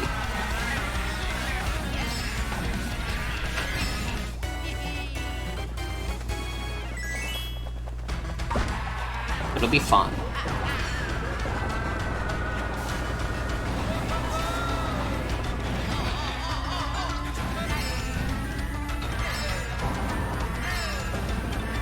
Planning a trip to Staten Island specifically to go to this deli.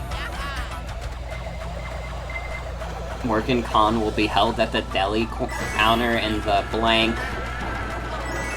Yeah, the deli counter is actually at, Pizza Hut.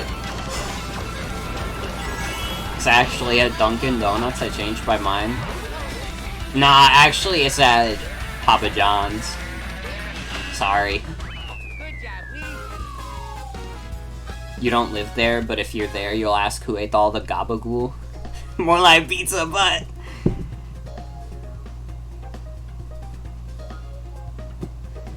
Also, we've got 15 more minutes of this tournament. I think I might have gotten enough points to secure my first place in this tournament, but I think Chickle Bun is an easy second place.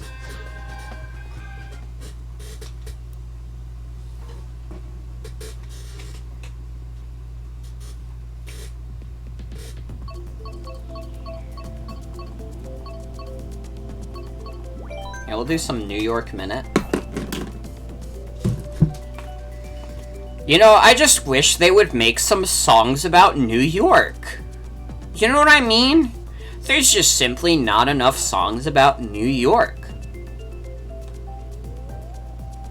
Waiting for the day Shaq enters his final stages of his Steal Papa John's plan, and just finally renames it to, like, Shaq's or something. There should be more Ohio music. Ohio music is just, like, cult songs. Literally, all I know about Ohio is that there's, like, a crazy amount of cults there. Like, I have a friend who lives in Ohio and works in a store, and on multiple occasions they have talked about how there's just, like, cults who come in trying to recruit people. It's crazy. Ohio sucks. Yeah, it's not preferable. I think if I had a choice to go to any other United State, like, Ohio would be pretty low. They should make New York a real area also. You know, honestly, like, living on Staten Island, I forget I live in New York.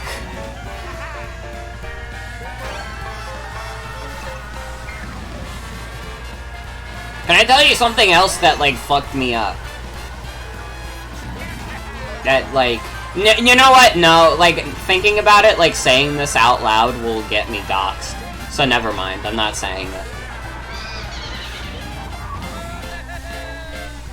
I thought about it and I was like, this is too revealing. You don't need to know this intimate detail. However, what I will say is that living on Staten Island is like not living anywhere at all. Yeah, remember when that thing happened in that city? You got scared when Boo appeared? True.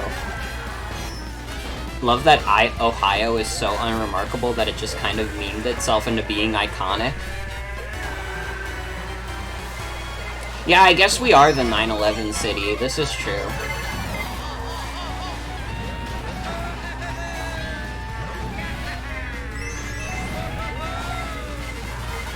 Actually, like, I'm kind of getting fucked up imagining the kind of person whose, like, strongest association with New York City is 9/11. Like, I don't think about Broadway or Times Square, but I think about how they hit the fucking Pentagon.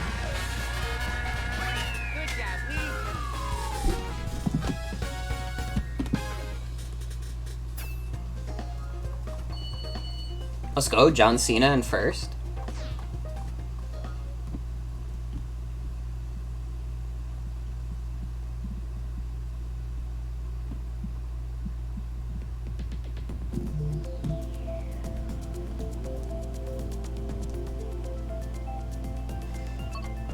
They hit the fucking Pentagon has been so memed to death that it is the second thing you think about NYC. Devi, don't you literally live in New York? That's fucked up. Isn't the Pentagon in DC? It's not even in NYC.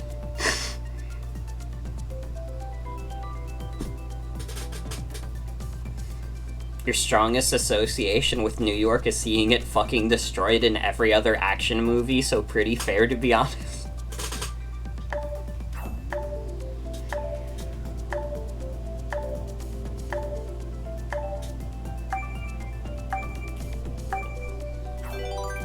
We actually have a full game right at the end. Let's go. All these people want to get their scores in at the end.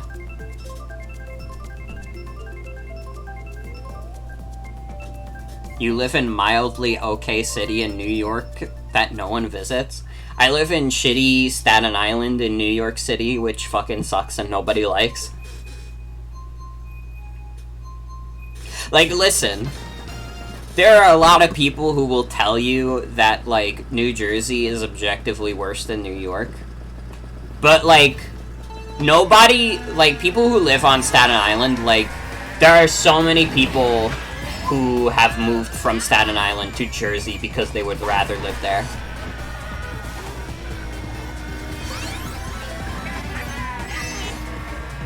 New Jersey was fucking beautiful. New Jersey was fucking handsome because it has my wife. Just saying. Sorry, but NYC is just 300 square miles of trash smell. This is true.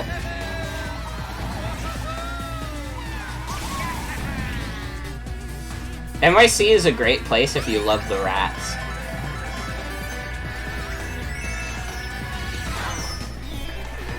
Yeah, definitely, like, that's definitely, like, Manhattan, mostly.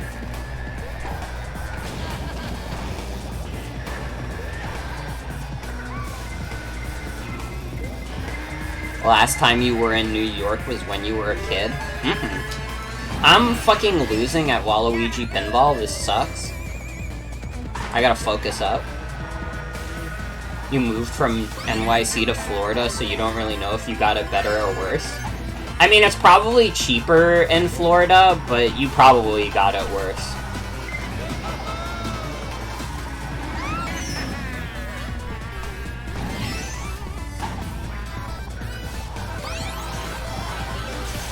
It's so much cheaper. I guess that's why people keep moving to Florida. Despite, like, Florida having, like, a pretty bad reputation, like, it's not gonna stop people from moving there because it's, like, much cheaper to live in.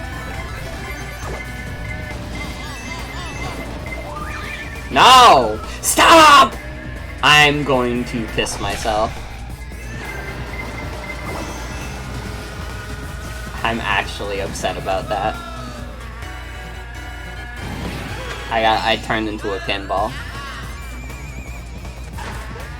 Your city's great if you don't mind seeing a fire truck pass by and wonder if it's a meth lab. Dude, that's where Walter is. White.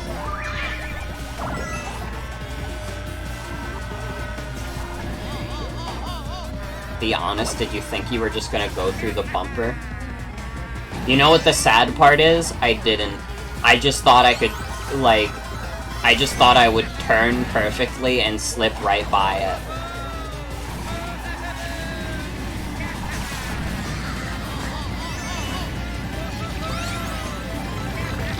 It would actually be less embarrassing if I thought I could just ghost through it.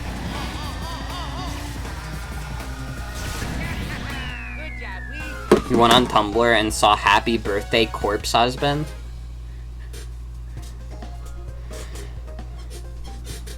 What about Happy Birthday Me? It's my birthday today. Happy birthday me. Me.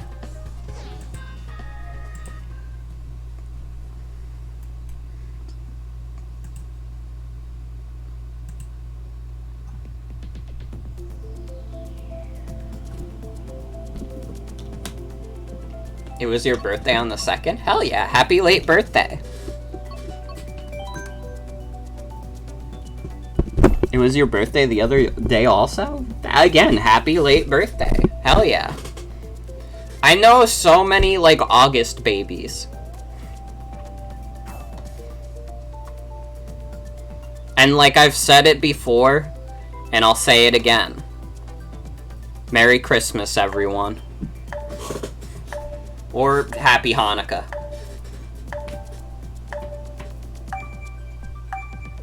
Your boyfriend's birthday was on July 29th? It's everybody's birthday. Your lesbian powers grow by 100 times on your birthday since it's National Boob Day. Mine grows lower because when I went in the National Boob Day hashtag, all I saw were, like, corny VTubers. Morgan, why were you in the National Boob Day hashtag? I don't know, I wanted the latest update on titties, I guess. I don't know, I just gotta know what's happening on Twitter at all times. That's not even true, I don't use Twitter that much, but I saw a hashtag and I was like, I should probably investigate, because maybe there's some big news.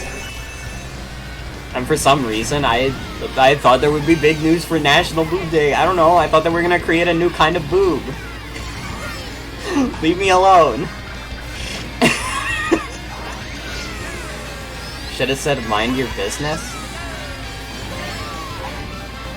Well, that too.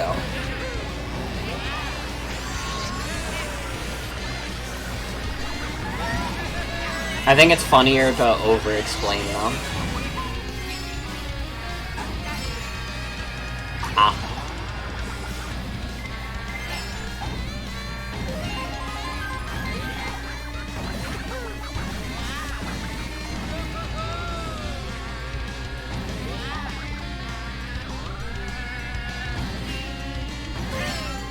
Tired of these boob pro rumors. The boob NX.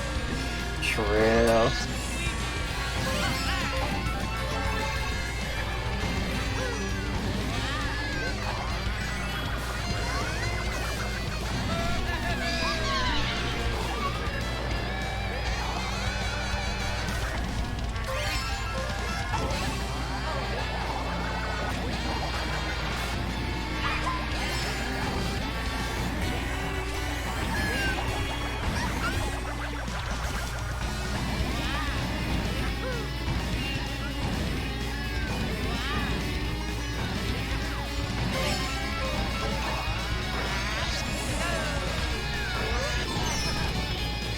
Anyways, I could make this worse for myself and also say that I went into the National Thigh Day hashtag.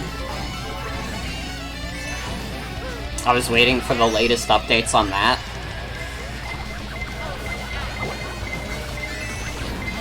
And again, all around me were VTubers.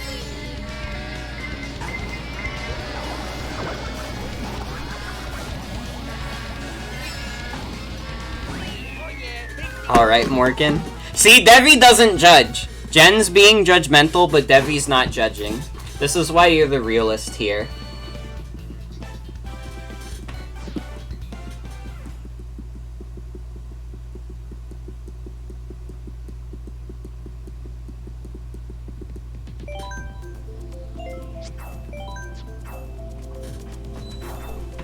We'll check topics just for the hell of it. Thank you!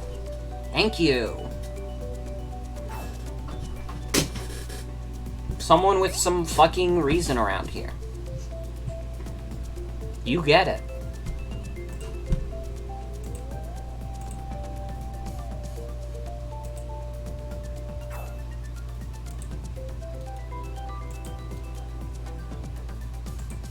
It's gonna be a New York hour at this point. How many times?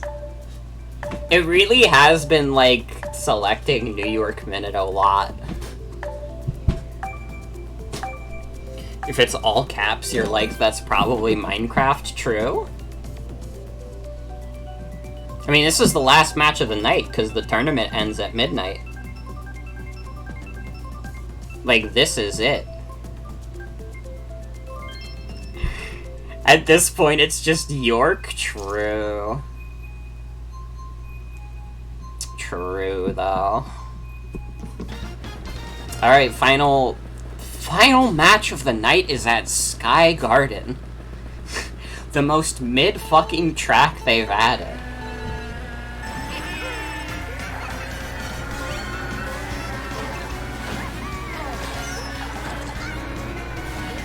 You love Sky Garden.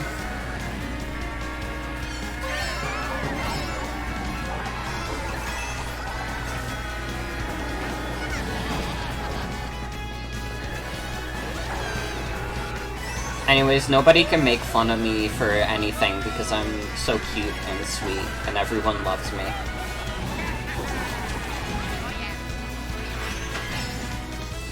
They need to shake things up and make a newer York. They did that in Doctor Who. More like Doctor Who gives a shit. Like, what the hell were they thinking? Sorry. Sorry. Sorry.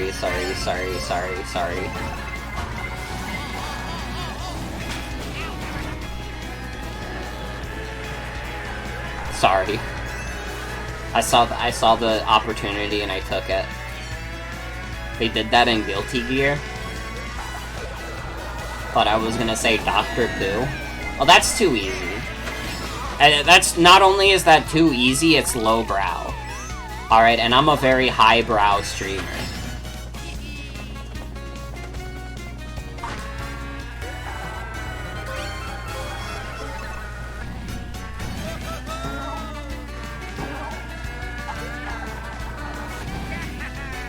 Forgot they did that in Guilty Gear.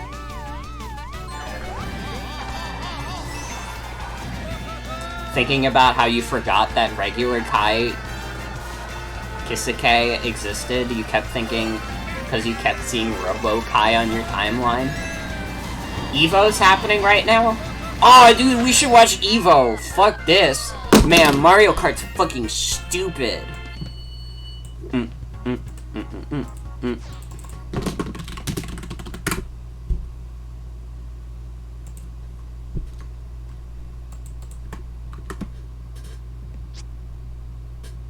The tournament is now closed.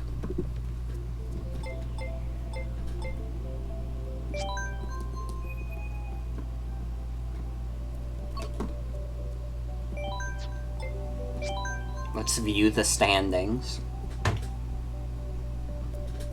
Alright. I mean, yeah, we knew I was gonna win because I'm the only one who played all the way through.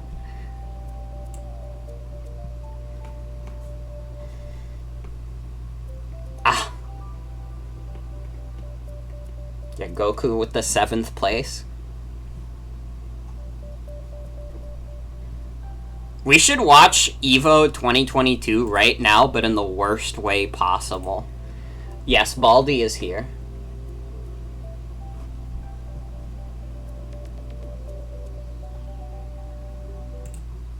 Let's watch Evo.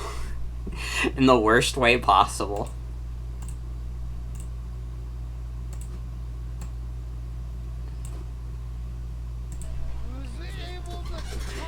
This is crazy. Watch Evo through the Nintendo Switch app. True?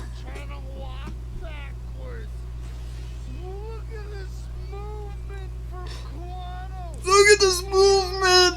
But there's the anti-air. I love the half-speed commentator sound like he's like straight up pooping. Can you make the window as small as possible and stretch it to full screen in OBS? Okay, hold on. Fuck, I closed it. My goddamn butterfingers. Alright, the bit's over. Sorry, the bit is done. I fucked up. I'm sorry. Alright, well. Thank you all who participated in this tournament. Morgan will BRB number 1. Numero uno. 50 people coming. Damn. That's pretty sick. I don't know what 69 is. What is 69? Who plays on 69? Nobody. What is this? Can I leave this also? Yes, I can. Goodbye. Fuck Evo, the MF for Morgan Mario Kart 8 tournament is the biggest tournament today. We had 50 people join. So I would say it's pretty big. And also I won because the game was rigged. The Game Explain is gone. I didn't forget what Andre did. Alright. That was grand finals. Did they win? The Colin just won. Yay. You know what? Before we end the stream, as a little special thing, let's do a quick tier list. Let's do a quick tier list of all of the current tracks that are in Mario Kart 8.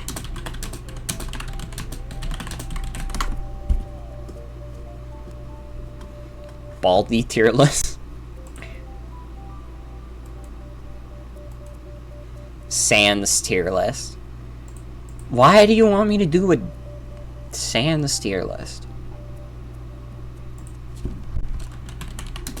Can we rank playground equipment by how much it hurts next?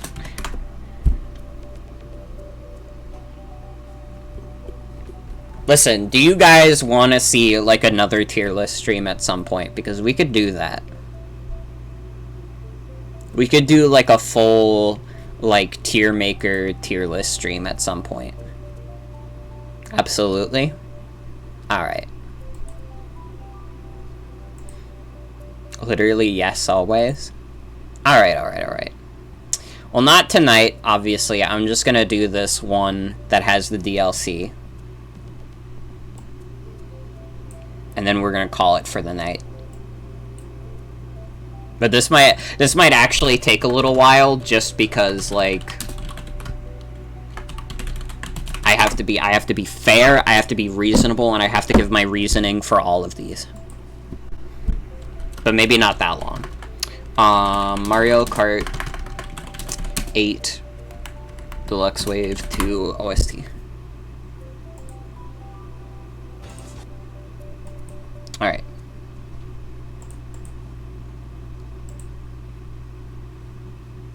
And then I forgot to start. Alright. This is a pretty good song. Okay, so Mario Kart Stadium is like smack dab in the middle. Honestly, I might even be inclined to say it's C tier. It's not that interesting of a course. No, it's like smack dab in the middle, I would say. Water Park is a solid C tier, though. I could not care less about Water Park. Sweet Sweet Canyon is alright. I'm alright with Sweet Sweet Canyon. It's a very nice looking level, and it's decently fun to play around in. Thwomp Ruins I'm inclined to put in the middle. Mario Circuit isn't very interesting to me. Neither is Toad Harbor, really. Put Baby Park in S right with Excite Bike right now. Okay, those are S tier courses, though, to be fair. Yeah, I don't know. I don't like Toad Harbor that much. Twisted Mansion is easy S tier. Okay, maybe it's like high A tier, but it's pretty good. Shy Guy Falls is also A tier. Dolphin Shoals, I could not care less about. Electrodrome is sick as fuck. That's an awesome level. Same with Mount Wario. Mount Wario deserves to be S tier. I will not contest you on that. Mount Wario deserves to be S tier. What is going on with the bitrate right now? I have 0 bitrate? Okay, it's fine now. Hello? Cloud Top Cruise is right in the middle. It's fine. Bone Dry Dunes is pretty eh. Bowser's Castle is a fucking sick level. That's a really good level. I straight up think that Mario Kart 8's Rainbow Road is bad. Partially just because, like, the legacy of Rainbow Road is so intertwined with the legacy of Mario Kart, and Mario Kart 8's, like, Rainbow Road just kinda sucks. It's just not very interesting. Moo Moo Meadows is C tier. Yeah, the color is off. It should be more colorful.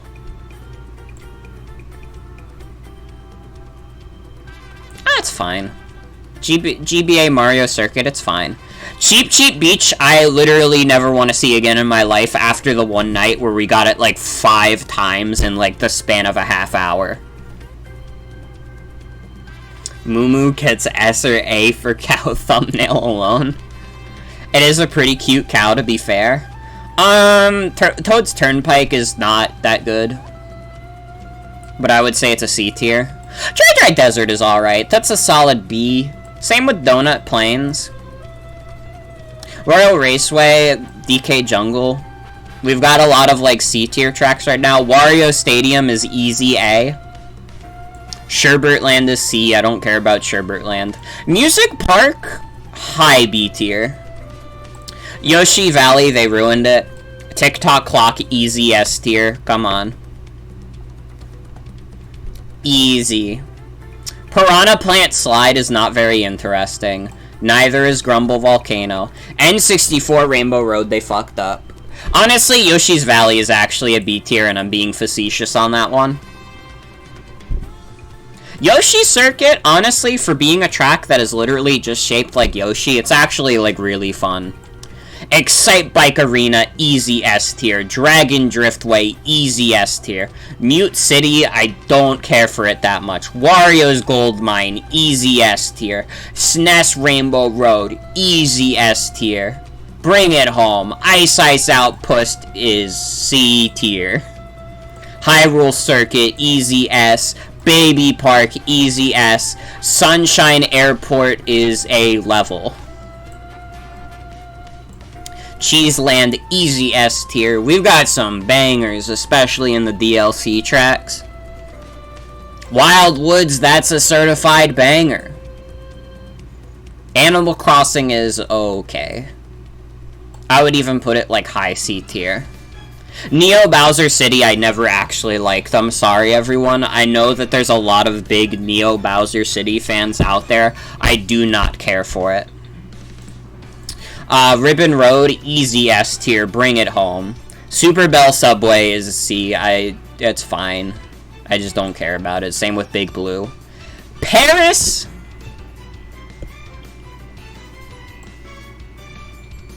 Low B tier. Toad Circuit is C tier. Choco Mountain, high C tier. Coconut Mall. Can France get its own tier at the bottom called French? True. Coconut Mall is A tier, come on. F for French. Tokyo Blur is okay as well. You got another B tier there. Shroom Ridge is C tier, who cares about that? Sky Garden is like one of the most nothing tracks they've ever added. Ninja Hideaway is straight up one of the best tracks they've ever added. New York Minute is fun. I like New York Minute. Mario Circuit 3 is pretty good. Calamari Desert is alright. Put that in B tier. Waluigi Pinball is easy A tier. Maybe not quite S tier, but it's pretty good. Sydney Sprint, I kind of prefer over the other ones so far. Snowland is a level that exists. Mushroom Gorge is alright. Sky High Sundae is also a B tier. Alright, what I've learned from doing this tier list is, God, a lot of the base Mario Kart 8 levels are just not very good. I'm looking at it, and there's like a crazy amount of base game Mario Kart 8 levels in like the C and D tier. Like, I would have to count it. It's like 1, 2, 3, 4, 5, 6, 7, 8, 9, 10, 11, 12, 13, 14, 15. Half of the base game tracks for Mario Kart 8 just kind of suck.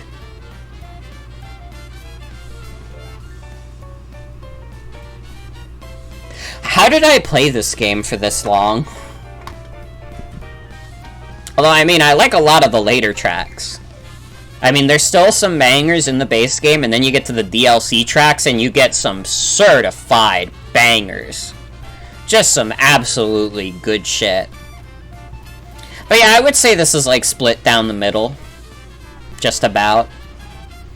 Wonder what the game is gonna look like with all the DLC? We shall see. Right now, out of all the new DLC, Ninja Hideaway is the only real S tier. Maybe you could, like, convince me on Waluigi Pin... You know what? I've convinced myself. It's like a low S tier for me, but it's fucking Waluigi Pinball. Alright. Well. It is past midnight. And I won the tournament. I'm gonna end the stream. But I want to thank you all for watching. Hope you'll have a good night and take care. Real quick, upcoming streams. Tomorrow, we're gonna be playing Frogun, which I'm excited for. Tuesday, we're gonna be playing Sonic and the Secret Rings. Wednesday, we're gonna do Face Cam with Babysitting Mama. Next Saturday, we're gonna do another Mario Kart 8 stream. We'll probably do, like, a little tournament of it. And then on Sunday, for Combo Pack Night, we'll be doing A Hat in Time plus TF2. God, I'm realizing I posted the schedule and I fucked it up so bad. It says that Mario Kart 8 is at 12 p.m. and it only has A Hat in Time and not TF2. How did I fuck it up that bad? Well, anyways, have a good night, everybody. Take care. I'll see you tomorrow for Frogun. Bye-bye.